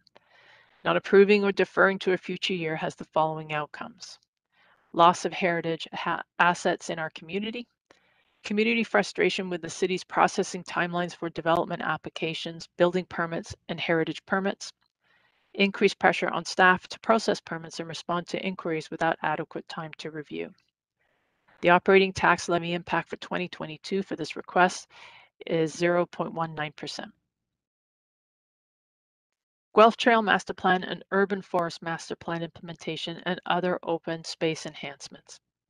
The investment in this program supports enhanced services within open spaces of the city, This includes trail enhancements through the Guelph Trail Master Plan and expansion of the tree canopy through the Urban Forest Management Plan. Additional funding is required to adopt amenities at existing parks to meet changing needs of the community, as well as additional equipment to support the maintenance and operation of existing open spaces. Not approving or deferring to a future year could mean extending implementation timelines and delays in achieving the outcomes envisioned. This priority has $750,000 of base building funding allocated to it over 20 years to fund the capital investment.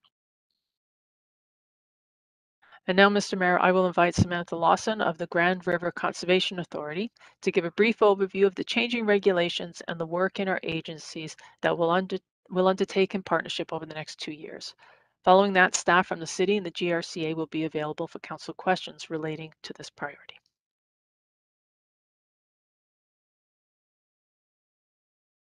Okay, thank you very much. Again, my name is Samantha Lawson. I'm the CAO of the Grand River Conservation Authority, and I just wanted to thank Guelph Council and staff for allowing us to come and present to you today. I'd also like to take the time just to acknowledge and thank Councillor Bell and Downer for their participation and time on the GRCA board. So the presentation today is going to be a little bit different than you've normally seen from us. It'll focus more on the new regulations that came through back in mid-October, and these are the Phase 1 regulations. You may recall that MECP posted a consultation guide back in May, and the province at that time had identified that they were breaking the new regulations that are going to come in to implement the changes that were made through Bill 229 back in December into 2 phases. So as a result of the consultation that the province did do for the Phase 1, we have 3 new regulations. These new regulations are the Mandatory Programs and Services Regulation, a Transition Plan and Agreement Regulation, and then the third one is the Rules of Conduct for Conservation Areas. That's really our Section 29 regulation, so the regulation we use to manage our properties. I think one of the most substantial changes that was made from the consultation guide that was posted and what came into the regulations is the fact that the province has given us another year to transition to the new funding framework that's required to be implemented from the mandatory programs and services, as well as the transition plan regulation. So that does mean that we will have status quo budgets for 2022, 2023, and then we'll have to implement the new format for budgeting in 2024. So the first regulation, the mandatory programs and services, really identifies the mandatory programs that the GRCA must offer. So these include natural hazards, our conservation lands, which is managing GRCA authority-owned property, our duties and functions and responsibilities that are identified under the Clean Water Act for source water protection. Literally, they're cookie cutter, so there's no change there. There's 2 new prescribed regulations under the mandatory programs and services, and that is a core watershed-based resource management strategy. What the purpose of that is to require the Conservation Authority to take a look at the programs and services that are offered at a watershed scale, to be able to identify any of the gaps in the services that we are providing, and then provide justification if there are additional programs and services that should result from that. There is also a regulation regarding the water quality and quantity monitoring. This is the program that the conservation authorities across the province implement on behalf of MECP. However, there are a lot of secondary benefits from this program as well that we use in terms of flood forecasting and monitoring, but also documenting water quality throughout our watershed. Finally, the other 2 items that are listed here are in the regulation and have their own separate regulations, but they don't affect the GRCA. So that's the Lake Simcoe Act and the Ontario Building Code Act. So you may recall from previous budget conversations, and I recognize these are probably a few years out, we talked about how there was going to be mandatory and non-mandatory programs. So what the province has now done is shifted the non-mandatory to be into 2 categories. So the category 2 programs and services are really programs that are driven on or completed on behalf of the municipality. So they're at the request of the municipalities. So Some examples of that would include our restoration and stewardship, tree planting programs that we have throughout the watershed, planning, again, from a natural heritage perspective, the natural hazard perspective would fall under the mandatory program. Some other examples include invasive species management and species at risk. The next category, or the last category, is category 3, and these are programs and services that the GRCA board deems as necessary to address some of the needs, desires throughout the watershed in terms of watershed management.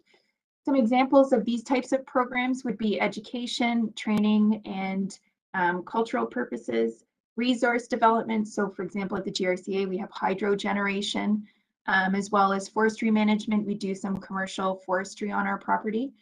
Active recreation purposes, so these would be our parks, the purchasing of land, and any research that we would conduct on our property that doesn't relate to the mandatory programs and services. So the real big change here, which is going to change the way that we approach the general levy, is that the category 1, which are the mandatory programs and services, they're regulated, required, funded through levy. Category 2, so these again are the municipal driven programs and services. Conservation authorities are required to get into MOUs to deliver those programs and services. The MOUs are to be endorsed by council, identify roles and responsibilities, as well as financial obligations. So the primary funding for category 2 programs and services would be through MOU agreements. There are other options as well, which the GRCA utilizes regularly, which include government grants, special levies for particular municipalities that are running programs. But more from a watershed perspective, any of the programs that would be offered, or if there's a collective of municipalities that require certain program and service that would fall into category 2, again, we have to have an MOU in place for that. Finally, the category 3 programs and services, so these are the board or local requested programs and services. They would predominantly be funded through GRCA revenue, other government grants, or again, special agreements that we would have with specific municipalities.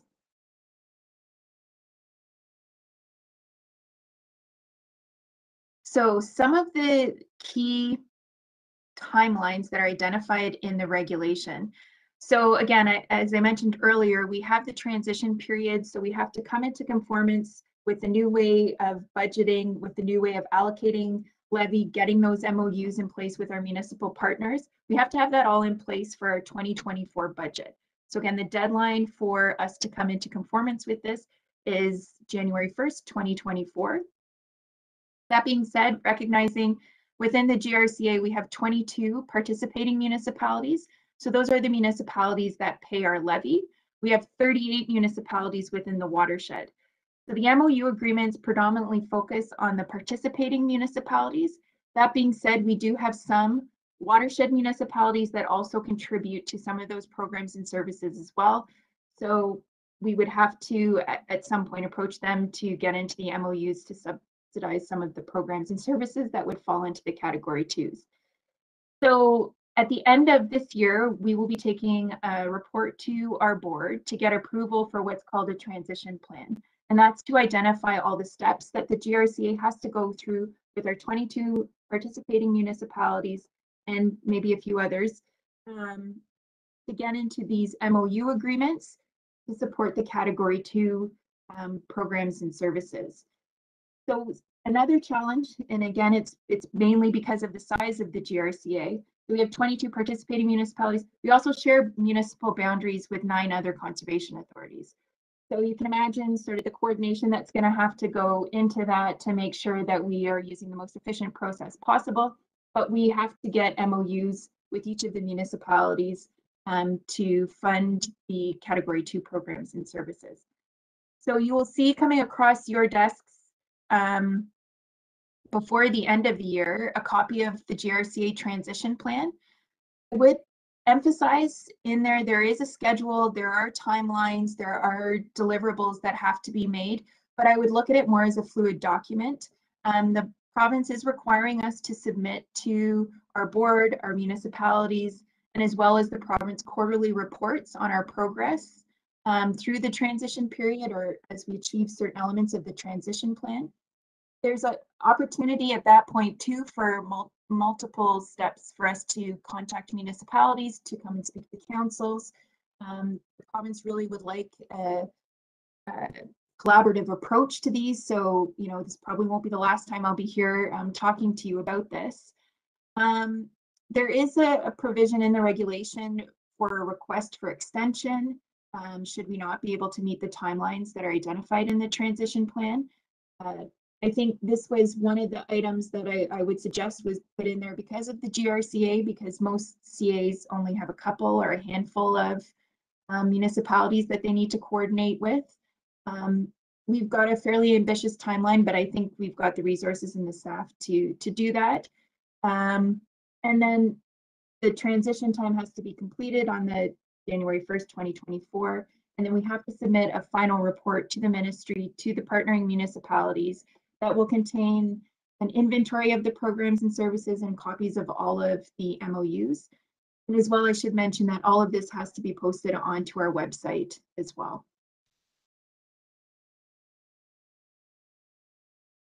So again, this is just the Section 29 regulation that was released.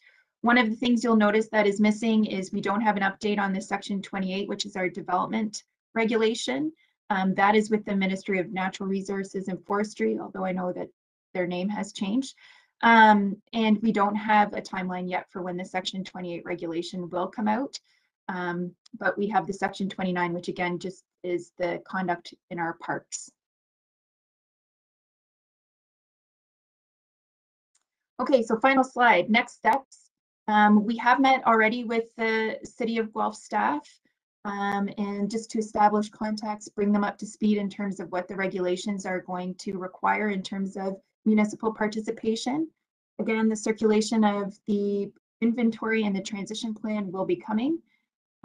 There will be plenty of opportunity for input for the municipalities in the inventory, as well as going through the process of negotiating the MOUs.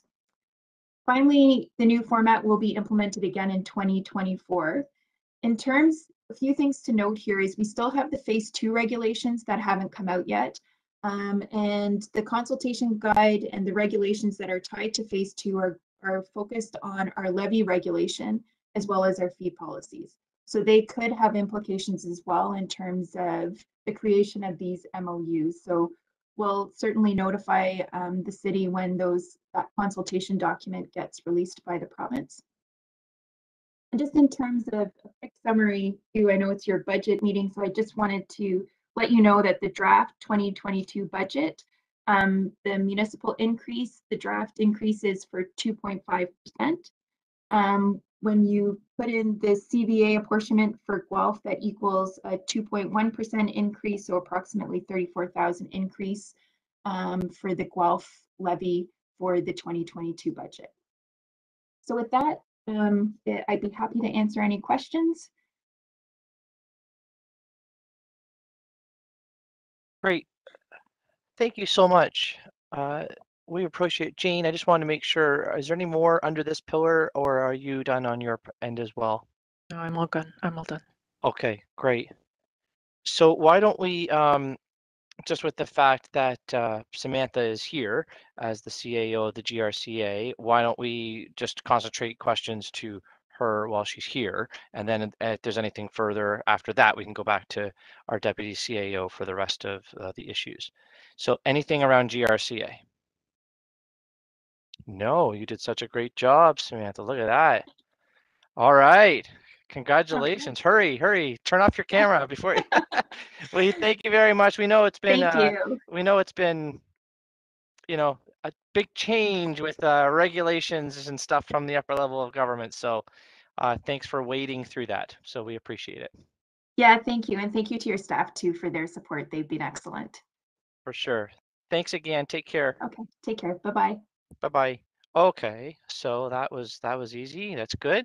And so back to the pillar issue with our deputy CAO. I'm going to go Alt Gibson O'Rourke.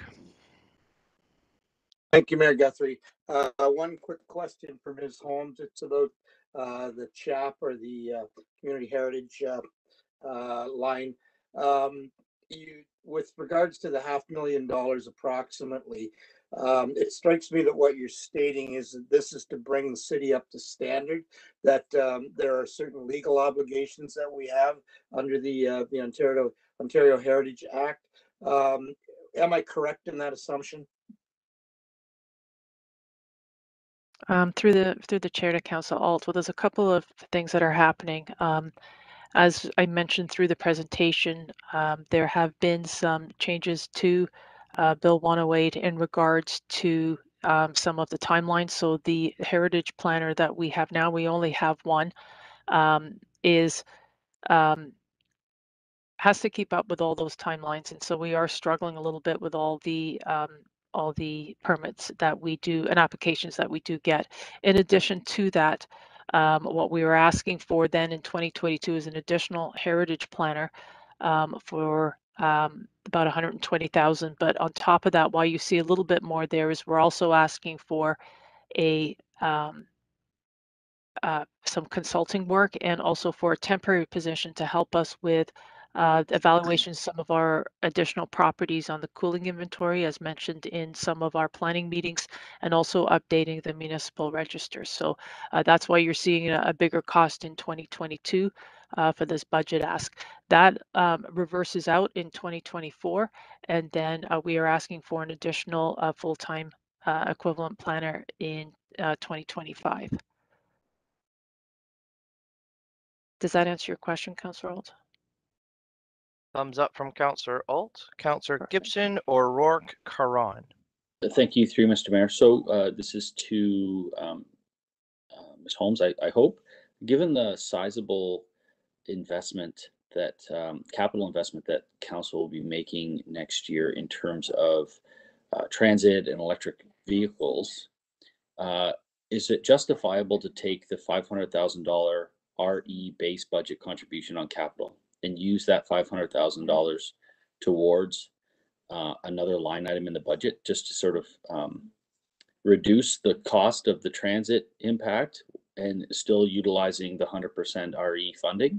Just a way of moving things around a little bit and sort of stacking benefit from a strategic plan perspective, but while saving some cost. I'm just wondering, what are the budget implications on not collecting both? Simply saying we'll take the 100% RE funding that we're setting aside and we'll allocate it directly to the transit file for this year. What are the implications of doing that? Well, we haven't looked at that in a lot of detail. We could certainly take that back, but that 500,000 a year that we are putting towards 100 RE, that is in addition to some of the work that we are also doing outside of the transit fleet. So we would need to do other things other than electrify our transit in order to meet our 100 RE goals. Okay, maybe I'll just state that as a potential intention now, Mr. Mayor. Thanks. Okay, thank you. O'Rourke, and then Caron, please. Thank you, Mr. Mayor. Through you to DCAO Holmes. I'm just looking at the city building strategy, and it's number 6, city facility investment and operations campus. So when I look at the bullet that says these projects may be deferred or beyond if funding is not maintained or approved, there's $200,000 a year for accessibility improvements. Then there's transfer station upgrades that are not in the budgets until 2024. So I'm not concerned about that one. There is a cart washing and cart storage building this year, I believe, for $880,000. And so I'm wondering, what is the impact of removing that project? So continue obviously with accessibility because it's the law and it's the right thing to do. But what happens if we don't do the cart washing and cart storage building this year? So maybe what I'll do is I'll ask Jennifer Rose to come into the meeting. But at this point, I had the privilege of being able to do a tour of the solid waste facility, and I understand that right now they are washing all those carts outside, even in the winter. So it doesn't provide a very good working place, if you will, for some of our staff who are trying to do that work. But maybe I'll ask Jennifer if she can add some more details to that. Thank you. Yes, through the chair to Councillor O'Rourke. If you recall, the Subor building that used to be on the site at the WRIC had to come down because of safety issues, and that's where the staff were cleaning and maintaining the carts. So as our residents need it, we pick up the carts and bring them back and clean them and wash them for them and provide them with new carts. So right now, the staff are doing that work outside. So they are you know, washing and cleaning and repairing the carts all outdoors. And we do in the winter have some empathy for them and only that we stockpile them a little bit so that when there's warmer weather, they can tackle the stockpile of carts that are outside. So that's why that project is in right now. Okay. I all I'm trying to do is prioritize. So clearly it would be beneficial, but when I look at those sustaining our future strategic initiatives, it's about sustainability, the CEI, the climate adaptation, right? So I know all those other trains need to keep running on time. I'm just trying to figure out where in that we can prioritize. A second question, Mr. Mayor, through you to Ms. Rose. Is there any benefit to postponing transfer station upgrades, et cetera, until we know what the real impact will be of producer responsibility? Through the chair to Councillor O'Rourke, the transfer station upgrades are really state of good repair type things for the transfer station, and the producer responsibility Blue Box program will not impact the transfer station. It has impact to the MRF, the recycling facility. So we bring our recyclables there and then we process them there. So the transfer station is still needed to accept mixed waste and transfer it to our landfill. Okay, I appreciate that. Thank you. You guys are making this hard, right? You're asking us what to want to pause and postpone and or stop doing, and everything's important. So thank you. Through you, Mr. Mayor, I had another question. We have a lot of strategy documents, and then we've got the budget board. So somewhere I read that there was an increase in order to be able to address low and medium priority forestry or trail maintenance. So please let me know if that rings a bell. Well, just Councillor O'Rourke, just before Jennifer maybe goes off the screen here, I think it's important that we say happy birthday to you. I thought I would embarrass you. I just found out that it's your birthday. So we're moving to a forestry question. I thought, well, she might not answer that. So happy birthday. Thank you very much. You share a birthday with my son, actually. So Oh, well, happy birthday to him. So that's right. Thanks for your answers there. I appreciate it. Councillor O'Rourke, I'm sorry that I interrupted you. Just wanted to grab that opportunity. You had a question about urban forest or something. Go ahead. Right. So can you refresh my memory on what that pertained to? And also why in a year where we're staring down the barrel of a potentially 6% levy increase, why we would shift to sort of low priority stuff. I get that we don't want it to get to high priority, but does that ring a bell, DCAO homes? And can you help me figure out why that would get bumped up the list this year? Through the chair to Councillor O'Rourke, I think we have Jean in the meeting, so Jean can probably answer your question. Through Mayor Guthrie to Councillor O'Rourke, can we all hear me, first of all? Yes, thanks. Perfect, thank you. So those costs have been previously built into our budget submissions. So you'll see under the Sustaining Our Future tab in our Parks operating budget, an increase in full-time staffing, again, previously built in to help deal with that backlog. And right now, to be very open and transparent, the backlog is significant and it can be measured up to 2 years before we can get to preventative maintenance or work on our trees that would not be deemed critical by our inspector arborist. So although the works may not be as acutely significant, the volume is quite significant, and resident dissatisfaction, I think it's fair to say, is very much increasing. Okay. So then, thanks, Mr. Matthews. So then back to DCO homes. When we look at what all of these options are there ways to scale those up or down to say, okay, we'll get to part of that backlog, but not all of that backlog? Do you understand what I'm saying? Like we're looking at both the operations budget, the stuff that's baked in, and also these add-ons. So is it possible to say then we're going to address it by this much, but not tackle it in its entirety this year? So through the mayor, I'll jump in here just because Park sits within my service area, and so we can. Oh, it's Colleen, by the way. So we can. For the square. Yeah, sorry. Yeah, and Jane and I are side by side, so it's easier for us. So certainly we can take that away and look at that as to what is actually embedded within the base budget, and maybe that's something that we could put back on the budget board for you if there is a scalability. I think, as Mr. Matthews says, we certainly feel that the backlog is significant, and so this is what we felt was the appropriate amount to put in to begin to tackle that backlog. But if you'd like to take that away, we can certainly do that. I would, please. Yeah. So that we're really focused on the transit and the big blocks, and right, and then we can do that in year 2 or year 3. I would appreciate if you could take a look at that.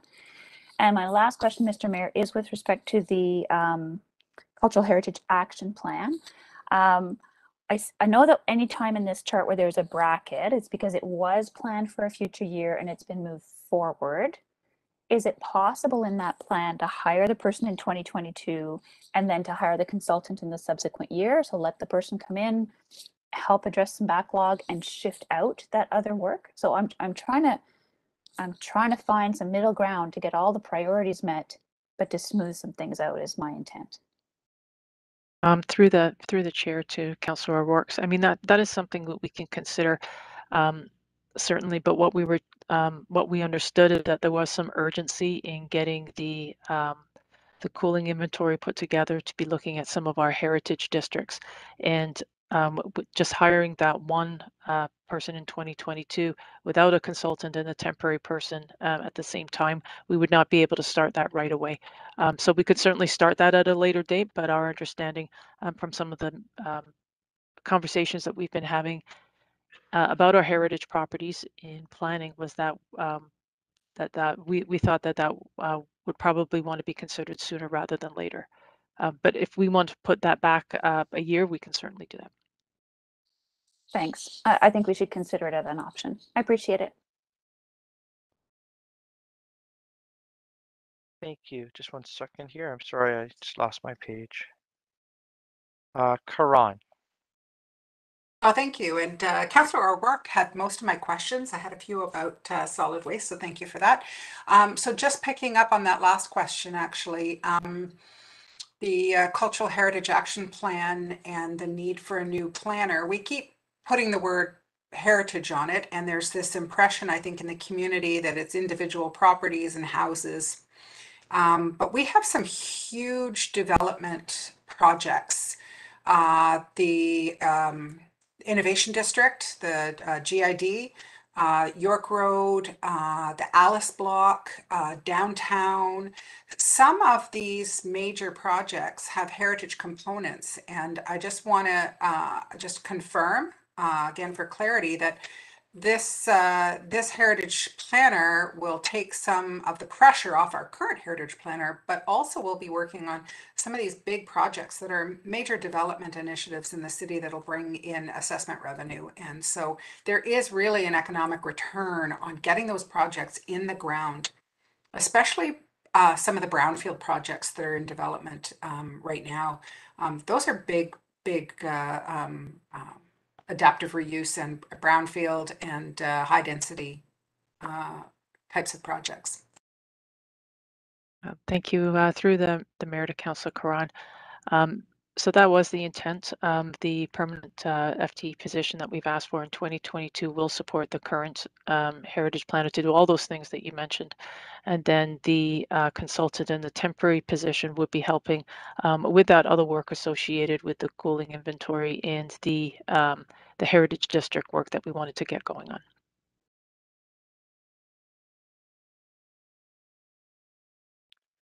I just have a quick follow-up, if you don't mind, to Councillor O'Rourke's question around the, washing of the bins area, the 800 and some odd $1,000. How is that funded? Is that 100% taxes from operating, or is 90% of it paid by development charges? Just making that number up, by the way. 10%. Through the mayor, I would look to my finance friends to see if they could assist with that. Yeah, I just know, like, and it's just, when I look at, could we delay this or delay that, I automatically have to go to how's it funded, because that determines whether or not there's going to be any real, reduction in the tax rate. To you, Mr. Mayor, Well, Greg, if you could just put your headset down there. Sorry about that, That's sir. great. Your hair sounds great, but there you go. The bin washing station project is primarily tax funded through capital. I'm just bringing it up in front of me here. It's part of the city building commitment, and so that's where we're talking about needing that base funding of city building to do those types of projects. And so we do have an amount in the budget to fund some of those facility upgrades and stuff. So when you talk about budget savings, it wouldn't necessarily save money on the operating budget directly. What it would do is take some of the city building, the 880,000, and make it available for other city building priorities within the capital program, which does have a impact, but it's not $880,000 off this year's Less. operating budget. Yeah. It would be, Okay. I think we've amortized that one over 20 years, so you're really looking at $44,000 a year is sort of what that impact is. Okay, no, it's good to get the details on it and the options. And then my next question that just jumped off when you were describing, I think Jennifer was describing it, in regards to what the use of that is for. It just reminded me, and correct me if I'm wrong, and when council made the decision to go to from the bags to the bins, if I remember correctly, we were told that the company that we were using for the bins would have a 15-year sort of manufacturer's warranty on the bins, that they would repair the bins, that they would maybe not clean them, but they would do the repairing, replacing. And so when I heard that our staff are doing repairing, it kind of jumped out to me there that doesn't seem right from what I recall back in 2011 or something like that when it was originally voted for. Through to you, Mr. Mayor, I probably have to bring Jennifer back in. Nah, just take it off. No, it's fine. Just take it offline. Just check. Okay, we can answer it on the Yep. on the board. I imagine though it has probably a lot. Those bins do take a lot of wear and tear, so they probably do need a lot of upkeep as well. So Yeah, but that could be part of it. Yep. It Yeah. could be stress rate replace, not repair. That maybe the original contract was with. we'll So get you that's more fine. details, Mr. Yep. Mayor. Okay. Just want to make sure we're not doing something if the manufacturer is supposed to be paying for it. Okay. And then I have a few more questions too. Where is Imico lands landing? No pun intended. In this budget. Because talk about underperforming asset, that's another one that it's just ongoing. But we've been, putting millions of dollars into it as a council and as a city over many years doing the testing, the different levels of testing that was required. But where is that? And what are we doing? Are we doing anything in regards to that for 2022, 2023?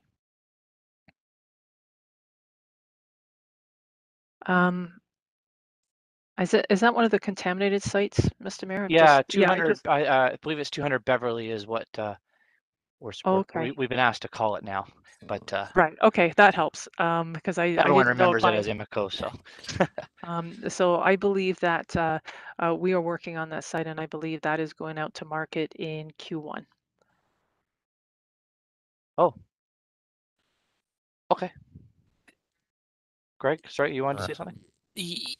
Just for clarity, Mr. Mayor, it's under the contaminated sites portfolio under that sustaining. There is budget items in there. I don't have it in front of me directly, but there is, and we tend to call it Beverly Street now instead of Imico. So that's where you would see if you're just, you know, to make it ease of finding it. I don't have the project number off my top of my head, but I can get that for you. Okay, I apologize. I still call it the dump instead of the Waste Innovation Center. So, so my bad. All right. That's all the questions I had. Anybody else? No. Okay. We are moving to Deputy CAO Lee, I think, at this point. Let me make sure. And let's just see. This is the last one before we are actually looking to be pretty much wrapping up. So we're gonna do a 5-minute break. Okay, let's do a 5-minute break now. We had our lunch. We've been sitting here a bit. Let's take a 5-minute break. We'll come back here just after maybe 8-9 minutes before 3 o'clock. Okay. Thanks, everyone.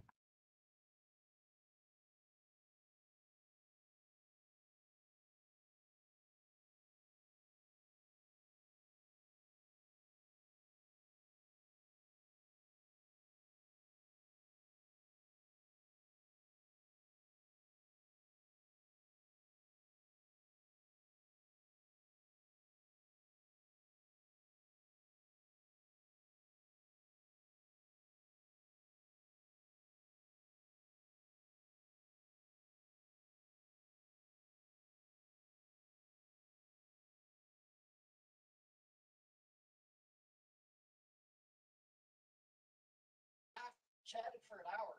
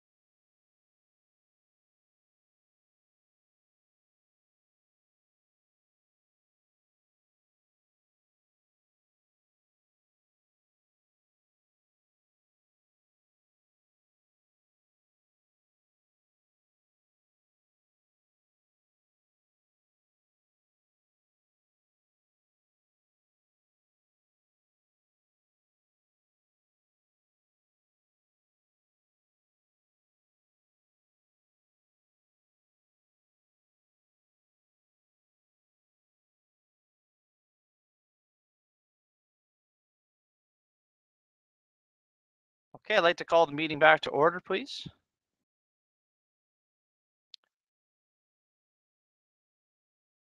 And I believe the gold star goes to Councillor Alt for having his camera on there.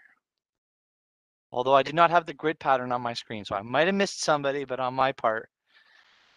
Oh, maybe Karan O'Rourke, tiebreaker there. Okay.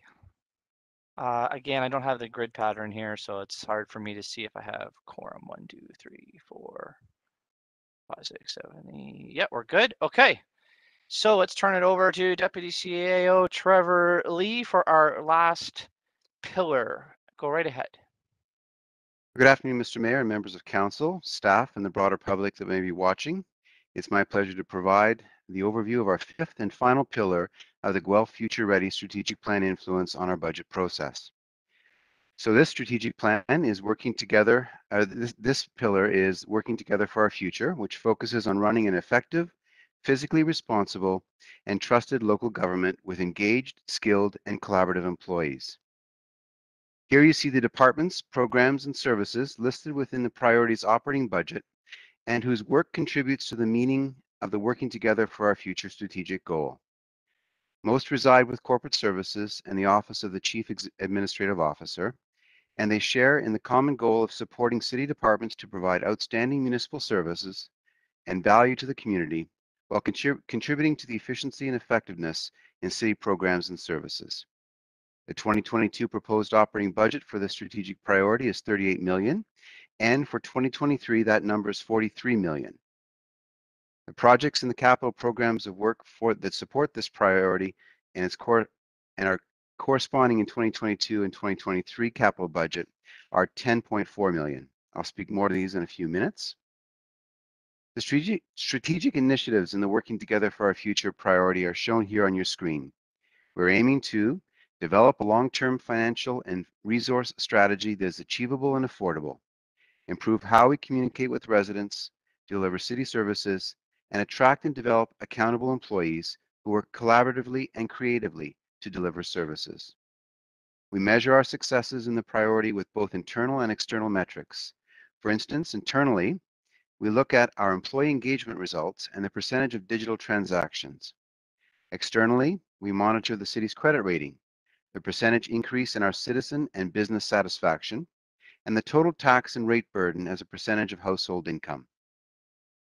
Within the operating budget for this priority are significant corporate initiatives over the next 2 years. They include maintaining our service delivery to a growing city by investing in frontline staffing in information technology, human resources, corporate communications, and finance. Most of this investment is related to and funded from the capital program resourcing strategy that Council received and endorsed in June of this year to support capital project execution. Investing in enhancing digital and customer service and the customer experience is a strategic plan focus. This means investment is required to reach our goals and provide customer service in the way the community is expecting.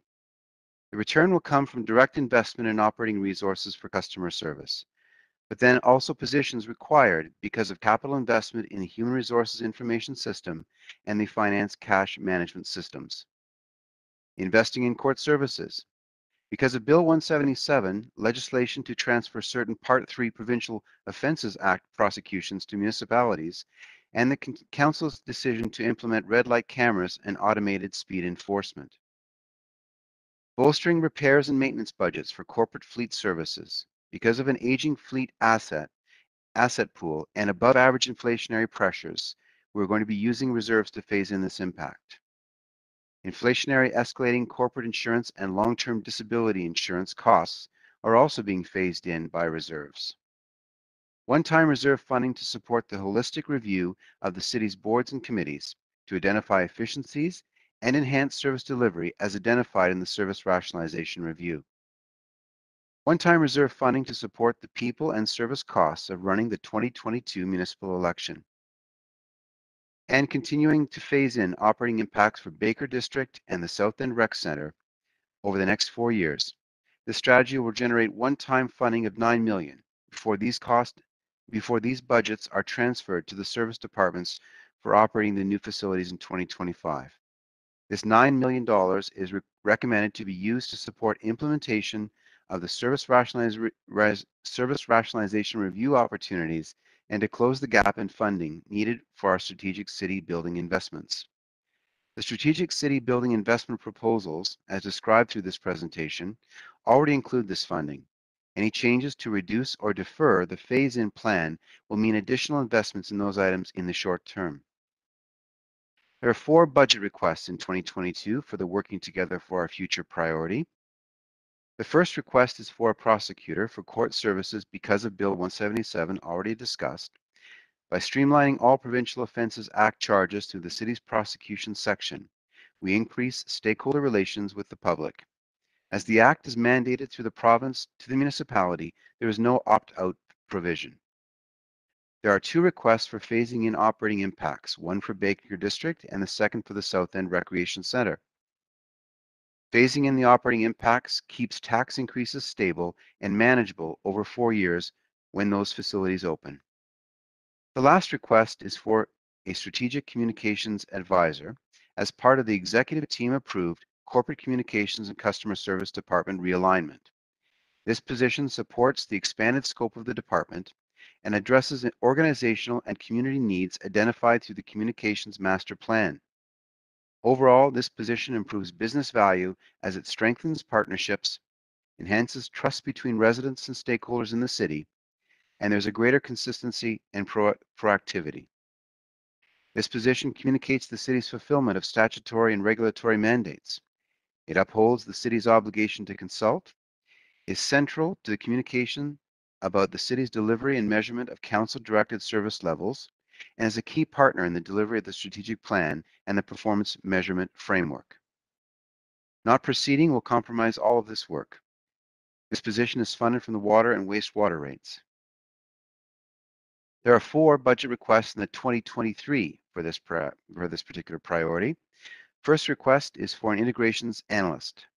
This position will ensure the corporate applications can be integrated in a more modern and sophisticated way. Given the increased complexity of our public and city purposes, computerized maintenance management system software implementing this year will accelerate the need for this skill set to become more critical for the real-time communication across multiple systems.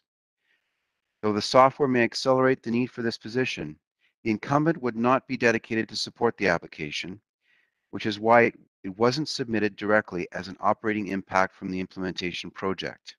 Without this position, we would need to rely on existing staff who would need to be trained to properly support more complicated and modernized integration methods. However, any new integrations that may be needed because of the CMMS implementation or any other application update or introduction would likely require bringing in a consultant at additional cost.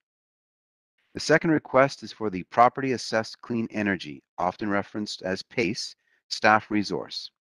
This position is still pending the ongoing and development work with our Energy Guelph and will be fully funded by the revenues from that program. This would be actioned if the broader program is approved by Council next year. Next is the request for an automated speed enforcement program. With the city adopting Vision Zero and launching red light cameras and automated speed enforcement, additional resources are required in court services to process the expected increased ticket volumes. These positions are fully funded by ticket fines and will be onboarded pending the actual experience of the program. The last 2 requests shown here on the screen are for the phase-in and operating impact for the Baker District and South End Community Centre as previously described. The capital budget for the Working Together for Our Future program is $5.8 million in 2022 and $4.6 million in 2023. Capital projects include replacing, enhancing, and modernizing foundational systems including corporate payments, work orders, and maintenance management, human capital management, and accounts payable. Investigating enhanced customer experience with integrated customer relationship management software. Projects to distribute mobile technology to improve connectivity with employees in the field. Improve data collection and analysis to support decision-making. And performance reporting in real time, enabling artificial intelligence. Collectively, these projects have an operating impact of nearly $1 million over the 4 years, as shown coming online in 2023. Under the Working Together for Our Future pillar, there is one strategic investment decision. I'll provide a brief description of that investment, the risks of outcomes of not providing funding, and the tax levy implications.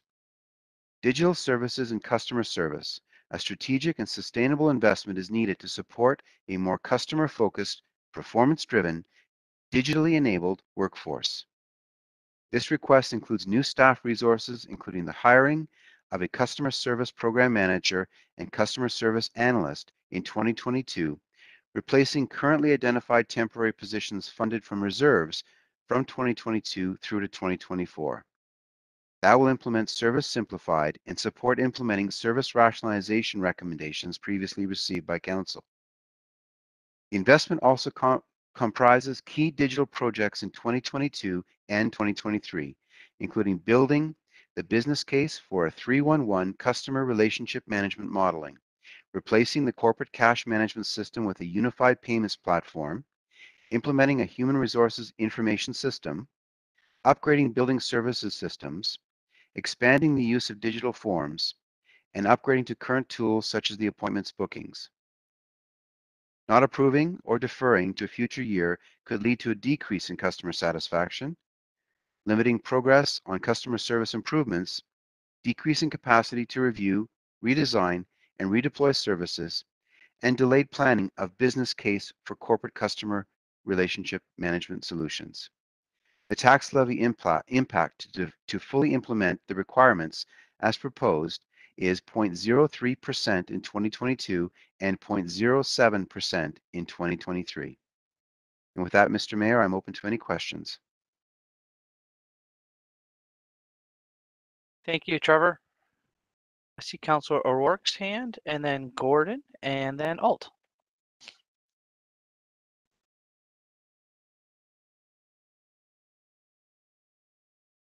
Sorry, Mr. Mayor, I had to stand up and unplug my headset. Through you to DCAO Lee, I just had a quick question. I've heard two DCAOs now mention Vision Zero and to align expenditures with that. And I'm just wondering why, because we haven't seen what the Vision Zero piece means. We have approved, obviously, the red light cameras and the the automated speed enforcement and the road safety plan. But I'm concerned that we're anticipating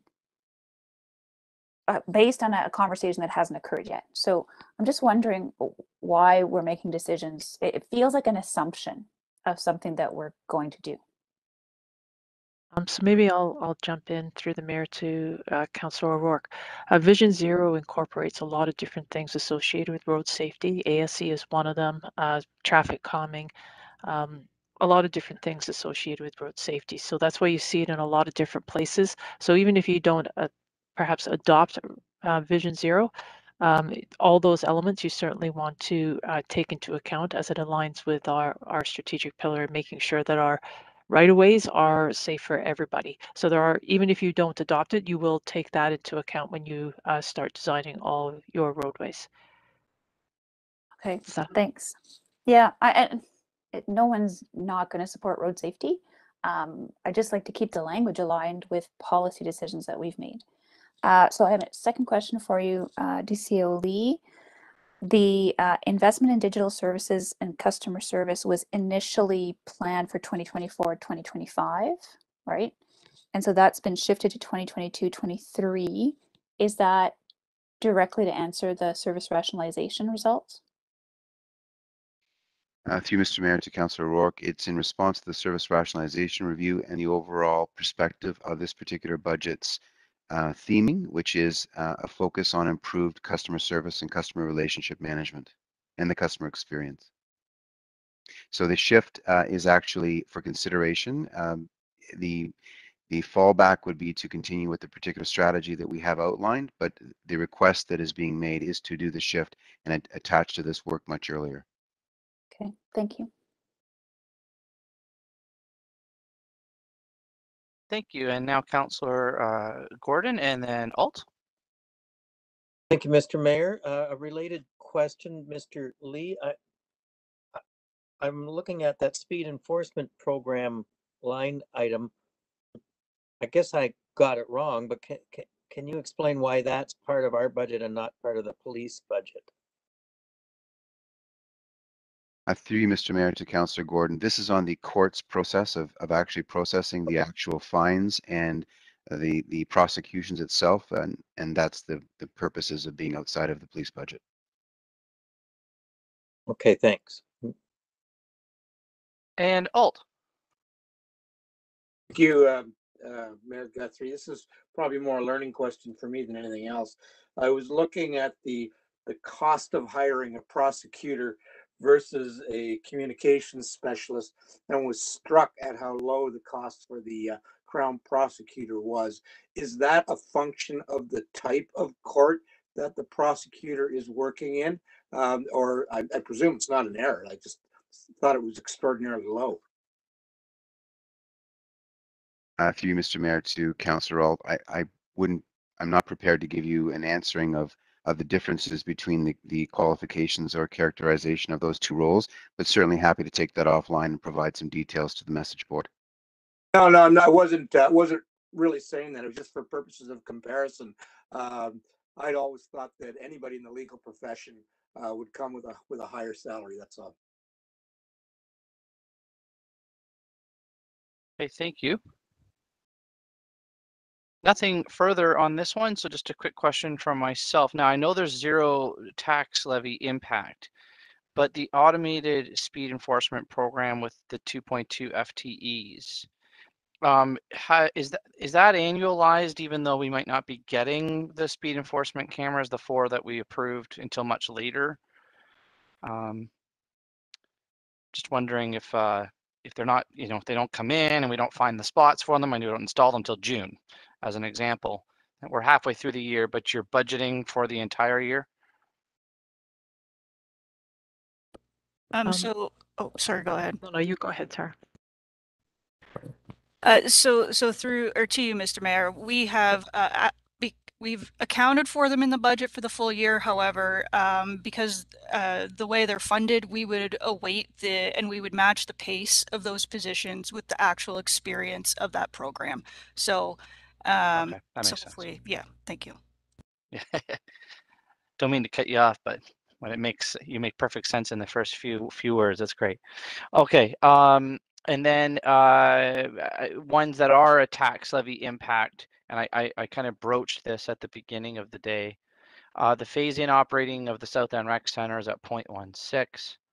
The phase-in operating impact of the Baker District is 0.34. So that's 0.5% right there. If we were to not do that, it would then basically be pushing that, I'm going to call it burden, pushing that burden over the future years. But it would give relief for 2022 and 2023. Sorry, 2023. So to Ms. Mayor, yeah, it would. The only thing, just to reiterate earlier, is that we have used, or we factored in, the one-time funding that's been created through this strategy to help offset the city building cost. So we have to take that away. If given your intention early enough, and we could help with what the impact would be. Yeah, I'm not Yeah. suggesting an intention at Okay. all. Right, zero. I'm just asking questions. Yep. So just for clarity. Okay. That was all the questions I had on that one. And so, Trevor, thank you very much for you and your staff with that pillar. Now, I got on my agenda here at this point some closing remarks from you, and then it can come back to us to look to wrap it up here. Okay, Council. So over to you, Trevor. Thank you, Mr. Mayor. You thought you were free of me, but you're not just quite yet. Today's presentation reminds me time and time again of the amazing work our staff and community partners do every day to continue to deliver the services and programs that residents and businesses expect from us. The past 20 months has also been a testament for resilience. As a collective unit, we have adjusted and reimagined what we do and how we serve this community, despite the challenges before us. Council, you've seen how your direction through the strategic plan, Guelph Future Ready, can shape and strengthen our community over the next several years. We aspire to take this organization and our community into the future through innovation and modernization to provide the services and programs, facilities, and infrastructure that will sustain our environment, power our economy, navigate our paths, and bring and build our resilience. With an operating view of 4 years and a capital forecast that takes us to 2031, you have an opportunity to make the right decisions for today, tomorrow, and beyond.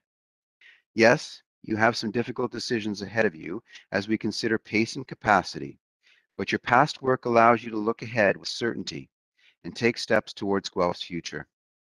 As you heard today, the budget reflects the resources needed to meet our service delivery needs and includes many aspects of our strategic investment options to further implement the strategic plan priorities and demonstrate movement on the council-approved performance metrics. As you discuss and deliberate the 2022 and 2023 budget, your decisions will have an impact on how we move ahead as an organization and as a community. I encourage you to have discussions, ask questions, and give staff time to assess and respond so that you can make an informed decision on December the 2nd. We have a few key dates coming up. Together with my ET colleagues, Ms. Baker and I look forward to hosting a live but virtual town hall on November 23rd to help answer the community's questions about the budget. I'd like to remind our audience that budget delegation night is November 18th, this coming Thursday, and then we'll be meeting again on December 2nd for Council's budget deliberation and hopeful approval. Please continue to use the budget board on our website to post questions, receive responses from staff, and connect with your budget buddy if you need assistance. The budget board will close on November the 19th. I'd like to once again thank all of our staff who've worked to bring our first multi-year budget to fruition. It's truly a collaborative effort, and I applaud them for their innovation and determination to always look for better ways to serve our community. And with that, I will now turn it back to you, Mayor Guthrie, and for council, any final questions. Great, thank you. I see a couple hands of some final questions, Gibson and O'Rourke. And then I'll be looking for someone to be willing to move the referral of everything to December the 2nd, okay? So go ahead, Councillor Gibson. Thank you, through Mr. Mayor. Just it's a courtesy question of staff. You've suggested the 19th this Friday for closing the budget board. We just received the budget today. Granted, we've had it a little bit, but we've just started really diving in and asking our questions. Respectfully, could I ask staff whether or not it's possible to keep the budget board open until the 26th, one extra week, so that we have time to fully digest and put our questions up? That still gives us a week. That's still a week before we're set to approve the budget. So through you, Mr. Mayor, to Councillor Gibson, I think I'd like to just put some context, and then I'll turn it over to our treasurer for any additional comments she'd like to make. One of the things that we'd like to ensure that we do is any questions posed to the budget board, we have to have sufficient time to get answers back to you. The later you push out the deadline for budget board questions to be posed, the tighter timeline we have to respond back to you so that you can make informed decisions on December the 2nd. So we're trying to adjust to what we think is in the best way to support council in its decision-making capacity. But I'll turn it over to our treasurer if she has any further comments. No, nothing further. That was what I was gonna relay. Thanks.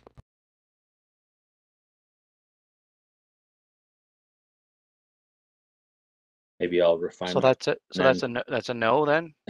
Yeah. Like, maybe not so, Friday. Could I ask for the 23rd for the Tuesday to give us another 5 days? I mean, we're just receiving this budget today, so could we have a week in order to get our questions up instead of 3 days? With you, Mr. Mayor, to Councillor Gibson, just conferring with my colleagues, and we can adjust that date as you've indicated. So just for clarity for the people watching, the date that we will be using is you've asked for a couple. What is the one you're specifically asking for? So right now it's the 19th, but I respectfully just give us 1 week. So the 23rd. So we will use the 23rd going forward. Okay, great. I really appreciate that. Councillor, I just want to make sure. I just want to that's okay with staff. I'm not saying the 19th should be hard and fast. I just want to make sure staff are okay with that. Through Mr. Mayor, Yes. just looking around the room to my ET colleagues, and I think that they probably can assess the resources Okay. that support them. We can do that. Okay. Okay. Thank you. Thank you. Thank you very much. Councillor O'Rourke, I think your hand up was as well. It was the same question, Mr. Oh, Mayor. okay. Thanks. Okay. Do I hear the 24th, 25th? Okay, 23rd it is. Okay. Would a councillor be willing to move all the motions there that are referrals for me? Galler and Alt is willing to do that. And then anything before I call the vote on the referral at all? No? All right. I'll call the vote then. All in favor, please show me your hands of the referral. Okay. And is anyone? Okay, there I saw all the hands. So that's unanimous. Stephen, that was unanimous. You saw that? Okay, I just want to make sure. Okay.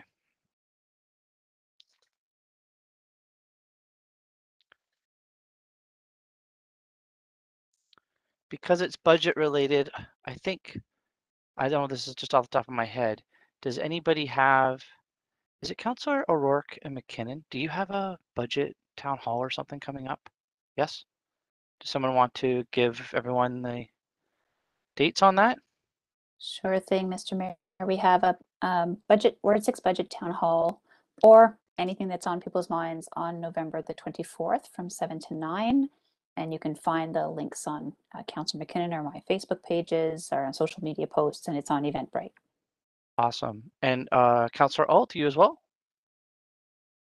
Mayor Guthrie, Councillor Gordon and I at our breezy breakfast will be entertaining both Mr. Lee and Ms. Baker, who will be walking us through the budget, and anybody is welcome to join.